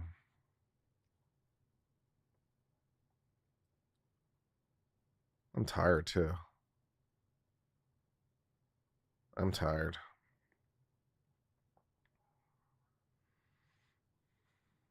You can just walk into the food court. I think it depends. Because the food court is behind the door, and I think sometimes they won't let you in the door in some of them. I don't know for sure.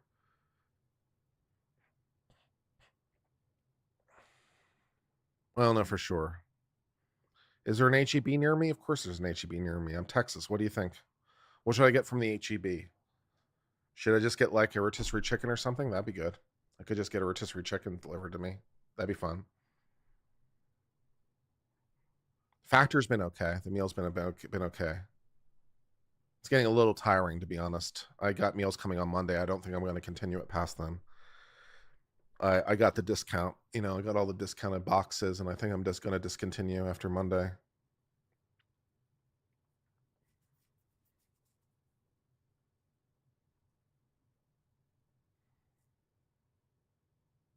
HEB was not in Houston for a long time.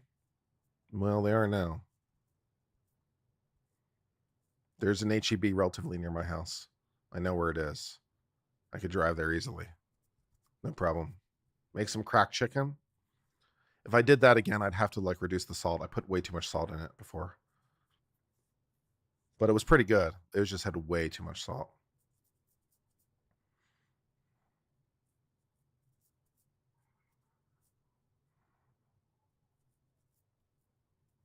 But it was a good meal. It's very keto friendly. It was chicken plus cream cheese plus ranch dressing plus I think cheddar cheese, I think, if memory serves what that recipe was. So it's extremely keto friendly. I also added salt there, so it was too much salt.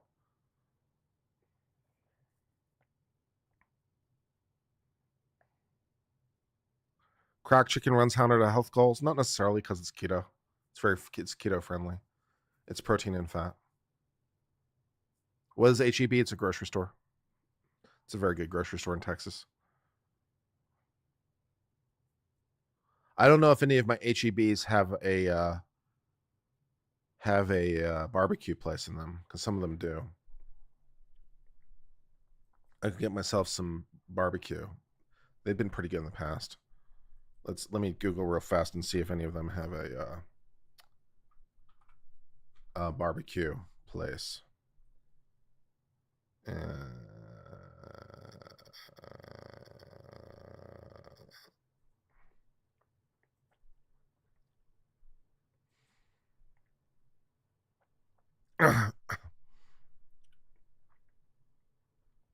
All right, so I need to see if there's any locations near me.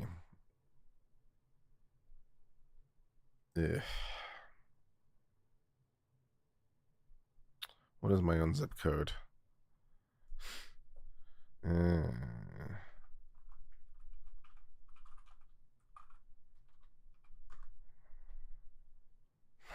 right. Is there a one near me?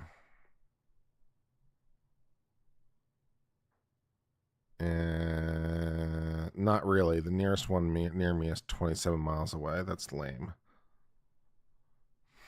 So yeah, HEB barbecue is out, but I could get other barbecue. What part of Houston am I in? I'm relatively near my PO box. I'm nearer to Katy. That's where my PO box is. All hail Uncivil law. Thank you very much. But there's barbecue restaurants near me. I could get some barbecue. That'd be nice. Just get like some brisket or something. Although some of the barbecue places tend to be kind of expensive, to be honest. I need some cheap barbecue. That's what I need in my life.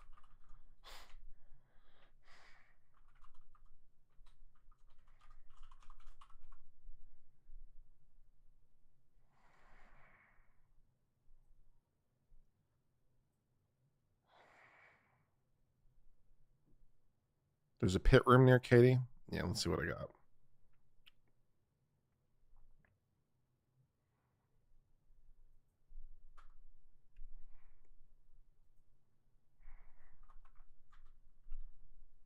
Did you see? Okay. Yeah, there's some good barbecue places near me. It looks like. Oh yeah, I got a couple barbecue options near me. I got my choice of barbecue options near me. So now I just need to find one that is relatively low priced.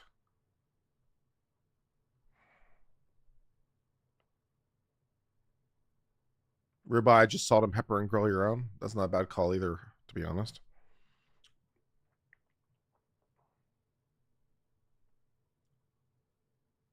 Eat a banana. I don't have any bananas right now. There's no cheap barbecue anymore. That sucks.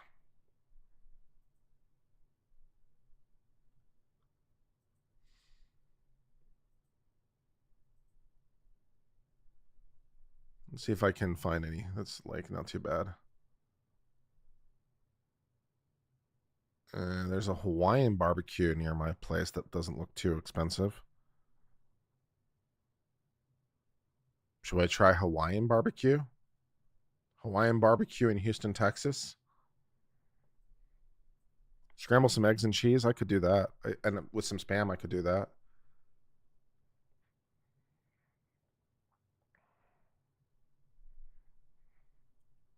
What's my budget? $50. I don't want to spend $50. I'm cheap.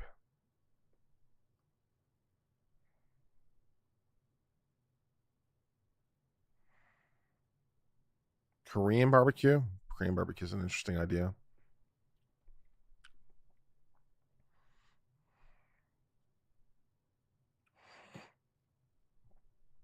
Here's a place that looks promising. Oh, this is like a food truck place. That's interesting.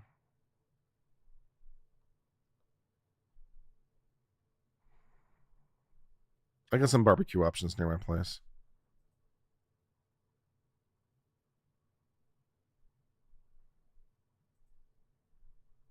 Yeah, I got some options near my place if I want to get barbecue. No, I live in Houston now. I moved about 4 months ago.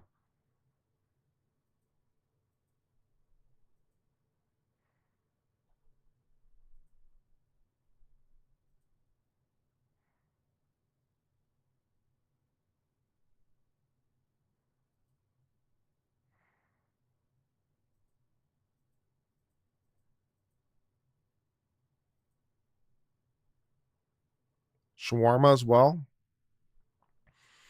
That's a good call. I like those as well. Those are good. Yeah.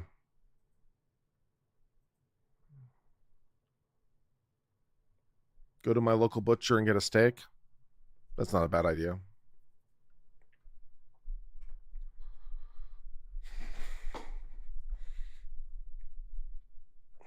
Bucky's. I don't think there's a Bucky's near me, but if there were, I'd definitely go to Bucky's. I don't think there's a Bucky's near me.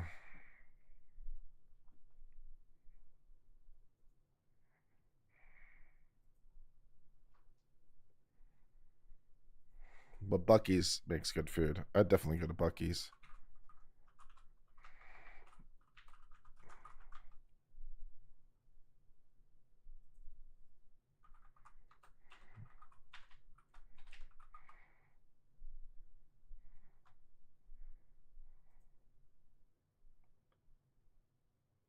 The nearest one to me. It's actually not that far. I could actually go to Bucky's and back. Yeah, it's not that far. It's only about 10 miles away. I could go to Bucky's. Yeah. I could go to Bucky's and get some barbecue. I might do that. I might do that during the lunch break. Go to Bucky's and get some barbecue. Yeah. I think we'll go to Bucky's. It's only 10 miles away. Give or take.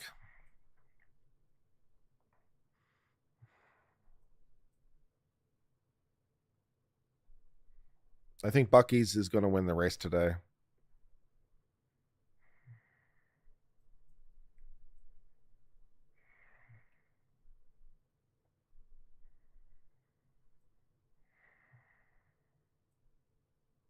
Do they have Jersey Mike subs in Texas? I believe they do have Jersey Mike subs in Texas. Fill up my gas tank?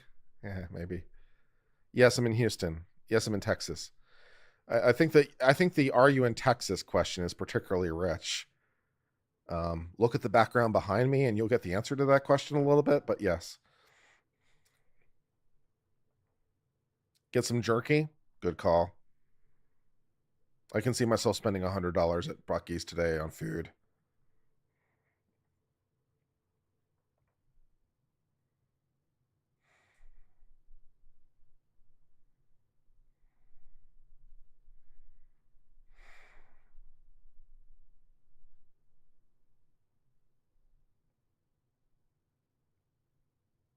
Jersey Mike's has a sub bowl that's keto. Okay. Well, let's see if there's a Jersey Mike's near me. But I think Bucky's is going to win today.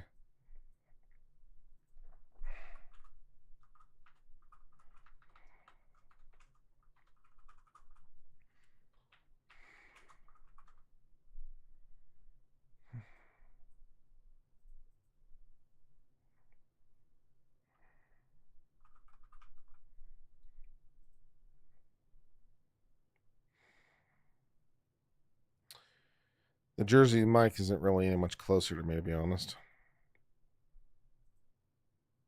Yeah, the Jersey mic is a little bit closer, but about the same time to drive.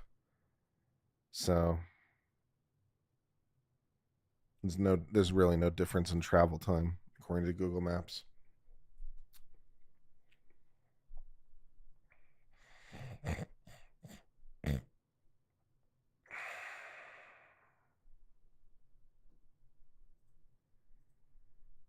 For those of you who are here, I'd appreciate, incidentally, your financial support.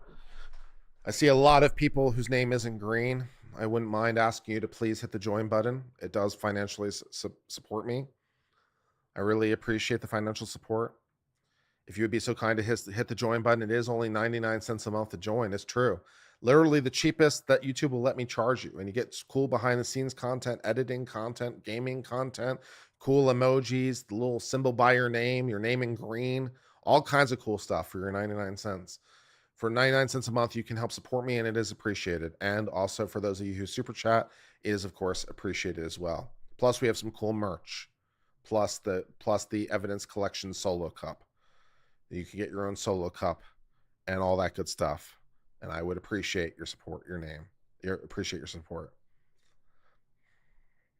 Thank you, Ash the Myth, for becoming a non-civilian.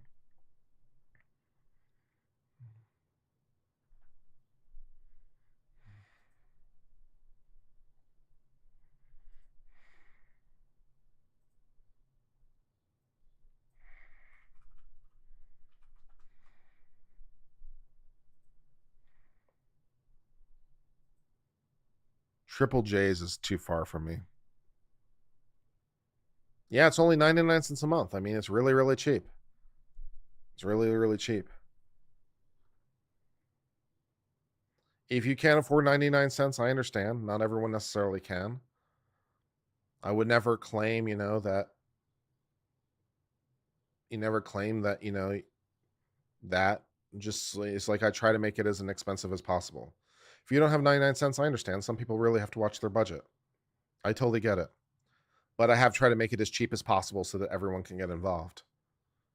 So I do appreciate the support for those of you who can support it financially. It is helpful. Thank you, Cal Glove. Thank you, Ashley the Myth, for becoming a non-civilian. Lorinda Ritz for becoming a non-civilian. Cal Glove for becoming a non-civilian. PJF for becoming a non-civilian. Miss Christy B for becoming a non-civilian. And F and Hippie for becoming a non-civilian. Tanya Backmere for becoming a non-civilian. Thank you. It is appreciated. I also very much appreciate that being a member of multiple channels gets very expensive. I've had that problem in the past before when I've joined like multiple channels on Patreon, when I was still doing Patreon before I decided I didn't like the company anymore. But yeah, when you're donating $5 at a time to a lot of channels, that gets kind of expensive in a hurry. So it's one of the reasons I made it 99 cents so that you didn't have to choose, and it wouldn't break you if you supported mobile channels. I did try to think about you guys when I was doing this thing. Brat Cat became an uncivilian. Anthony Bourdain became an uncivilian. Aloe Little Fern said, I love your summaries, and my favorite videos are when you and Natalie team up. You two are great. Thank you very much. That's very kind.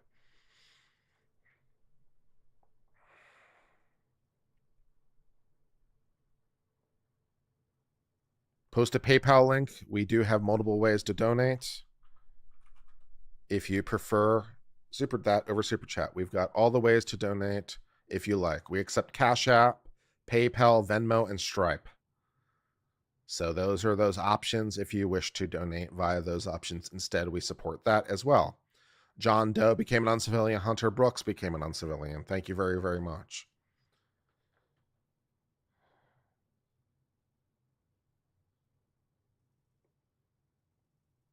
One of the reasons I get support through YouTube is on the premise that the amount of supporters will somewhat translate to YouTube recommending my content.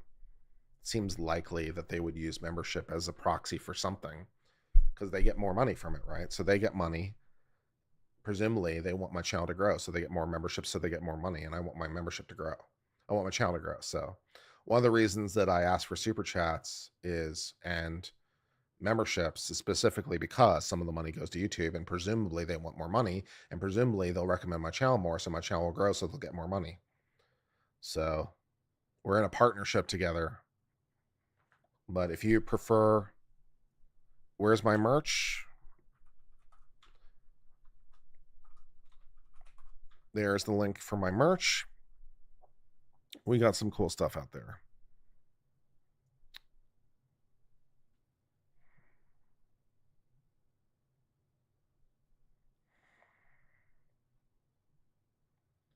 How much is rent in Texas? Depends on what part of the state you live in. Although Houston is cheaper than many parts of the state.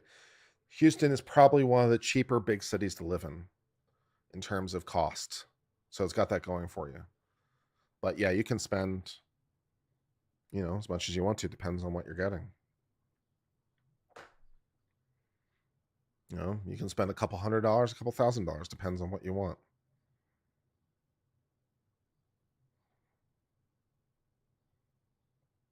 Thank you, John Doe, for allowing me to be your first ever membership. I appreciate that. And thank you, James, for sharing my episode links on X. That helps too. More eyes helps. That's always helpful. Any places near me named Waterfall? I don't know. Let's find out.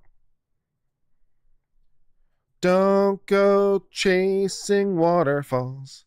Please stick to the rivers and the lakes that you're used to.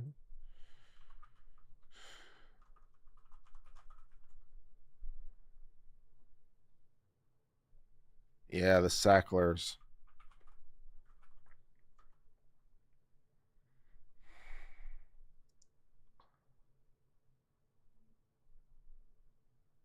There's a apartment complex named Waterfall in Houston.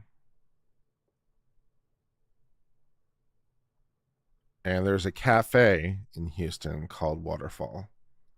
No bars, though. Have I been to the Riverwalk in San Antonio? Yeah, it's really, really cool. It's very, very cool.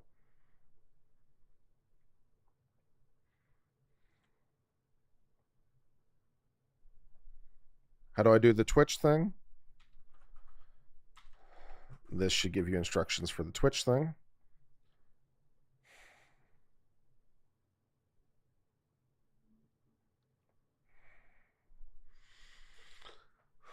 Aunt Bev is going to announce lunch soon, yeah. I'm just waiting for them to announce lunch so that I can go to lunch. So that we can... I don't have cryptocurrency. I don't believe in it.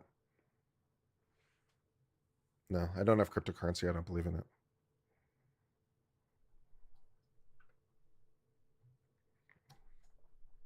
US dollars, please.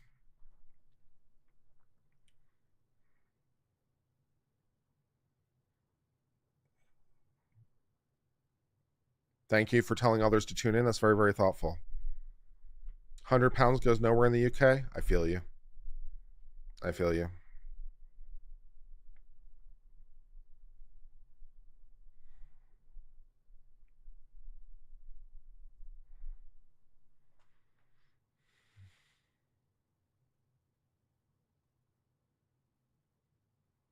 Yeah. I was surprised at how underwhelming the Alamo was. I feel you on that too a little bit, to be honest. Los Colinas. I'm not sure. The name doesn't strike me as familiar, but it's possible. Miss May gave $20. Thank you very much for the $20. Why does she have to announce lunch? Just because.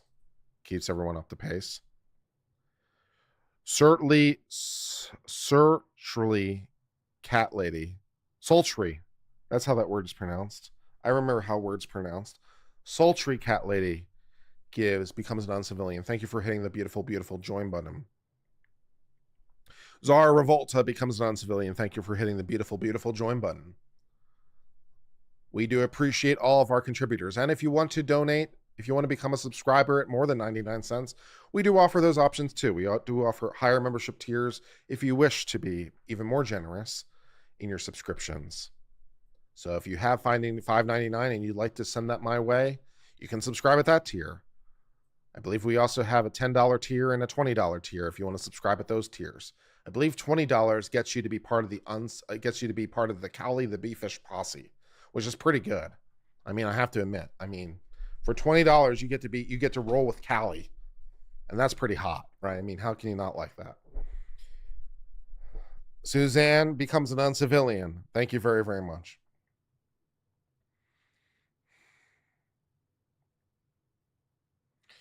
€2 from Bino from Ridgesend, Ireland.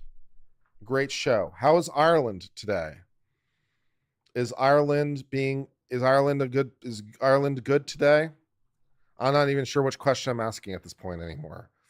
I was trying to be clever and I just failed. So I wound up with, is Ireland good today? That's not a very clever question, Kurt. Try harder. If Karen is found not guilty, will they try to find out what happened? Absolutely not. No. If Karen is found not guilty, this is the end of the road. Short of the U.S. attorney publicly shaming them somehow, no.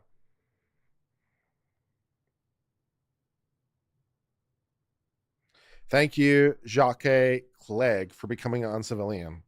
We do appreciate all of it.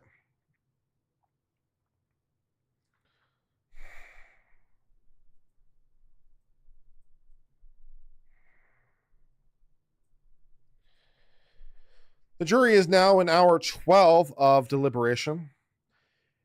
I do like Guinness. I like their nitro coffee even better, although it's a little harder to come by. Not as many stores have the nitro coffee, but Guinness's nitro coffee is really, really good. It's slightly higher in alcohol, not very much. It's 4% as opposed to 3.5%. And it does have a little bit of coffee flavor in it, which pairs very, very nicely with Guinness, I have to say. So I really do like the nitro coffee Guinness mix. It's a good one.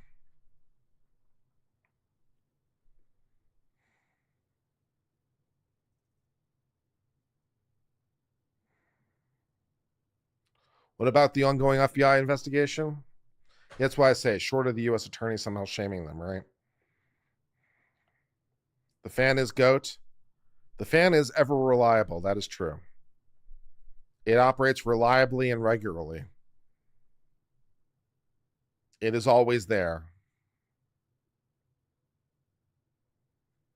I can no longer look at the fan, however. It hurts my eyes.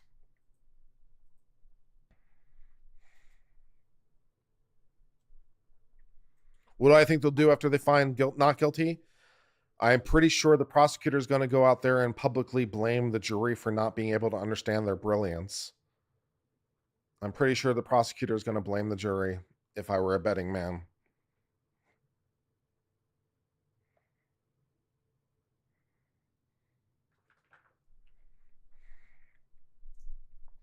Everything compare with Guinness because it has no taste?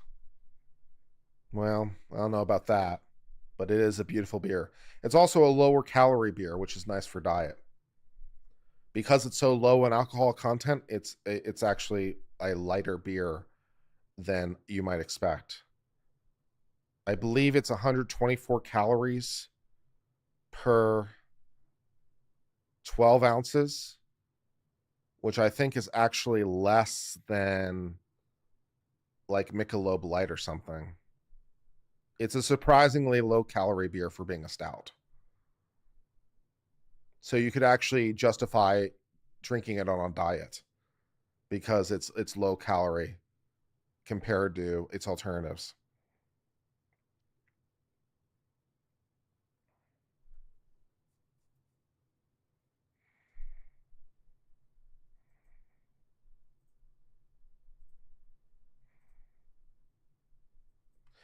Although I will say this, Guinness, I find for my palate, tends to be on draft. It tends to be very, very sensitive to me based on the conditions of the lines, of the beer lines, which I have not noticed to be true for other beers.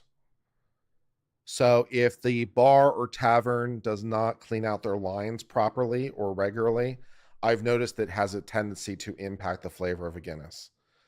I'd much rather get Guinness out of a can than on tap a lot of the time because the one on tap is somewhat unreliable in a lot of situations.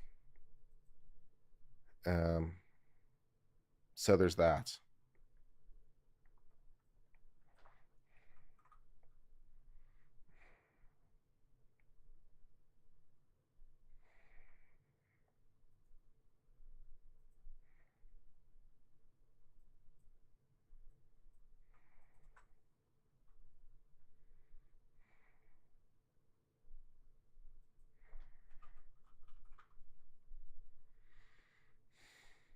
O'Hare's Irish Stout.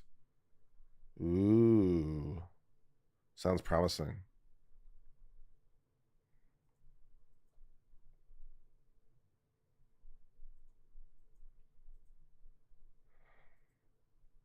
O'Hare's Irish Stout.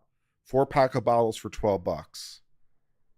4.3% alcohol. Robust flavor complemented by a full-bodied and smooth mouthfeel. Tart bitterness to dry espresso-like finish. The sessionable stout beer is filled with rich, complex coffee aroma mingled with light licorice notes. I'm not a big fan of licorice, I have to say. So I'm not sure if that would necessarily work for me, but it does sound like something I'd like to try. As a rule, do I like draft beer better than can or bottle? As a general proposition, I'd say no. I'm mostly indifferent to it. Yeah, as a general proposition, I'd say I'm mostly indifferent.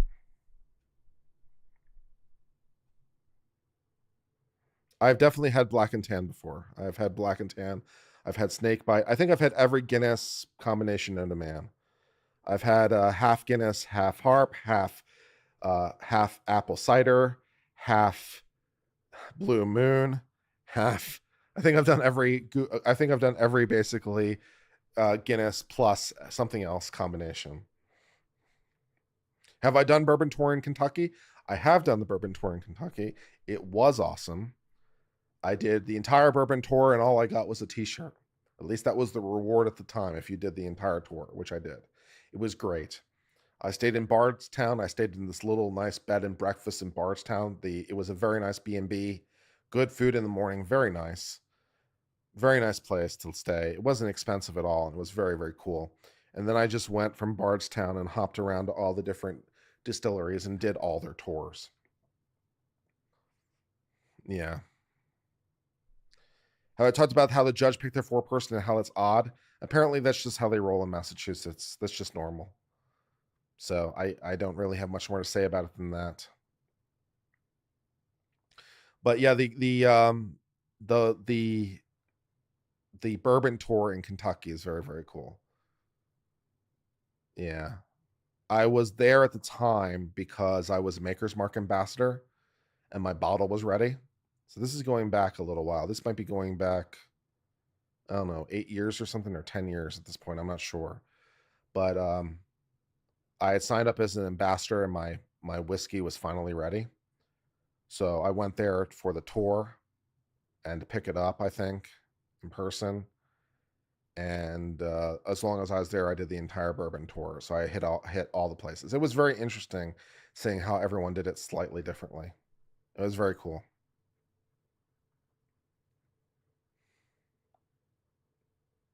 Yeah, the Bourbon Trail. That's right. Yeah, it was really cool. Mega Mob Ass says for $4.99. My dad says beer is always better from the tit. There are a few beers I prefer can or bottle. Fair enough. I don't really have a strong preference, but I appreciate that you have yours.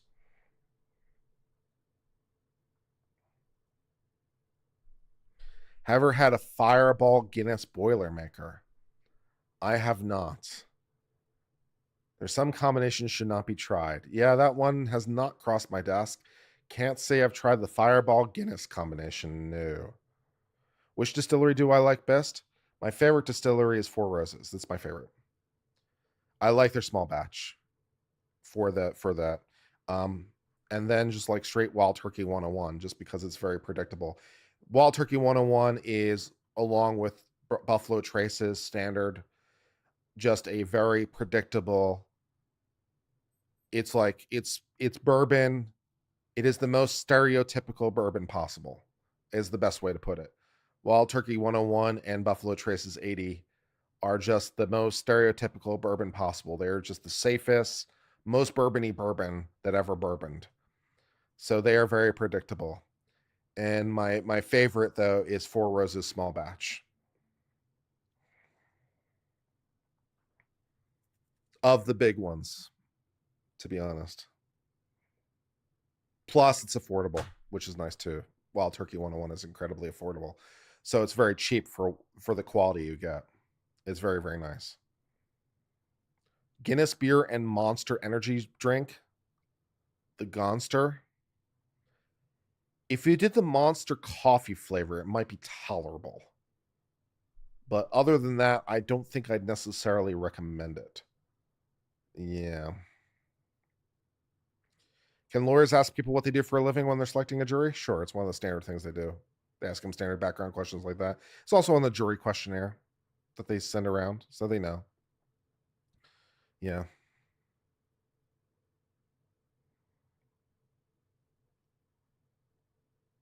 But my first love was beer. My first love was beer. When I was at Clemson, and long ago, in the far away, there was a bar on Keith Street, conveniently called Keith Street Pub and Grill. Yeah, I know, real creative, right? So that was the bar I used to frequent the most. Keith Street on Keith Street. It's not there anymore. Now it is. It's a restaurant. So there is a restaurant there now. I'm trying to remember what they serve because I was there in December. Yeah, it doesn't matter. But no, it's called Wiener Schnitzel or something like that now. It's like got some name like that. It's like some hot dog bullshit. So if you're in Clemson and it's called like Wiener Schnitzel or something like that on Key Street, when I was at Clemson, that used to be called Key Street Pub and Grill. Same building. And they used to have a thing where if you drank every beer on their list, they put your name on the wall. And they had something like 100 different beers. So they were definitely my favorite place to hang out. I got my name on the wall 4 times. Unfortunately, my name is no longer on the wall. There were little plaques. There were little brass plaques that have since, they have not survived the changes of ownership, which is very disappointing. They survived the first change of ownership. So when the Keith Street became, I think it was a Chinese restaurant, when it became a chestaurant, one of my plaques survived. Not all of them, but one of them survived. And then after that, it was an off-campus housing center for a while. And then it became Wiener Schnitzel. And my plaque no longer survived. It's very, very disappointing. But that's the place I used to hang out.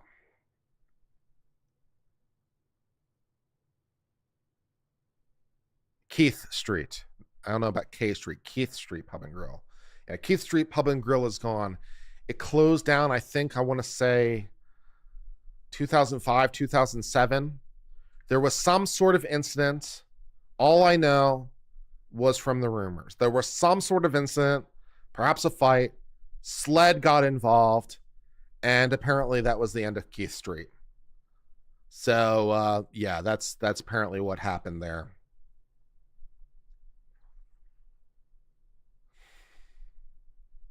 So, yeah.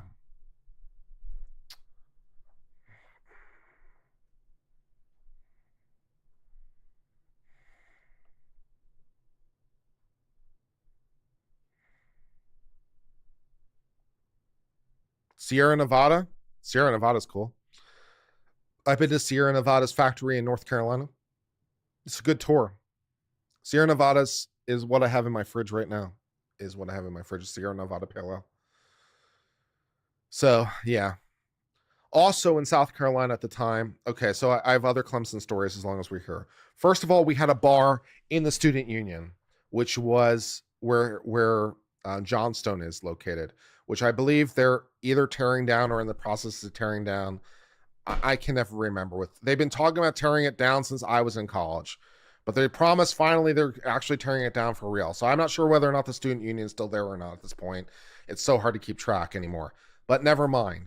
But the student union, which was on campus, had a bar, and the name of the bar was Eggers Bar. It was in the student union on the bottom floor where traffic services was, below Harcum Dining Center, which I believe is no longer there or closed. Where the post office is, I think the post office might still be there, maybe. So where the post office is, on that same floor, there was parking services on that floor, and there was Eggers Bar and Eggers Pub. It was on-campus alcohol. It was great. They had a little bowling thing, and they had some pool. It was cool. So they closed that the year after I graduated. So that was 2004. They still had it. They closed it in 2005. Very, very sad. No more on-campus bar. Very disappointing for everybody. But I used to drink there sometimes. I still have my glass from the pub. When they closed down, because they were talking about closing down in 2004, they said it was my last year. So when I graduated, I took the mug with me and I still have it. So that's cool. I still have my mug from Eggers, from that bar. That was really, really cool. I'm trying to think what else I can talk about from Clemson that was cool. Oh, yes. At the time, they didn't have free pour. So in most parts of the world, you know, when you want to get a cocktail, they have, you know, the bottles of liquor, right? And they take the bottles of liquor and they pour the bottles of liquor into your drink. That's called free pour because the bottles are just free, right? They're not tied to anything. You just take the bottles and you pour them into the drink. That's called free pour. Okay. In South Carolina at the time, they did not have free pour. They did not have liquor bottles. Could you get a liquor drink? You sure could. So if they don't have liquor bottles, what do you do instead? No problem. They had airplane bottles. They had mini bottles, the bottles you get on a plane. That's what they had in South Carolina, in every bar. There was no free pour.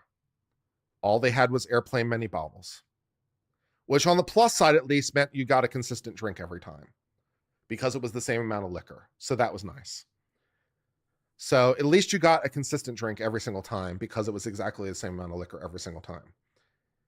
And also in South Carolina at the time, I don't know whether or not they still do this at Clemson or not, but we had this thing where, like, I guess it was a student thing at Clemson where we would order like 3 drinks, but 5 ways to save money. So I don't know if they still do that, but you'd hear students say, I want 2 drinks 4 ways, or I want 3 drinks 5 ways. So take 3 drinks, but make them into five servings. So you used to do that at Clemson a lot, which I still don't know if they do that anymore, but that was definitely a thing at the time, which as I've gone around from place to place, a lot of other places have never heard of that, but that was definitely a thing that was happening. So that was good. There was no liquor service on Sunday. There was no alcohol service on Sunday, period. Couldn't get a drink on Sunday, but there was Top of the Tavern, which I believe is still there, above Tiger Town Tavern, which was a private club. So you could become a member of that private club and drink on Sundays. And there was also Overtime, which was below Backstreets, which no longer is there, which was where I was a member. I'm a lifetime member of Top of the Tavern now, but I wasn't at the time. But I became a lifetime member at some later point. So I still get to drink at Top of the Tavern for free forever because I'm a lifetime member. But yeah, you used to go there on Sundays. It was really interesting when the bars closed Saturday and everyone rushed to one of those 2 bars. Top of the Tavern was smaller because it was, you know, in a building, and Backstreets Overtime was downstairs, so it was a bigger venue. So it tended to have more people. So all the people would rush, you know, at midnight from, you know, the bars they just got kicked out of to Overtime. It was pretty hilarious. So that was fun.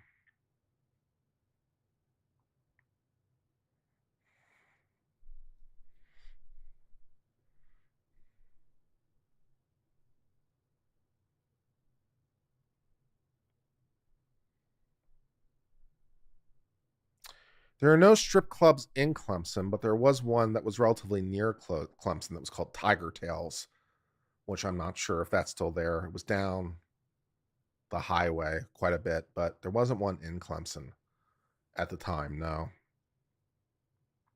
Oh yeah, the liquor pitchers were great too. I missed those because you used to be able to get good deals on that. Okay, so what was it called? The bar that was above Overtime, Backstreets. Backstreets had some of the best deals at Clemson at the time. You used to be able to get a pizza for $5, and you could get a liquor pitcher for $5. Your liquor pitcher was 4 mini bottles poured into a pitcher with mixer, and you used to be able to buy that for $5. It was great. So you could get your liquor pitcher and your entire pizza for $10. And it was fucking awesome. Yeah.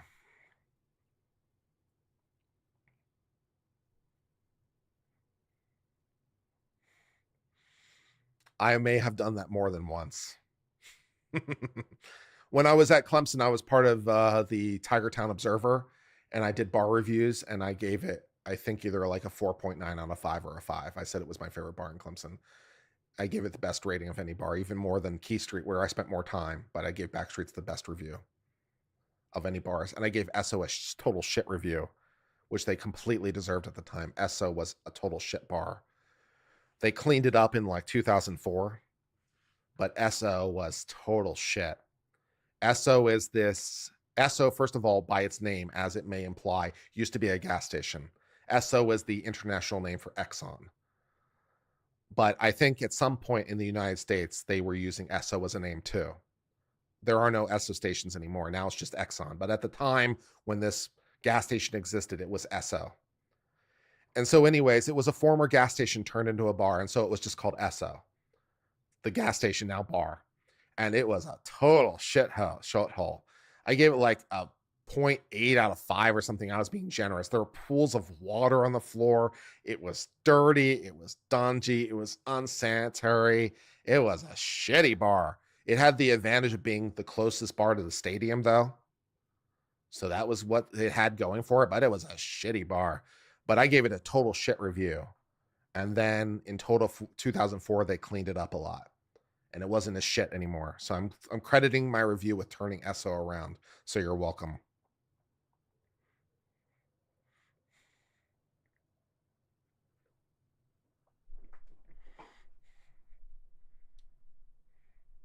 Did the court go to lunch? Because all I see is spinning fan. I want to go to lunch. Did the court go to lunch? I'm tired. I want to go to lunch. Are they not doing lunch? I want to go to lunch.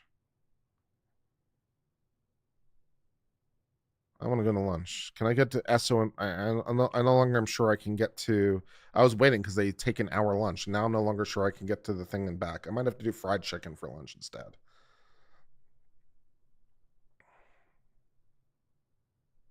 We might take a stream break at this point because I think the jury is at lunch, I guess.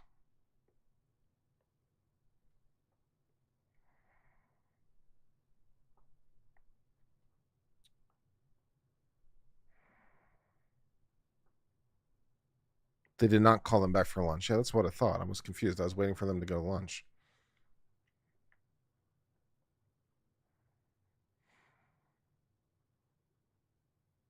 I was waiting to go for the lunch because they were going to give me an hour break, and I was going to go get my Buc-ee's, and it was going to be fantastic. And now I can't. I'm sad.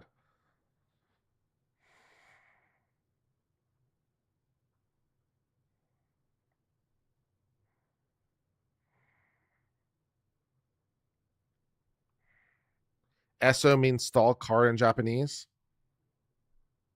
Okay. Do I have enough time to get some fried chicken? If the court comes back when I'm gone, I'm going to be mad.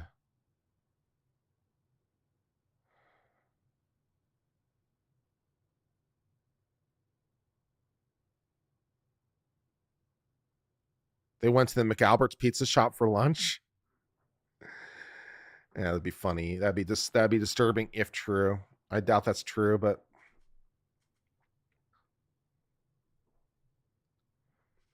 I'd be surprised if they went anywhere for lunch. Usually lunch is provided to them, but I'd be surprised if they went anywhere. All right, I guess I'm going to go eat now and hope the jury doesn't come back.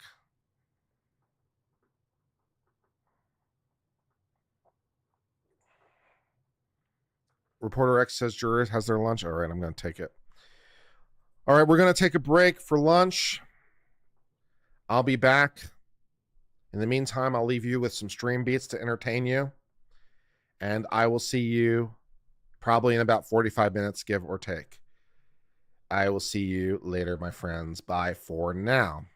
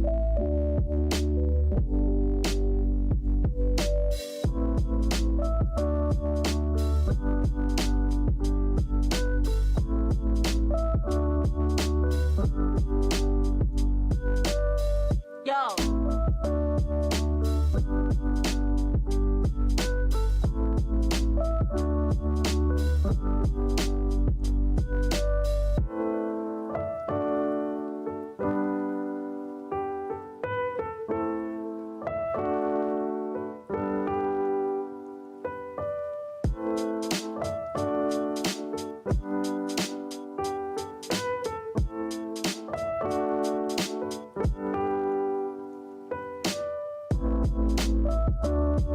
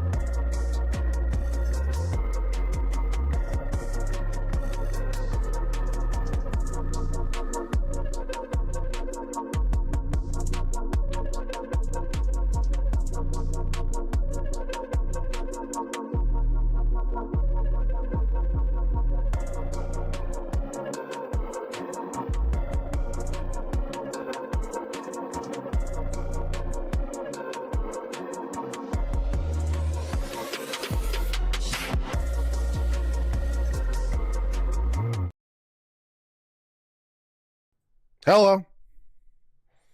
I'm back. When we last left the action, the ceiling fan was still ceiling fanning. The ceiling fan continues to spin for justice. Greeted by fire alarm with its lovely accent of red and gold chandelier, which is just simply trying too hard. Ceiling fan knows where it's at. Just a simple white on white, not complicated.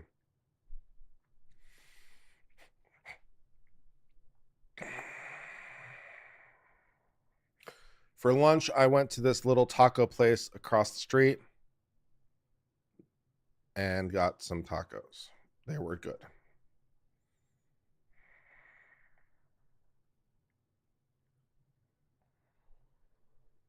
The jury is now in its 13th hour of deliberation. Not clear what they're talking about. That's now more than 1 hour per juror. I'm not sure how long it takes to say the words "not guilty," but apparently the answer is more than an hour per person.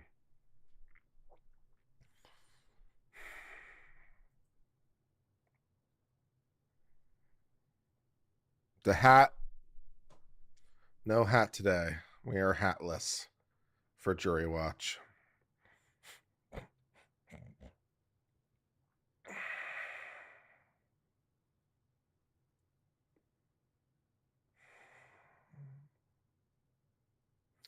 I'm thinking about playing some Mario Kart by myself against the computer and maybe some other gaming. The Mario Kart will help me relax because it's pretty colors and I don't have to think about anything. So I'm thinking about some Mario Kart for Uncivil for a little while, possibly to be followed by something else.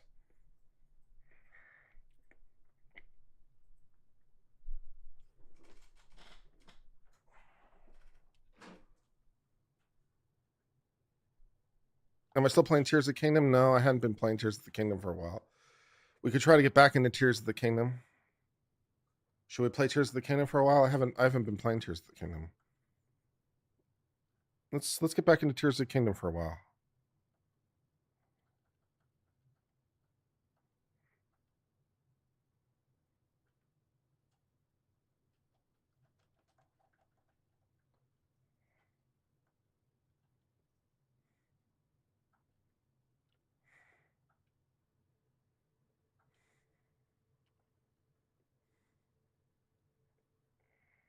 Oh, wrong button.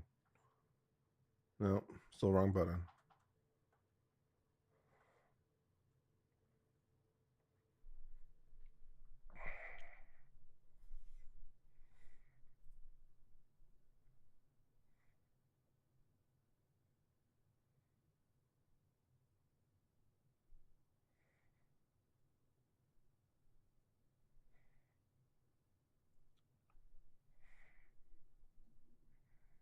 This is even clearer than Rittenhouse, I think. It's just so messed up.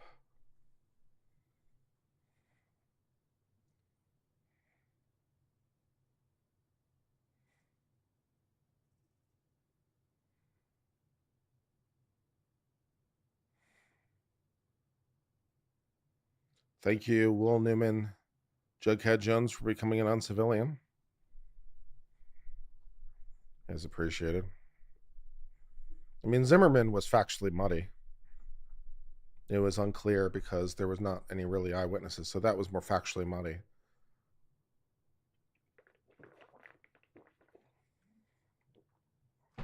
Zimmerman isn't a really good example. Zimmerman wasn't clean. I mean, it wasn't as clean.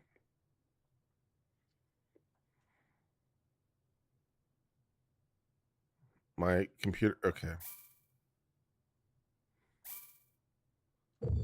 It's been a long time since I've played this, so I don't even know where I am in this game. It's been a while. All right, kids, let's do this thing and see what happens.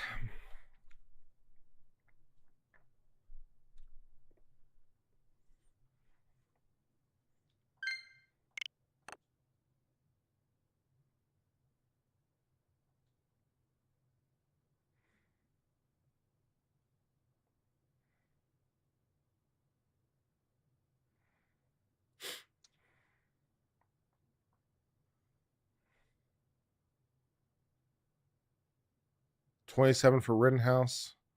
Zimmerman 16. Blake. I don't remember Blake off the top of my head.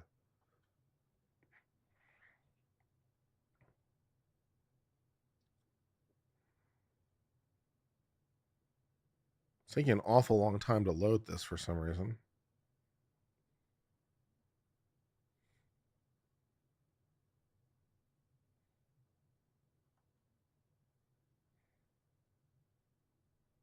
I want to play my game. Load faster.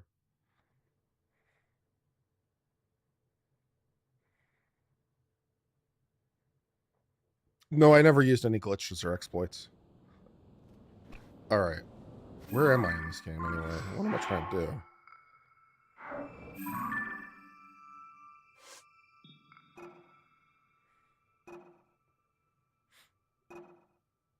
Okay.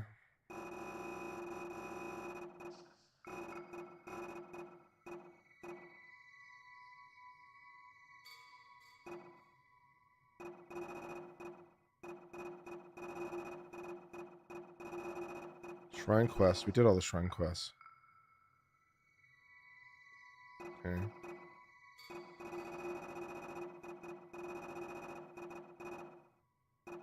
We got memories. All right, so we got Treasure of the Gerudo Desert, I think is what we're doing. While Riho was investigating a shelter beneath the town, she discovered an ancient text. Seek out the swordsman upon the sand.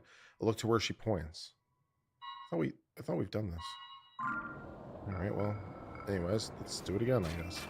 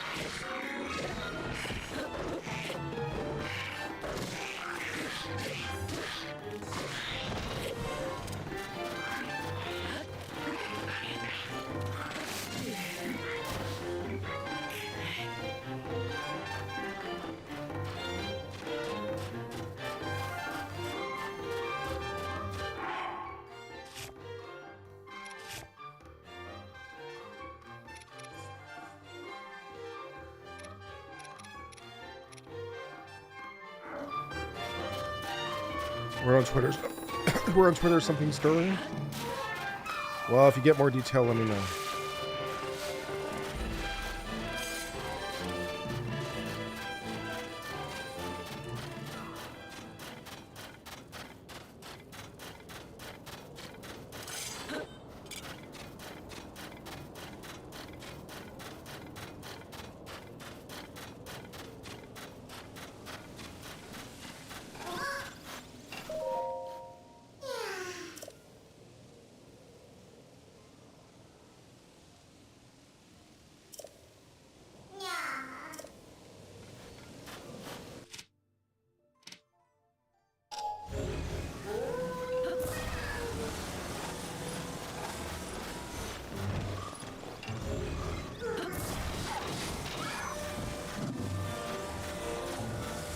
What part of Austin do I recommend living in?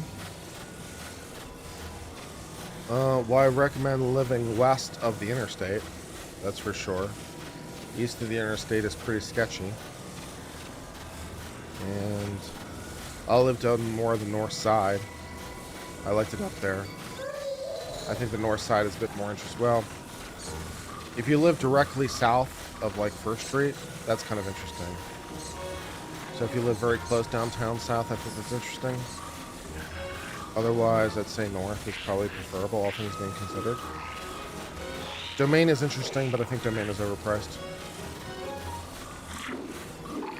Although there's a lot of stuff up there, so that's fair.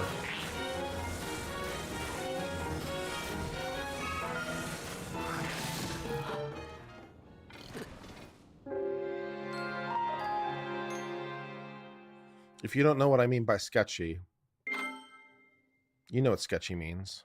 Don't ask me stupid questions.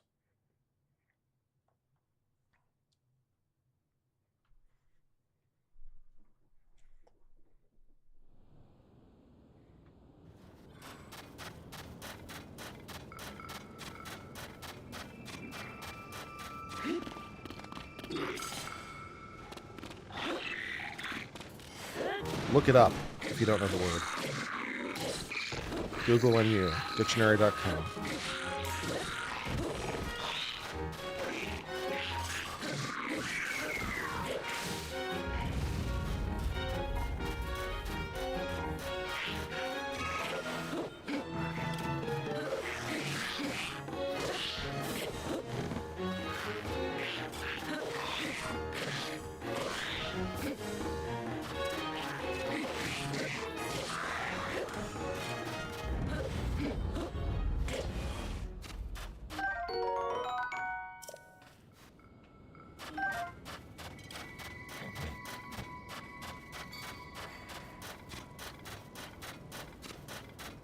Am I going to get the Switch 2 when it launches? I very well might.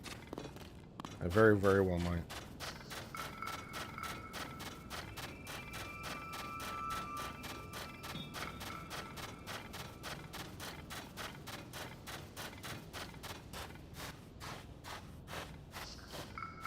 In the event of a hung jury, yeah, we could do this whole thing all over again.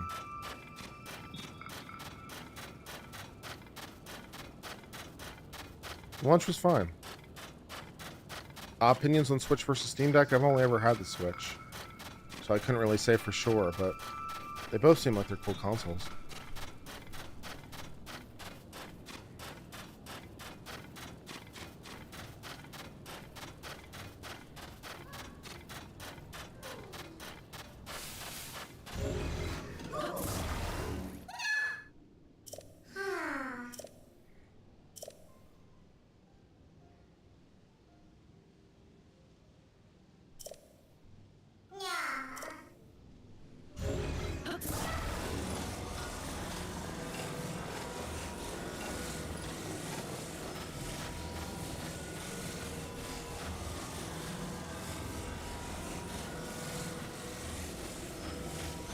Can testimony in this trial be used to impeach in the next? Yes, it can.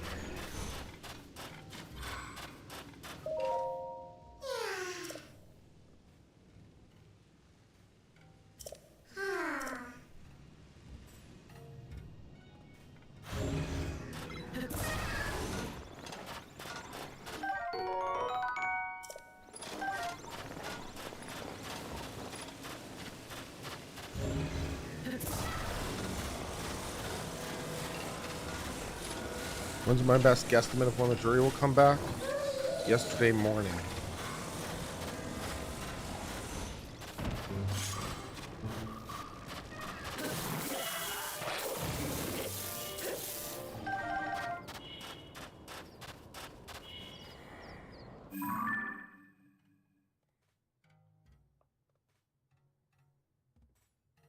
If I give him my opinion on the length of time the jury's been out, I find it concerning. Thank you, Lyndon, for the super chat. It's appreciated.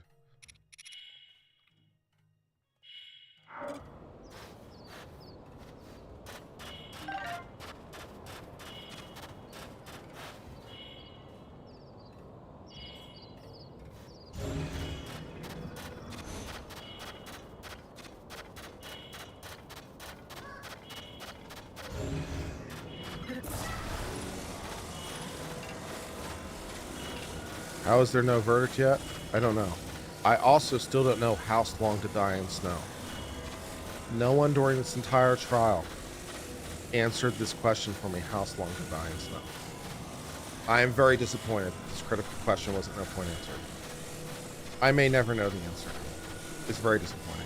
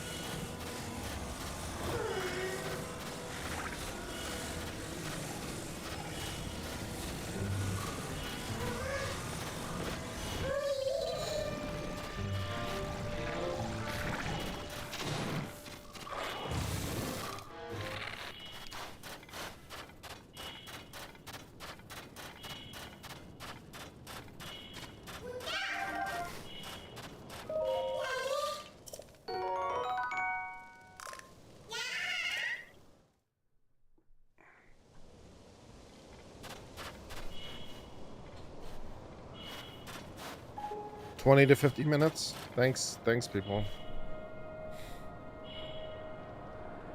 Now I know. Knowing is half the battle. G.I. Joe. G.I. Joe. Real American heroes. G.I. Joe was there.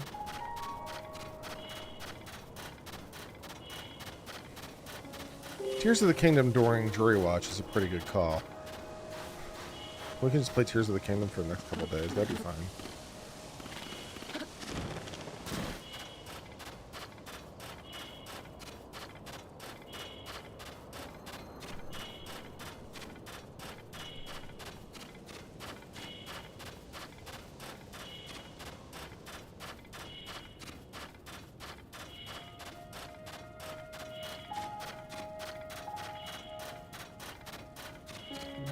Could well be a hung jury. I don't know what they're talking about. Callie the Beefish and I are both confused. One person who's like, you know, the police would never lie. And personally, I don't think you even need to say the police lied, to be honest. I just like look at the picture and be like, well, that picture's not what it reflects, so, you know.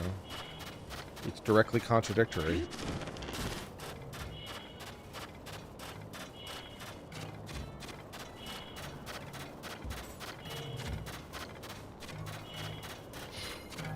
You think you're doing it for the free lunch?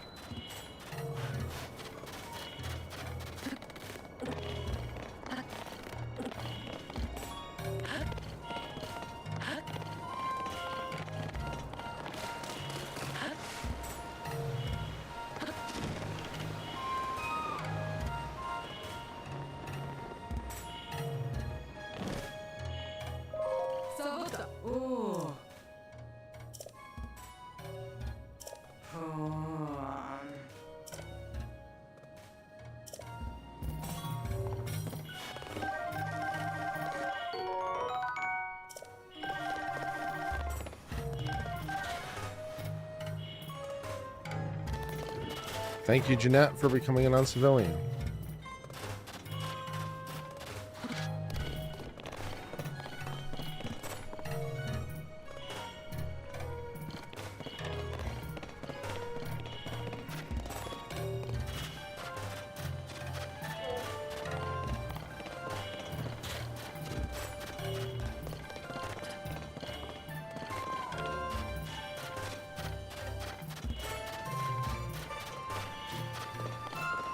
Children trying to wrap their heads around Trooper Paul. Don't do that.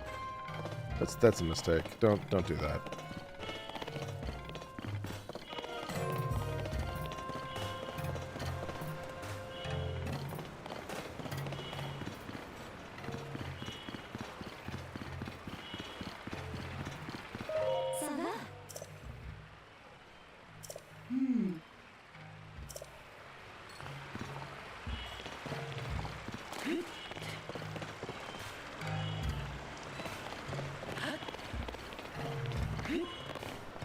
Lunches, I doubt the lunches are that good. I don't think they're getting a Michelin star over there, you know?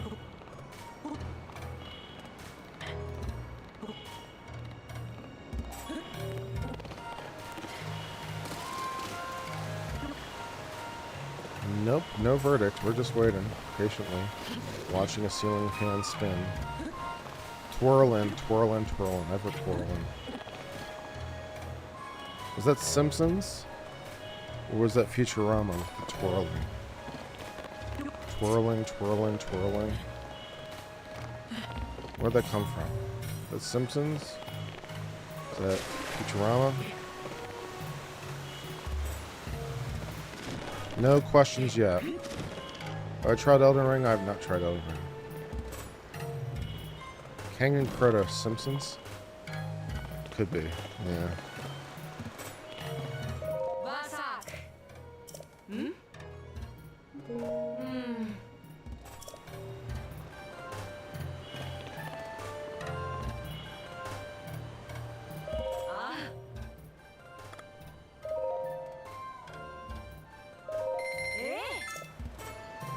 What's the average salary for a judge on? You'd have to look it up, but I'm sure it's 6 figures.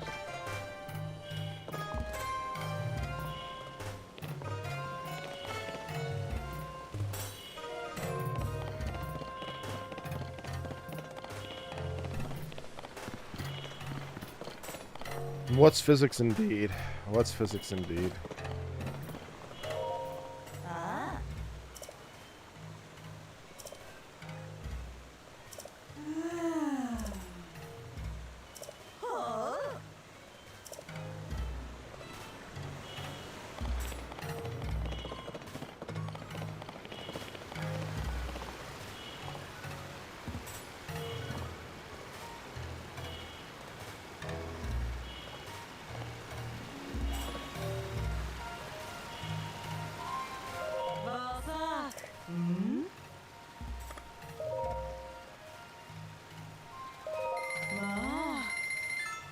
Elden Ring is 9.5. I'll try to keep that in mind.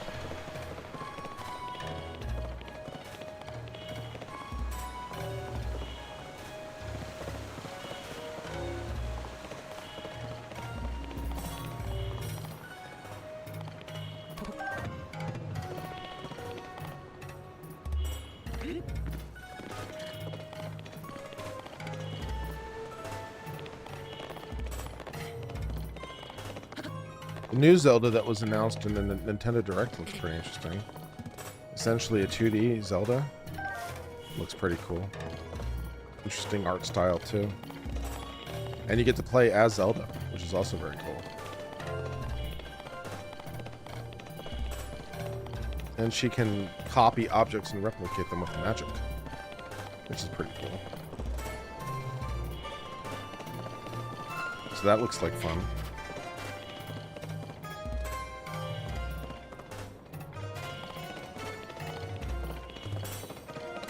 I also very much appreciate Nintendo's direction, or Nintendo's willingness to mix it up.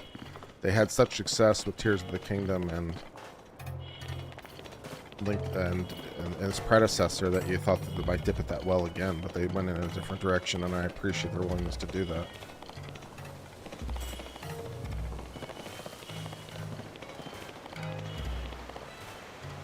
I'm trying to look for a place to cook my food, by the way, in case you're wondering what I'm doing. Just lost my place.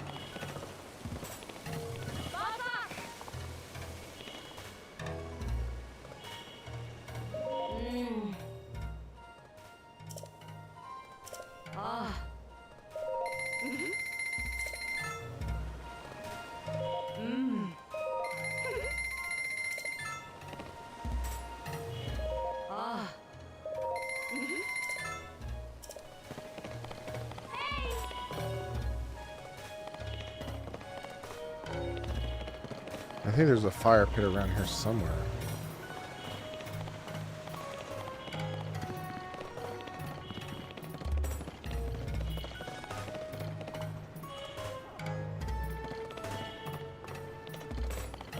Switch 2 should be pretty interesting. I mean, the Switch was such a huge success for Nintendo. It's hard to believe the Switch 2 won't just, like, be absolute epic. If it does 4K at 60, it'll be amazing. Do I think it's messed up how CNN will control the mics? Not if it's within the rules they set in advance, no.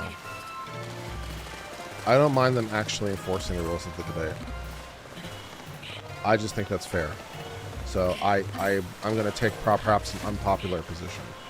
But I believe that if there's rules of the debate, you know, you get to speak for so long, I get to speak for so long, we won't interrupt each other, then controlling the mics to enforce that rule is perfectly fine. So I have no objection to CNN turning off the mics. As long as they do it consistently, as long as they follow the rule, I'm happy. I believe in rules. This should not come as a surprise to anyone who's watched my channel for any length of time. I'm very rule-oriented. You know, I like a consistent framework. That's what I like. I like even application of rules. So this should be of no surprise to anyone who's watched my channel for any length of time. It's like, yes, you agreed to a rule, and CNN's going to enforce the rule. I'm like, cool, no problem. I'm happy.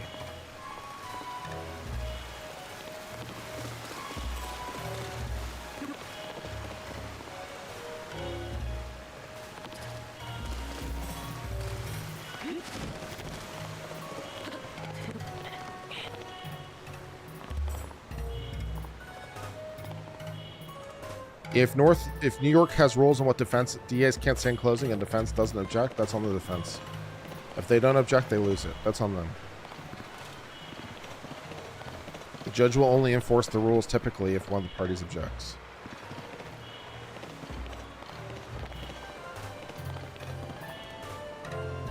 I think the Switch 2 comes out next year, if my memory serves correctly. I want to say spring 2025, but someone might know better on the channel off the top of their head.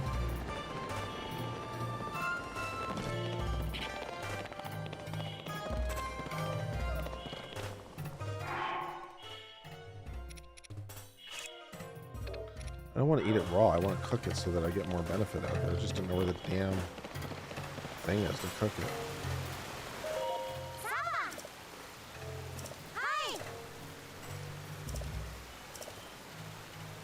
My legal interpretation is conservative, and that is what that's what I go with. But I tend to think that I'm more right-leaning. Right-leaning people tend to like rules and order as a general proposition. That tends to be more of a right-wing trait. Right-wing people tend to like order and boundaries and process and consistency, and that tends to be more of a conservative trait. So I consider myself more conservative. When am I cooking the meat I bought and food I bought so that I can, like, get it up higher in hit point and not have my heart beating like crazy? But I can't find the damn thing to cook with. Because it's been so long I played this game I forget where it is.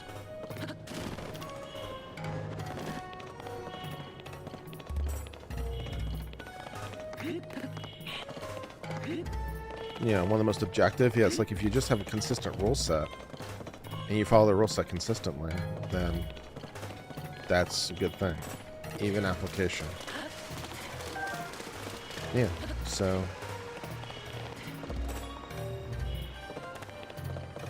did I buy cooked meat? I bought some cooked meat.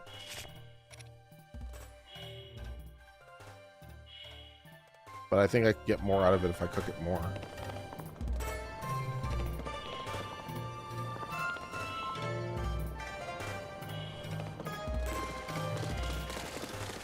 Texas Lawhawk or Texas Hammer. I'm not sure either one of these people is necessarily getting my call, to be quite honest.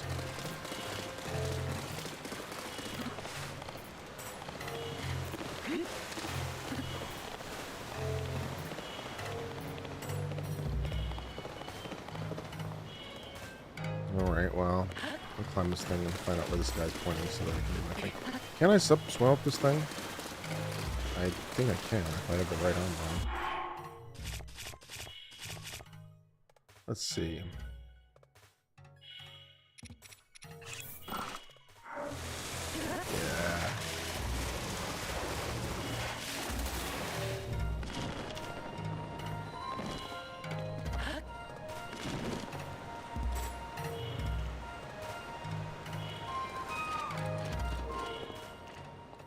I am not in a relationship at this time now.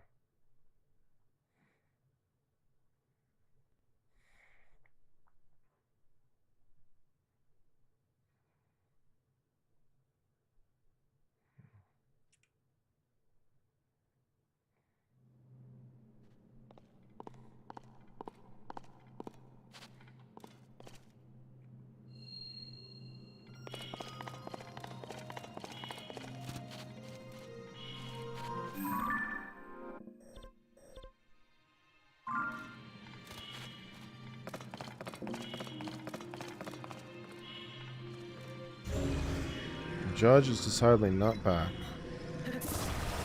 Nope.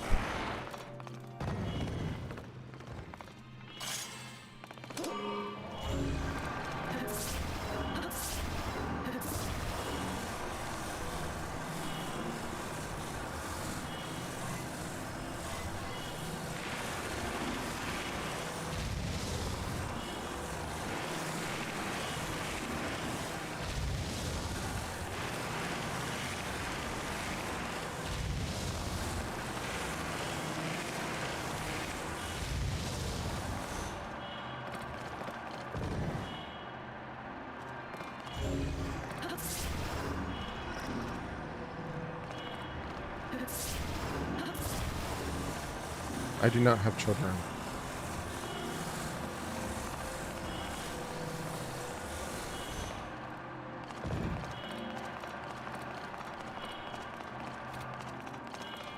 The green wheel is a fan.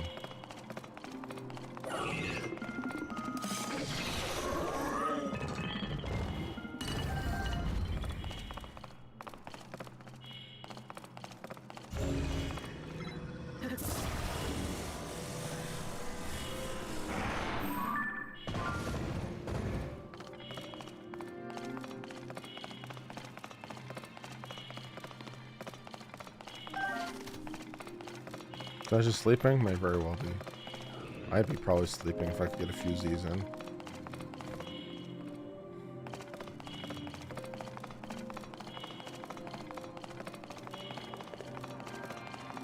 What if any t-shirt? I don't know if I want to design a what if any t-shirt.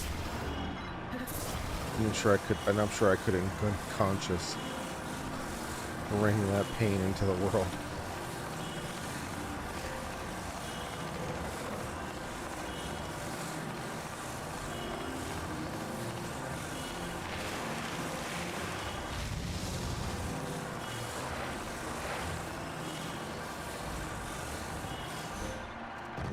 Alright, so what am I trying to do now? I think I'm trying to reflect light on this thing somehow.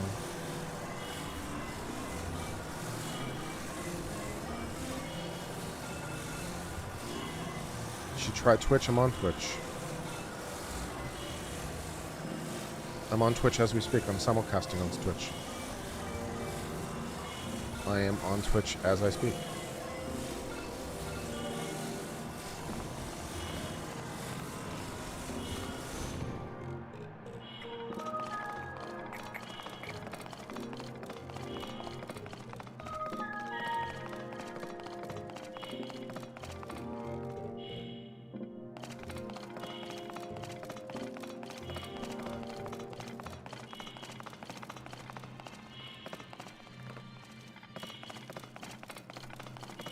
What is the gimmick of this temple?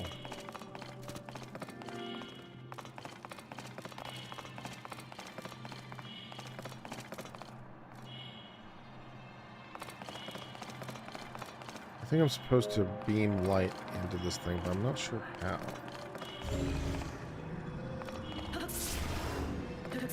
I have not played this game in so long.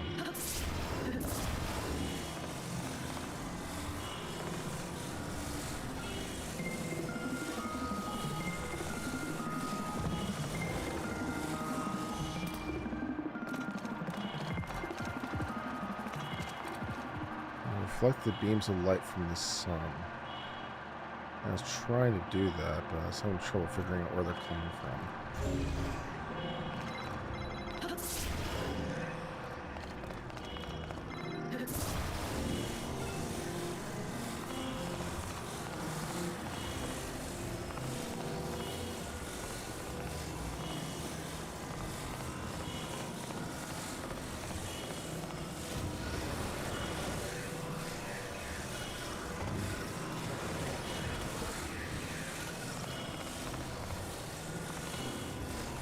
I'm not sure where the beams of light are coming from me to reflect it.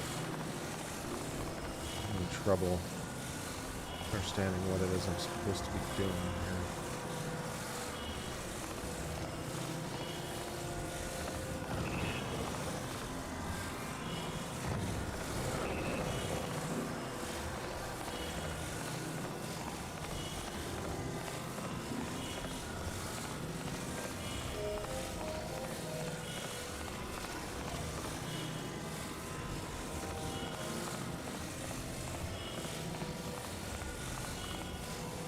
Yeah, I don't understand what it is I'm supposed to be doing in this temple.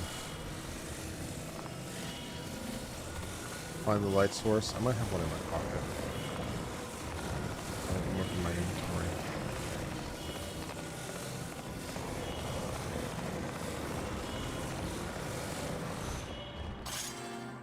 Do it that way.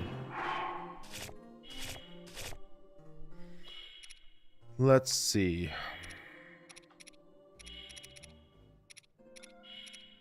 I have a light in my inventory.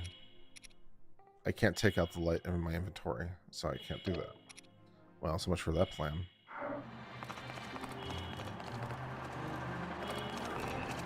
Is there a light up there? Oh, I see what I'm supposed to do, I think.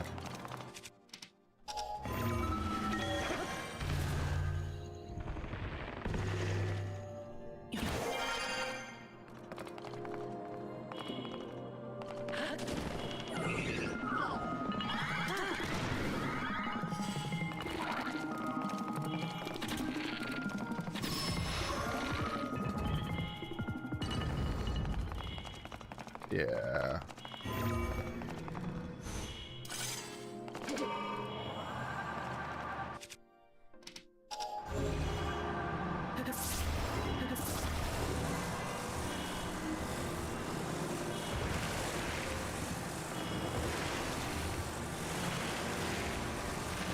There we go. Uncivil figure it out. Uncivil smart.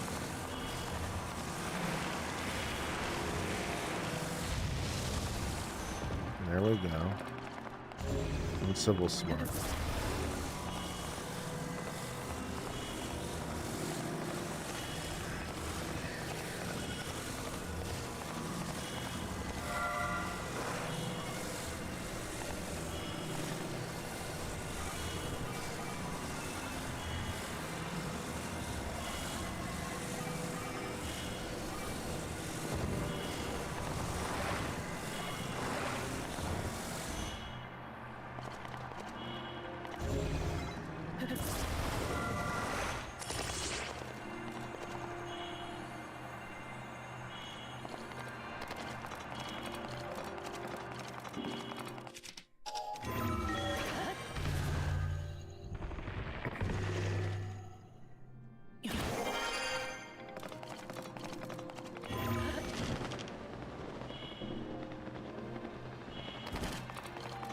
Where's my light beam?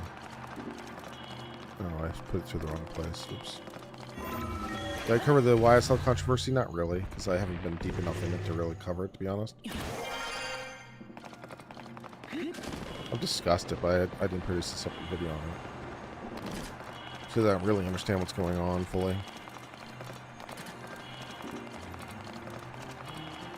I'm a little late to the party at this point, too, so I think I'll just let that one pass.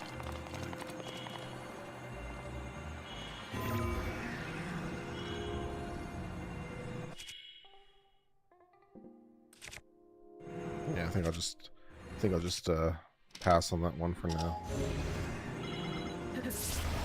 If the Georgia Supreme Court takes up the case, I'll pick it up there and I might start following it from there. because that will give me a natural breaking point to discuss the case. Because the Georgia Supreme Court takes it up, especially if they do something, it'll provide a nice jumping off point for potential future videos. So I might do that. Any thoughts on the new abortion leak from the Supreme Court? I haven't heard about the leak. We read the opinion today, which was nothing. There's literally no opinion. It was just to dig it back. But I haven't heard anything about another leak. If the Supreme Court is still leaking opinions, then they need to find somebody and figure out who's responsible. Because it sucks. That's not good.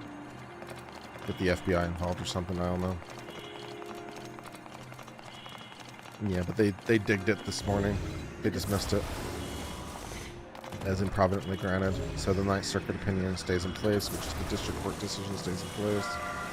And we discussed the legal aspect of it, and it looks probably correct.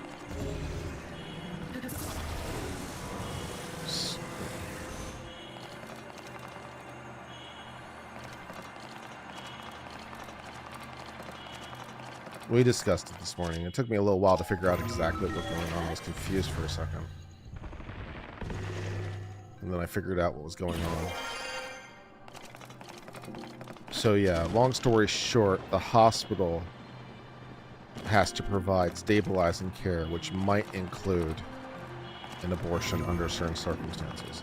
That being the case, however, the doctor does not have to provide that care. Only the hospital. So the doctor can refuse.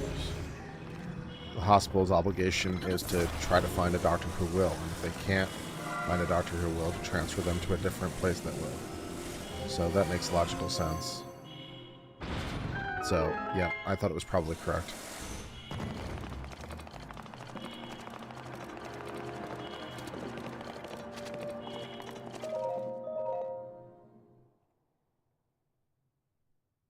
Did I win? I guess I won.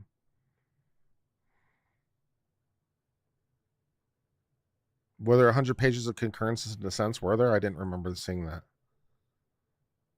I just thought it was the one page. Were there actually concurrences and dissents on the dig?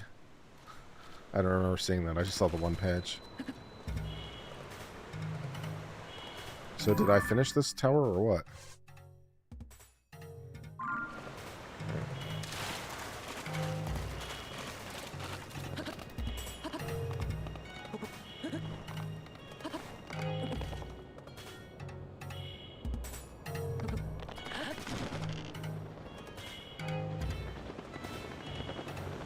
Where is this thing?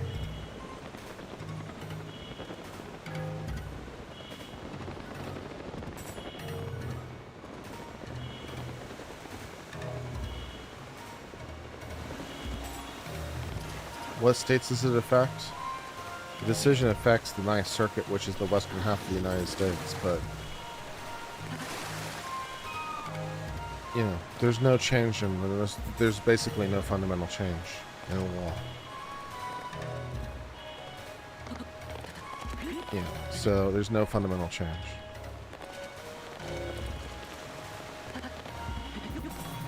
Hospitals have to provide stabilizing care. Stabilizing care may include abortions. Doctors do not have to do abortions. Doctors can refuse.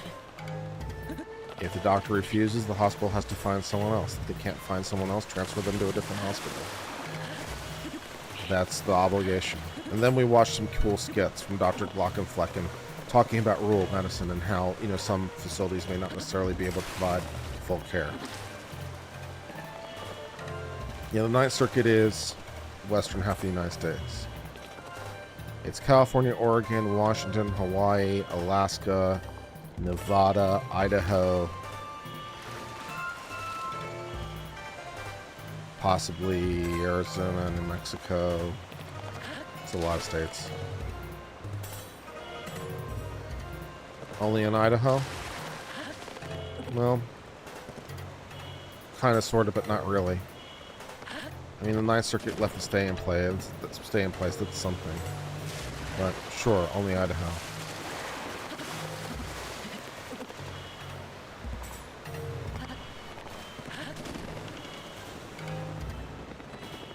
I guess the Ninth Circuit decision wasn't precedential, so I suppose you're technically correct. Just Idaho. Fair enough.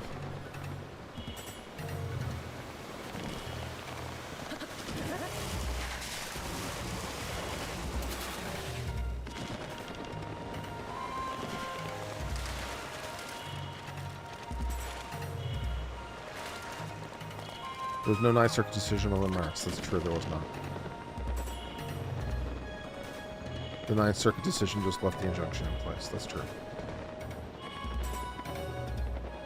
It was not a decision on the merits, you're correct.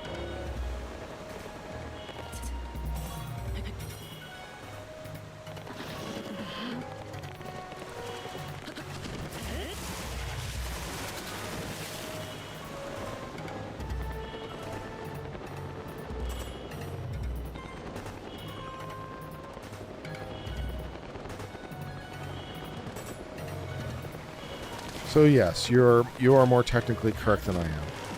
So just Idaho technically is more correct. You're correct.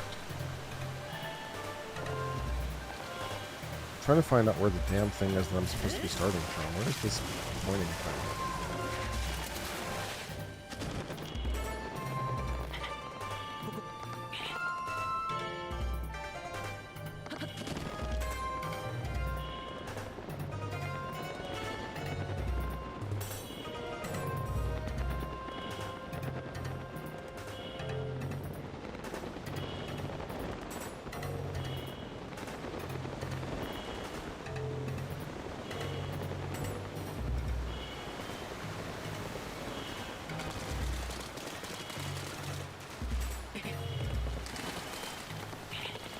I'm lost.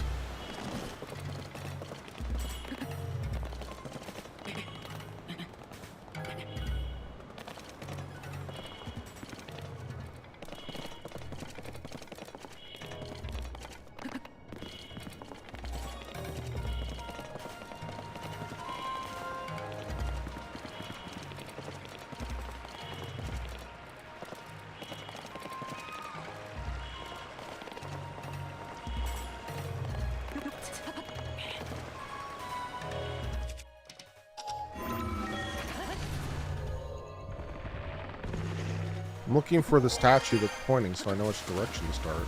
I'm looking for the statue that the little dot is represented by. That's what I'm looking for. Because it tells me which direction to start going to do this quest, and I can't find the statue.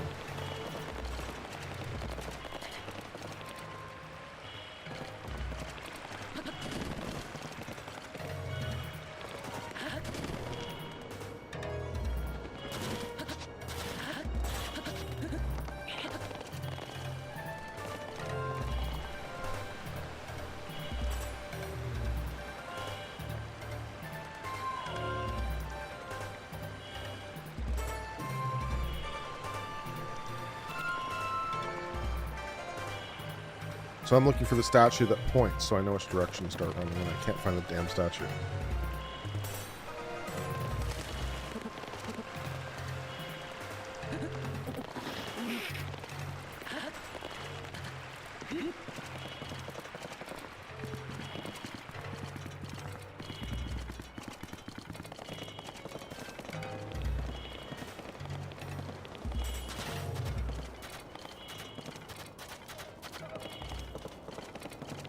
I don't really have any food.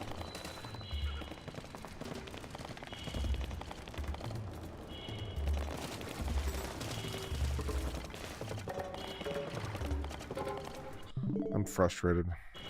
Let me see if I can do a different quest or something.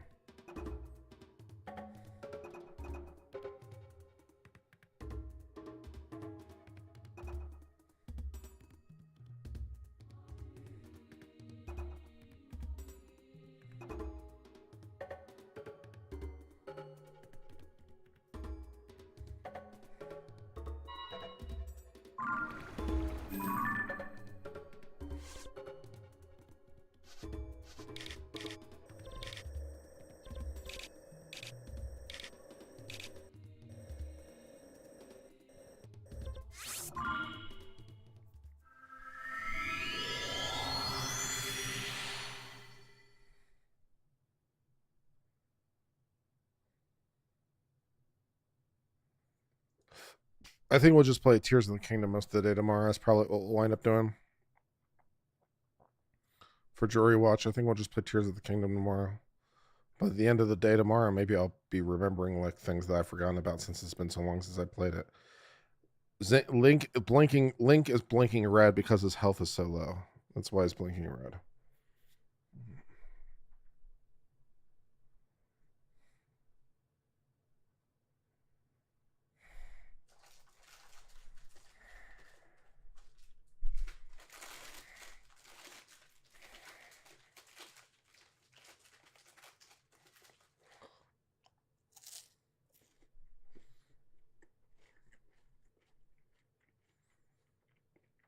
Is an Ocarina time to skip time to the end of jury? I wish.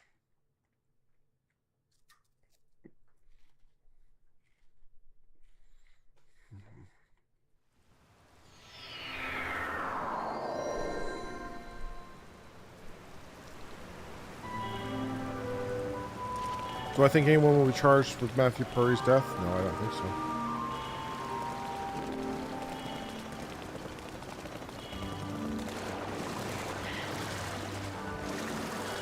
We could also play Legend of Zelda Link to the Past, which is my personal favorite.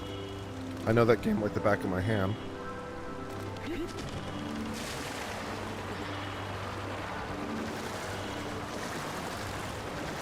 We could even try to do a Link to the Past randomizer, which I've never done before, which might be interesting and chaotic.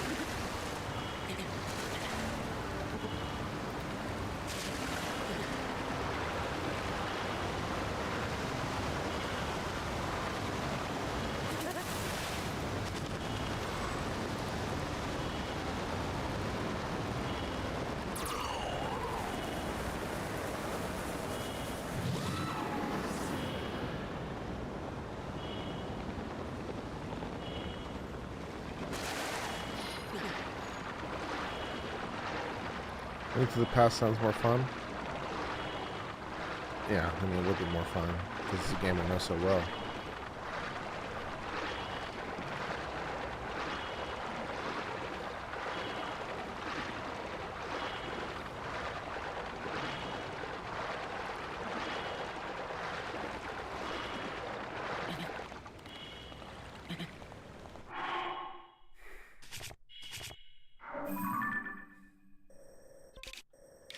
I'm just having a rough time here, man. I swear.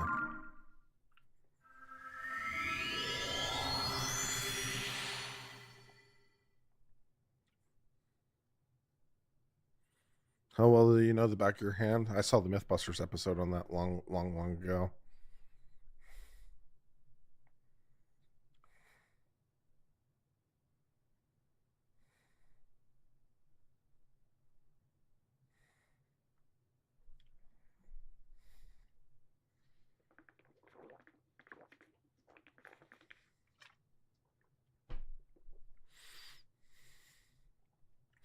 This is Tears of the Kingdom. Legend of Zelda Tears of the Kingdom is the game.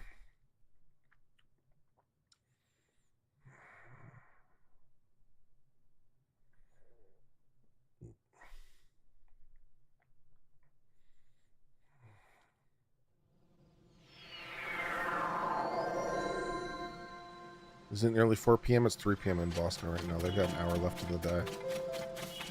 So it looks like no verdict today, my friends.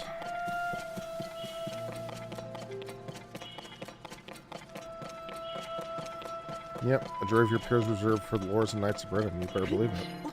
Because those were the peers. Yeah. When peers were a segmented concept, you better believe it, yeah. Sure, of course. With your caste system that you had, yeah. So your peers were the people on the same caste level as you. Yep. Yep, 100%.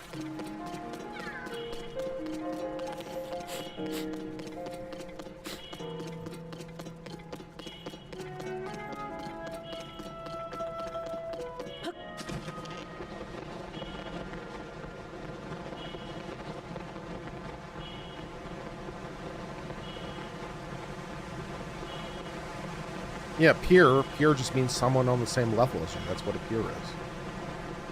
And so if you have a caste system like the UK did for a long time, then your peers would be the same people on the same level as the same caste as you. That would be definitionally who your peers are. Of course it would be. Yeah.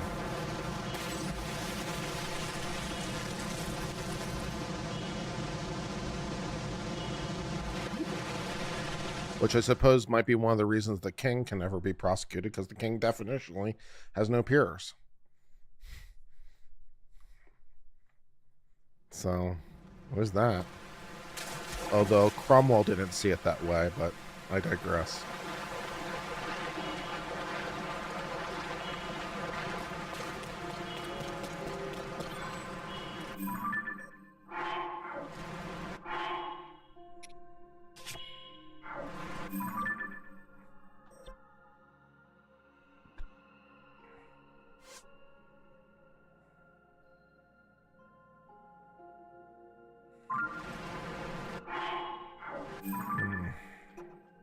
I think I'm just going to go back to playing Mario Kart. I can't think this hard right now. Maybe we'll just pick this up tomorrow. I'm just going to do something stupid for the moment and just, like, play Mario Kart for a while because it's dumb.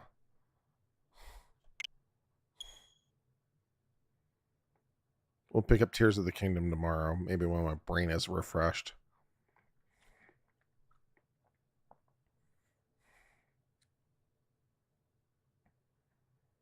Coleco? You gonna break out the Coleco vision? I do not have Super Smash Bros. No, I do not. Mario Kart 8.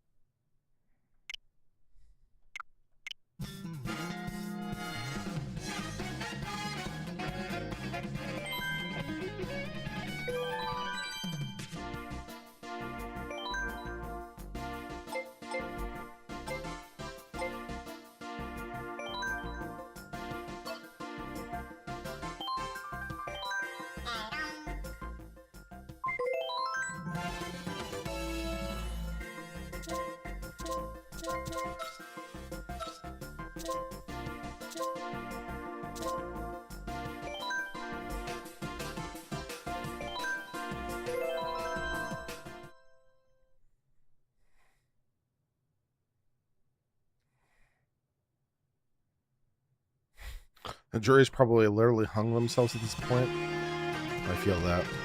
I feel that.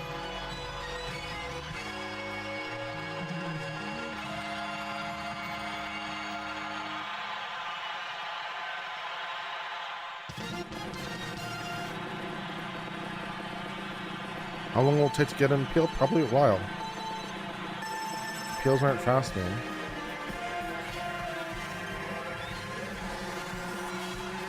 A year? At least?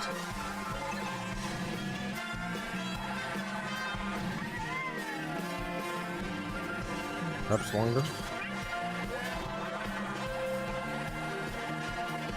Although her case has gone so much attention that she might be slightly expedited compared to most.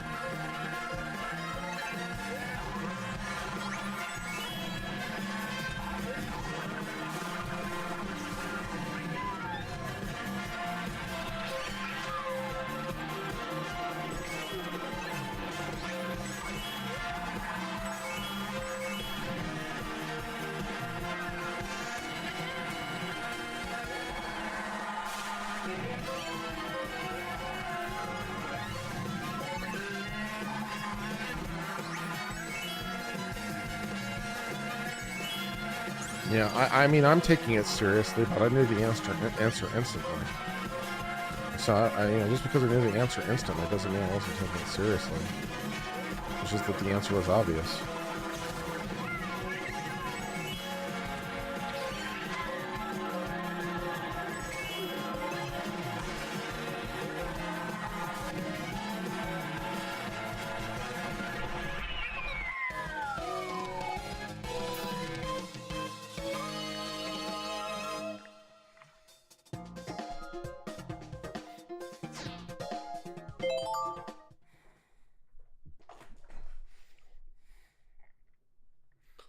Can they deliberate after 4 if they want to? Yeah, if they ask to stay longer, they can. The judge made that pretty clear.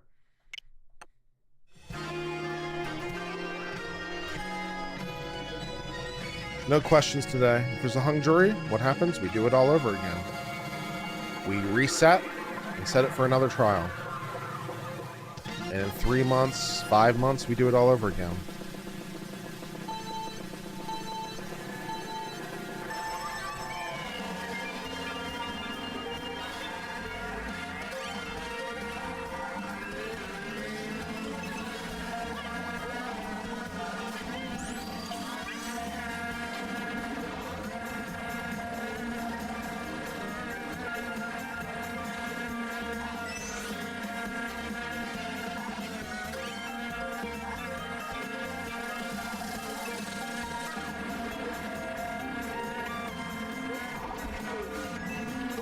And if she's convicted, then, you know, a year from now, maybe there'll be an appeal.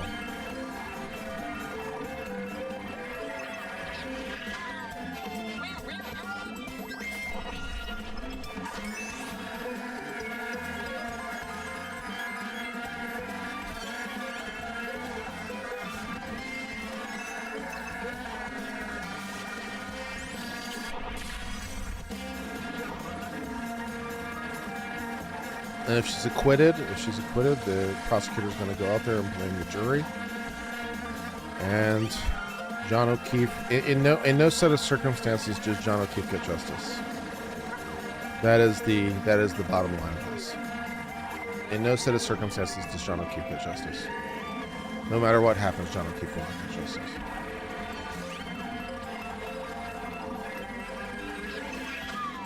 The only way John O'Keefe gets justice, maybe, is if the governor has some sort of independent authority to appoint a grand jury or a special prosecutor or something. But even if you could bring charges against somebody, there's so much reasonable doubt built into it because of Karen Reed that I don't think you could convict. Short of a confession, you know.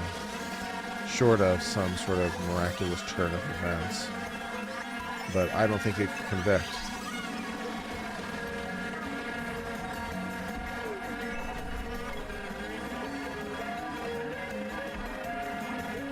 So, I don't think John O'Keefe gets justice. That sucks.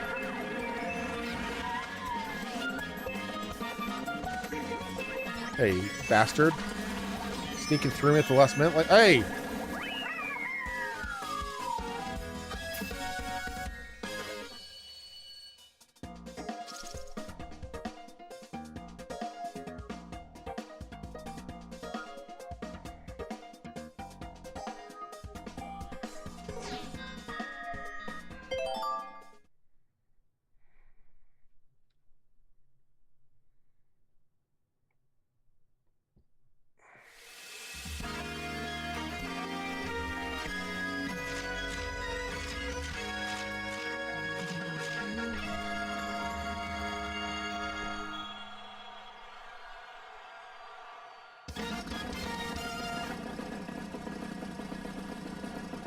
Did the FBI get someone to roll?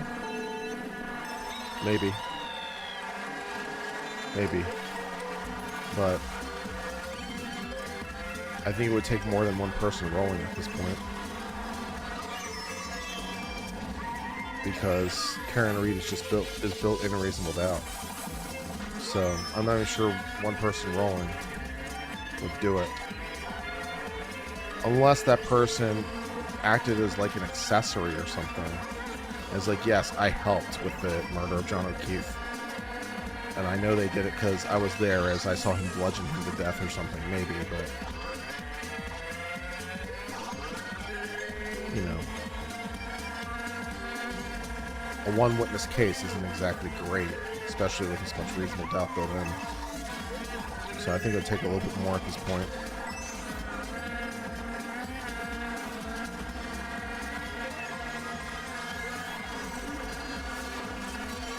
I'm not even sure the governor can give a pardon, even if she wanted to. Different states deal with that differently. Sometimes the governor can't give a pardon. They need approval from some board or something. So even if she wanted to, I don't know that she could give a pardon.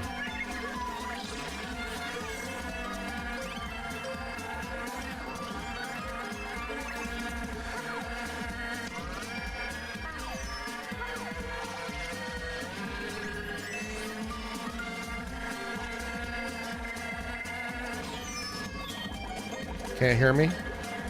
I'll try to speak up a little bit more. Sorry. I was just muttering because it's a little bit easier on my throat after all this time, but I'll try to speak up a little bit.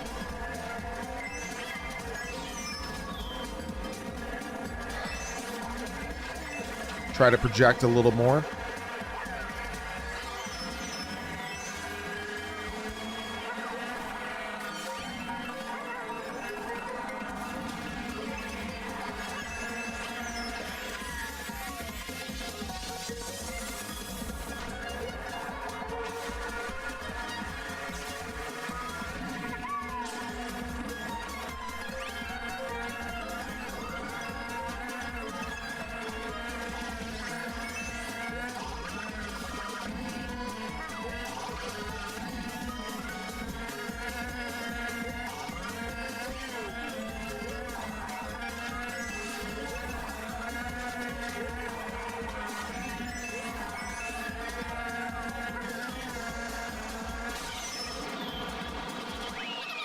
I was about to say, better not take away my first place, baby. Not after crawling that one back.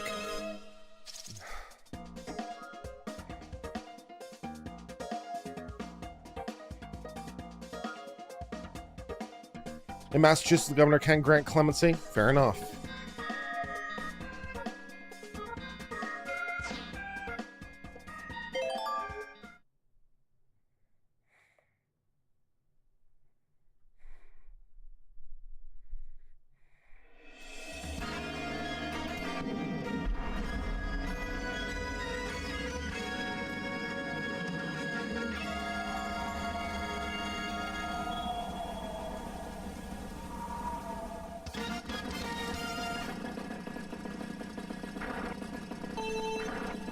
Only with consent of the governor council. That's not the same thing.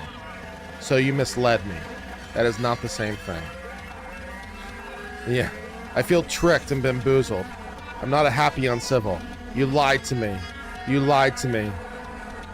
Whoever said, oh, the governor can do it. I'm like, yeah, with the approval of the that's not the same thing.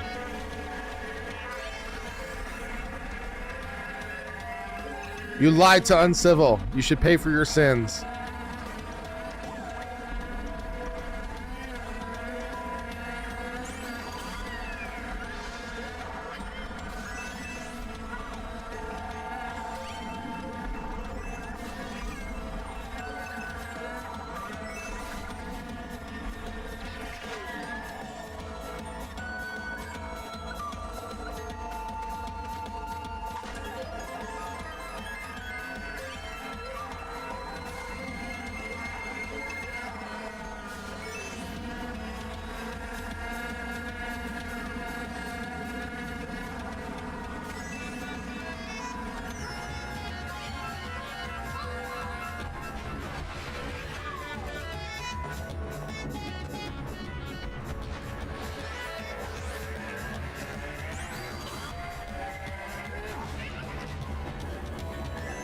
I've kind of acknowledged Karen.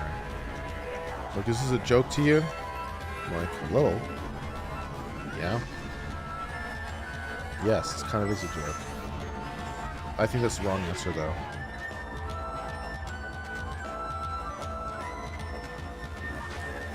No, I agree with you. It's unlikely the governor would pardon. We were just talking about what they could do. And if the governor needs the approval of a different council or something, that's a different thing altogether. So it's like the governor can't do it. She needs the approval of somebody else.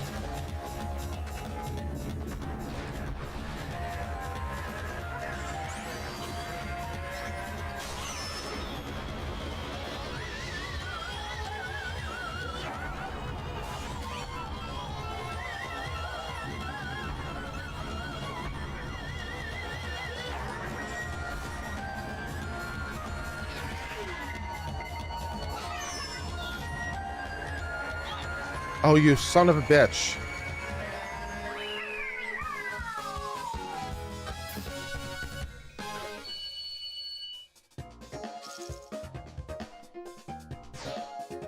Trying to sneak through.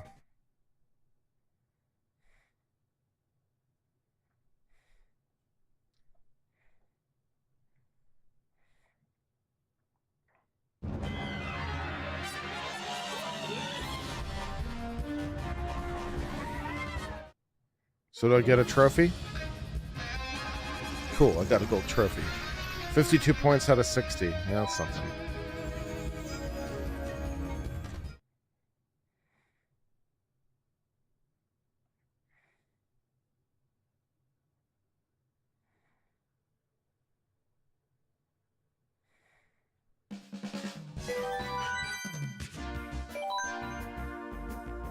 But why doesn't it give me the trophy on this screen? That's the thing. This is what I don't understand. Like, I just raced in the Mushroom Cup. I just came in first. But I have no stars. Why don't I have any stars? I just came in first. Why don't I have any stars in the Mushroom Cup? Why don't I have my reward? I want my reward. Where's my reward? I won, damn it.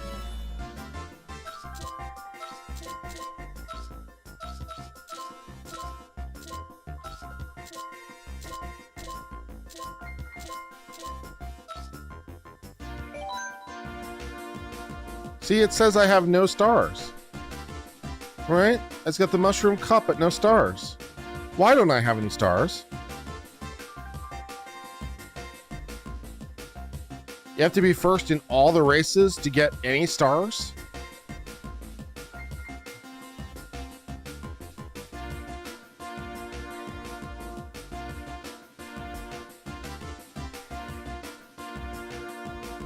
You need to race a 4-race set? Really? Alright. I'll race it again, I guess. No, it's first. Nah.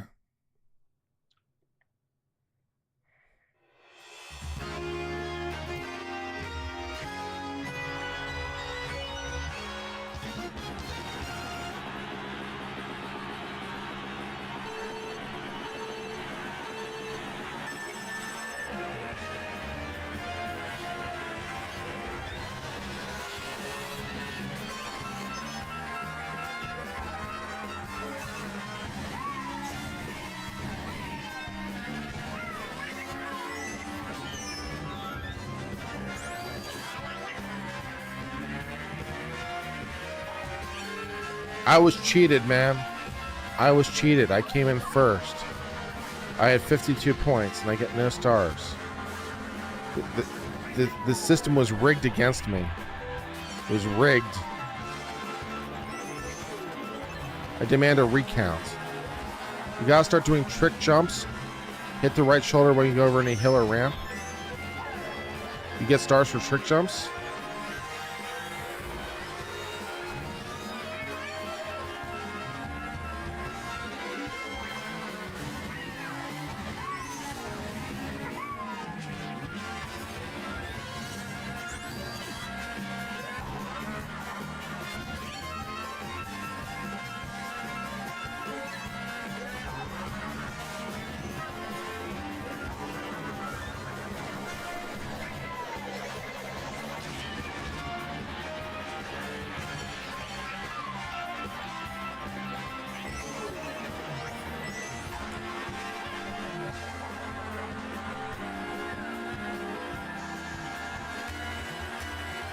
Did he block my red shell, son of a bitch?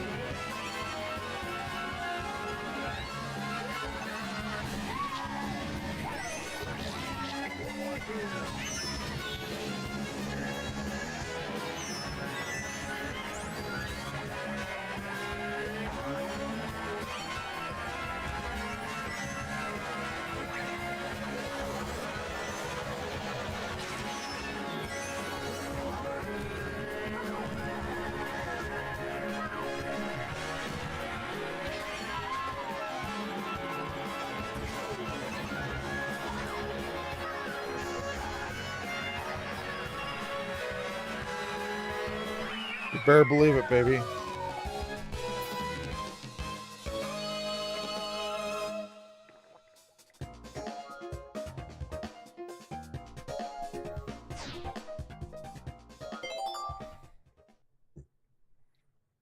Jury's going home. Oh, man. Well, at least I get a break till tomorrow. We'll probably pick up Zelda in the morning. Well, we do have Supreme Court, and tomorrow's going to be a very rich day because it's the last scheduled day of decisions. So we might get a mother load of decisions from the Supreme Court tomorrow. So we'll be back on. We might play some Mario Kart first thing. Then we'll do Supreme Court for however many decisions they want to grace us with tomorrow. See whether or not they're going to try to cram like 10 decisions into a day or something, which would be kind of hilarious if they try to do that. And try to explain those all, and then we'll do Zelda, I think. That sounds good. Does that sound like a good plan to everybody else? Cool.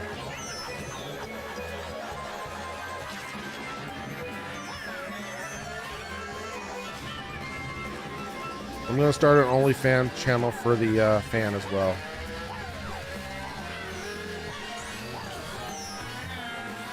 Only the most sensual fans on my OnlyFans channel.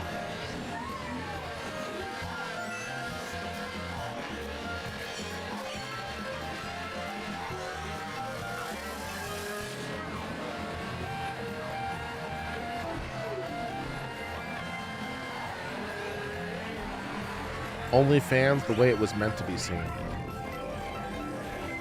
Hot. Naked.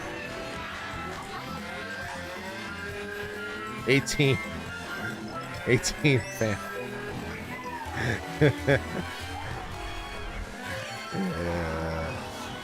Yeah, okay, alright. I've amused myself long enough with this concept.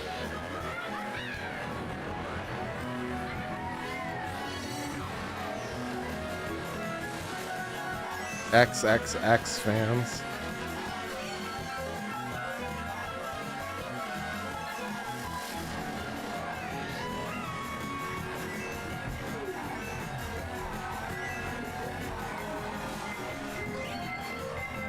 I just use all the buzzwords. 18 plus, that will be the number of fans. So I need to find at least 18 fans so I can say 18 plus and it not be a lie.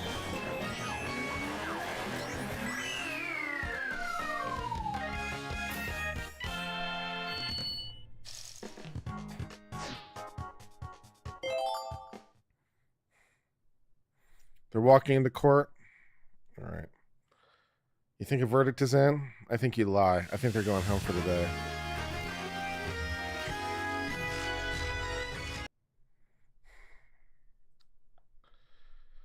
But we can watch the spinny fan for a while.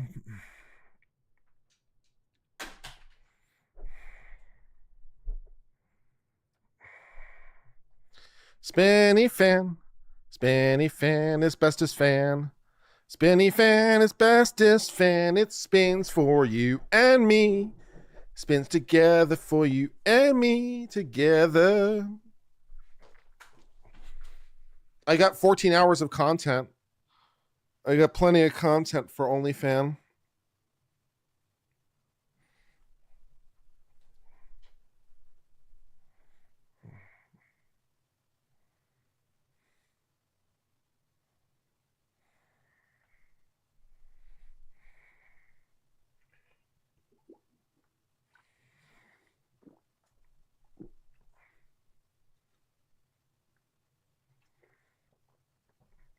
You still miss Chandelier?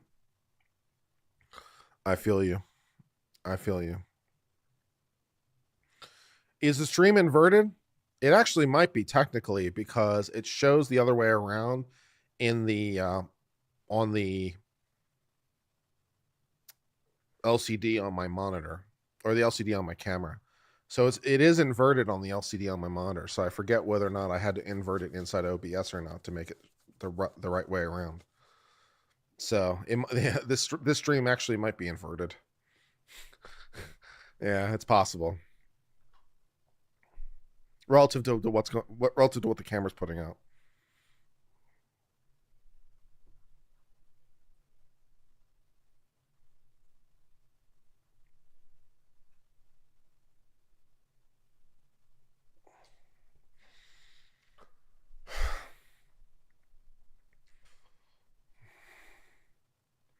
You're seeing on Twitter they have a verdict?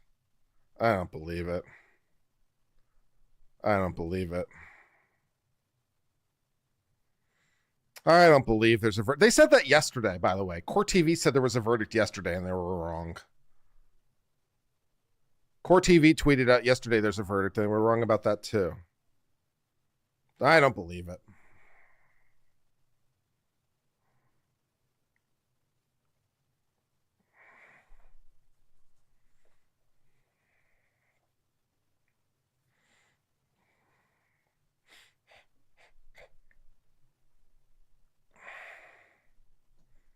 $10K in watching on Court TV.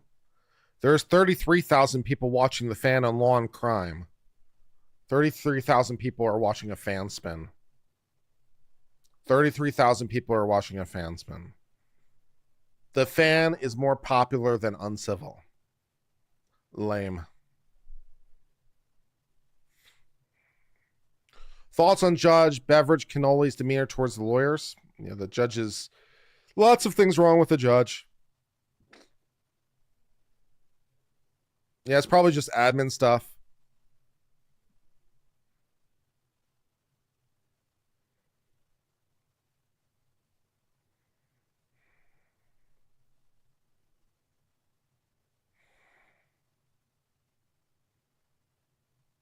I don't know what they're doing. We're going into day 4 of deliberations, people.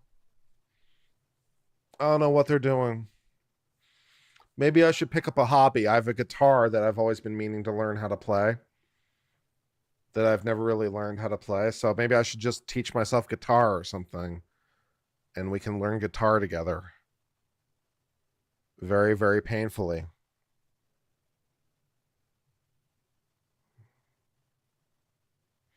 Any advice for a 1-year law student? Yeah, actually, if you can get a hold of a bar prep book, especially if you're starting out, if you haven't started school yet. So if you're going into 1 year if you're going into your 1 year, but if you're going into 1L, so you're between, get a bar prep book, get a multi-state bar exam book, because the multi-state bar exam is basically your 1L year. So if you get yourself like a book from like PMBR, or there's a couple different choices, but if you just start doing multi-state questions and you start reviewing multi-state questions, that'd probably be the most helpful thing you could do to prep for your 1 year, for your 1L, because your 1L year is just the MBE. It's basically the same thing. So you can get a lead on and learn some of the stuff before school, and therefore have a bit of a head start. So that would be the most practical thing you could do. Get a copy of PMBR's MBE book. There's used copies too from former law students and stuff. You should be able to find one on eBay for cheap or used on cheap. Get a PMBR MBE book or Barbary MBE book, and start reading. That'd be the most helpful thing I can think to do.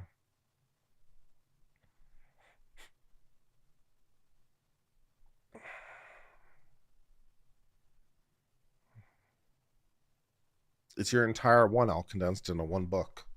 It's a big fat book, but still. It's also very good, just incidentally, to have as a reference for your 1L, because the things you'll be studying are the things in the book. So it's good as a supplemental resource to explain concepts and things like that. So that would be what I do. Get a copy of the MBE book from PMBR or Barbary or whomever.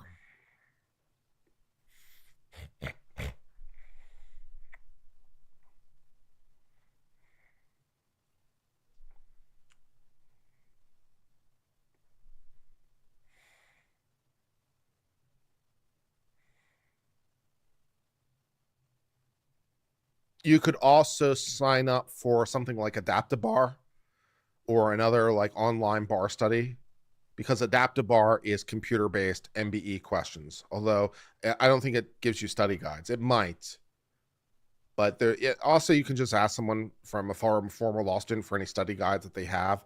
I think I even have some floating around on my computer. I think Barbary might give you a study guide for free for the MBE. I seem to remember they were giving like a guide for the MBE for free at one point. So you might be able to get something from Barbary. But there's PDFs floating around. You can download it, get it from a library, get it used from eBay. Personally, I prefer to have a hard copy book. I think it's better than the PDF.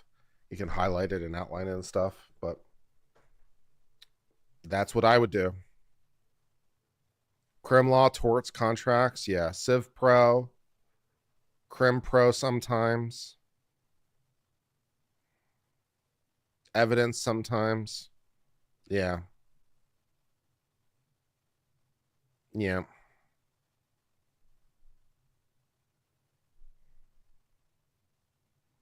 You read contract law, it's boring. Well, it's not for everybody.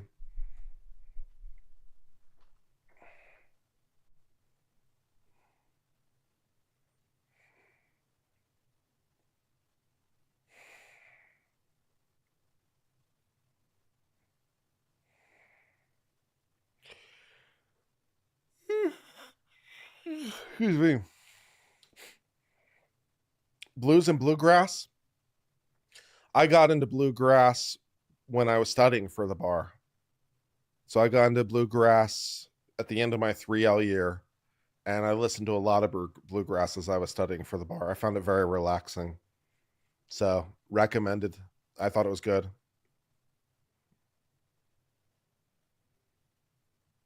No verdict? Yeah, I don't think there's a verdict. I don't think it's a verdict.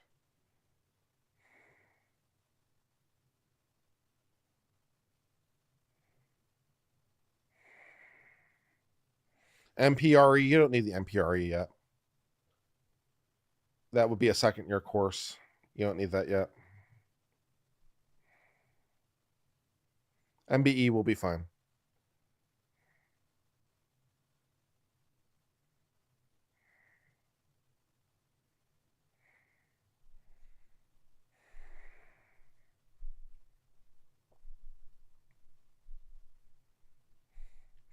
Contracts, torts, Civ Pro, legal methods, and property.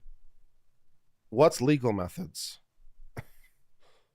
I had legal writing my 1L year. What is legal methods?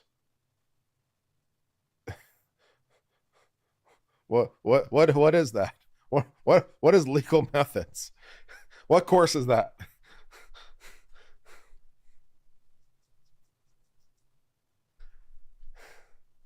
Is that like a Crim Pro / Civ Pro combination? What the hell are legal methods?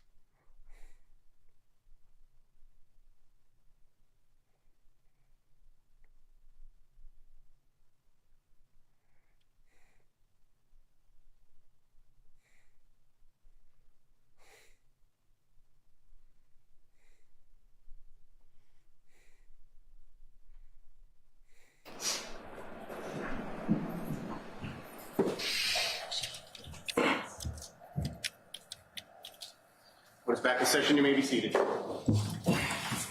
Okay, the jury indicates they want to go home. All right, but I'd like to see counsel at sidebar, please.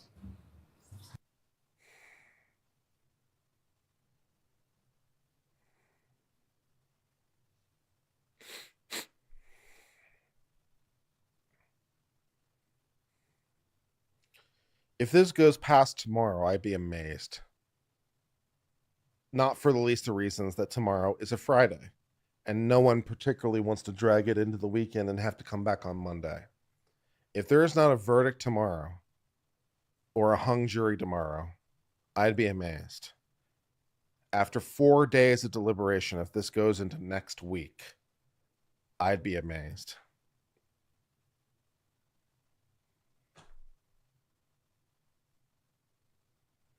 This is the trial that never ends. It goes on and on, my friend. As there's a hung jury, we get to hear this all over again. And Uncivil Law gets to put out new videos, I guess. So that's exciting. I'm not sure whether or not they'll be popular the second time as they were the first time. But Uncivil Law gets to put out new videos about the testimony all over again. We get to hear from Proctor again. And we get to hear from Paul again. And we get to hear from all the witnesses again. It's going to be glorious. So much testimony. It's going to be great.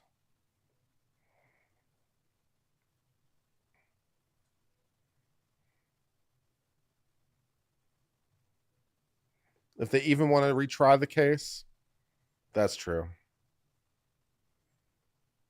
But I assume the state will announce their intent to retry.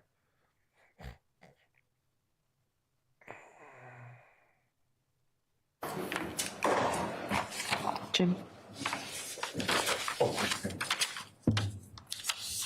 There's no way the state retries this case? You want to put money on it? So I think I might take the other side of that bet.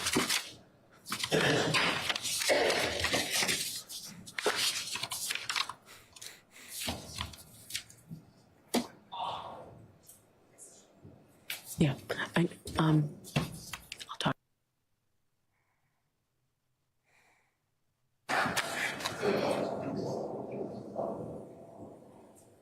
You doubt the state will retry? The evidence is overwhelming. It didn't stop him the first time.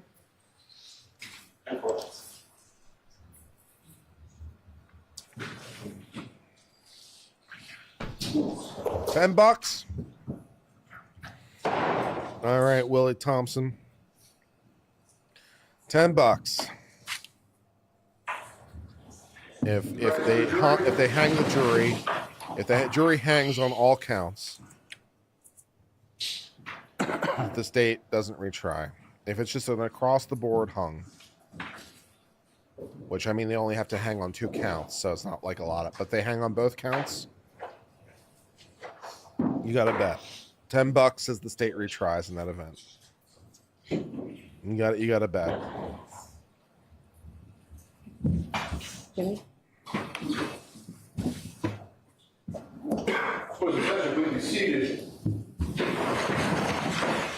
Hey, Jers. We all appreciate how hard you've been working, and I understand you'd like to stop for the day, so we will certainly do that. We appreciate everything you're doing. I do have to give you those same precautions. Please do not discuss this case with anyone. Don't do any independent research or investigation into this case. If you happen to see, hear, or read anything about this case, please disregard it and let us know. Clear your heads. We'll see you tomorrow. Good, all rise. Hurry up.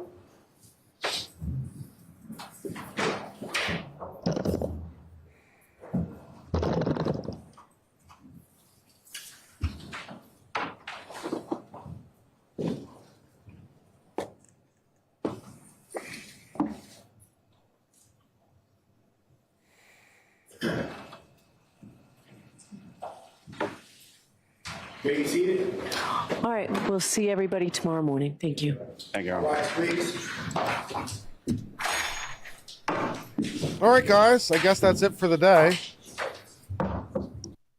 That is the end of our coverage, as exciting as it's been. Tomorrow, we got a lot of Supreme Court stuff dropping. Probably the Trump case drops tomorrow. Probably the Chevron case drops tomorrow. So we got some stuff to look forward to tomorrow. At least in Supreme Court land, we do. And the odds are there will be some resolution to this tomorrow. Because it's a Friday. And no one particularly wants to come back next week, I would imagine. So odds are there will be some kind of resolution to this tomorrow. Because, you know, who wants to go away for a weekend and come back? So, yeah.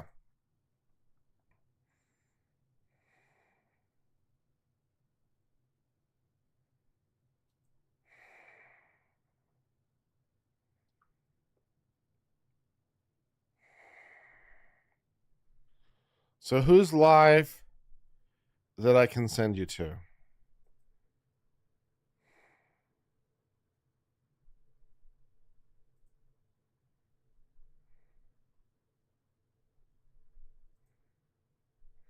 Pauly Shore on the jury.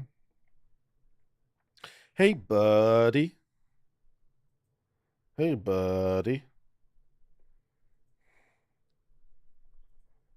Let's see. Who's streaming?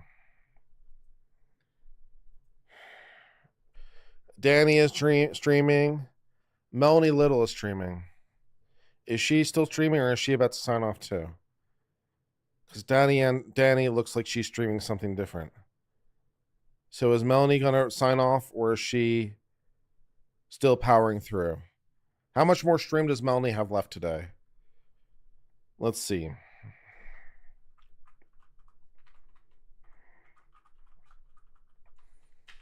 Let's see where she is in her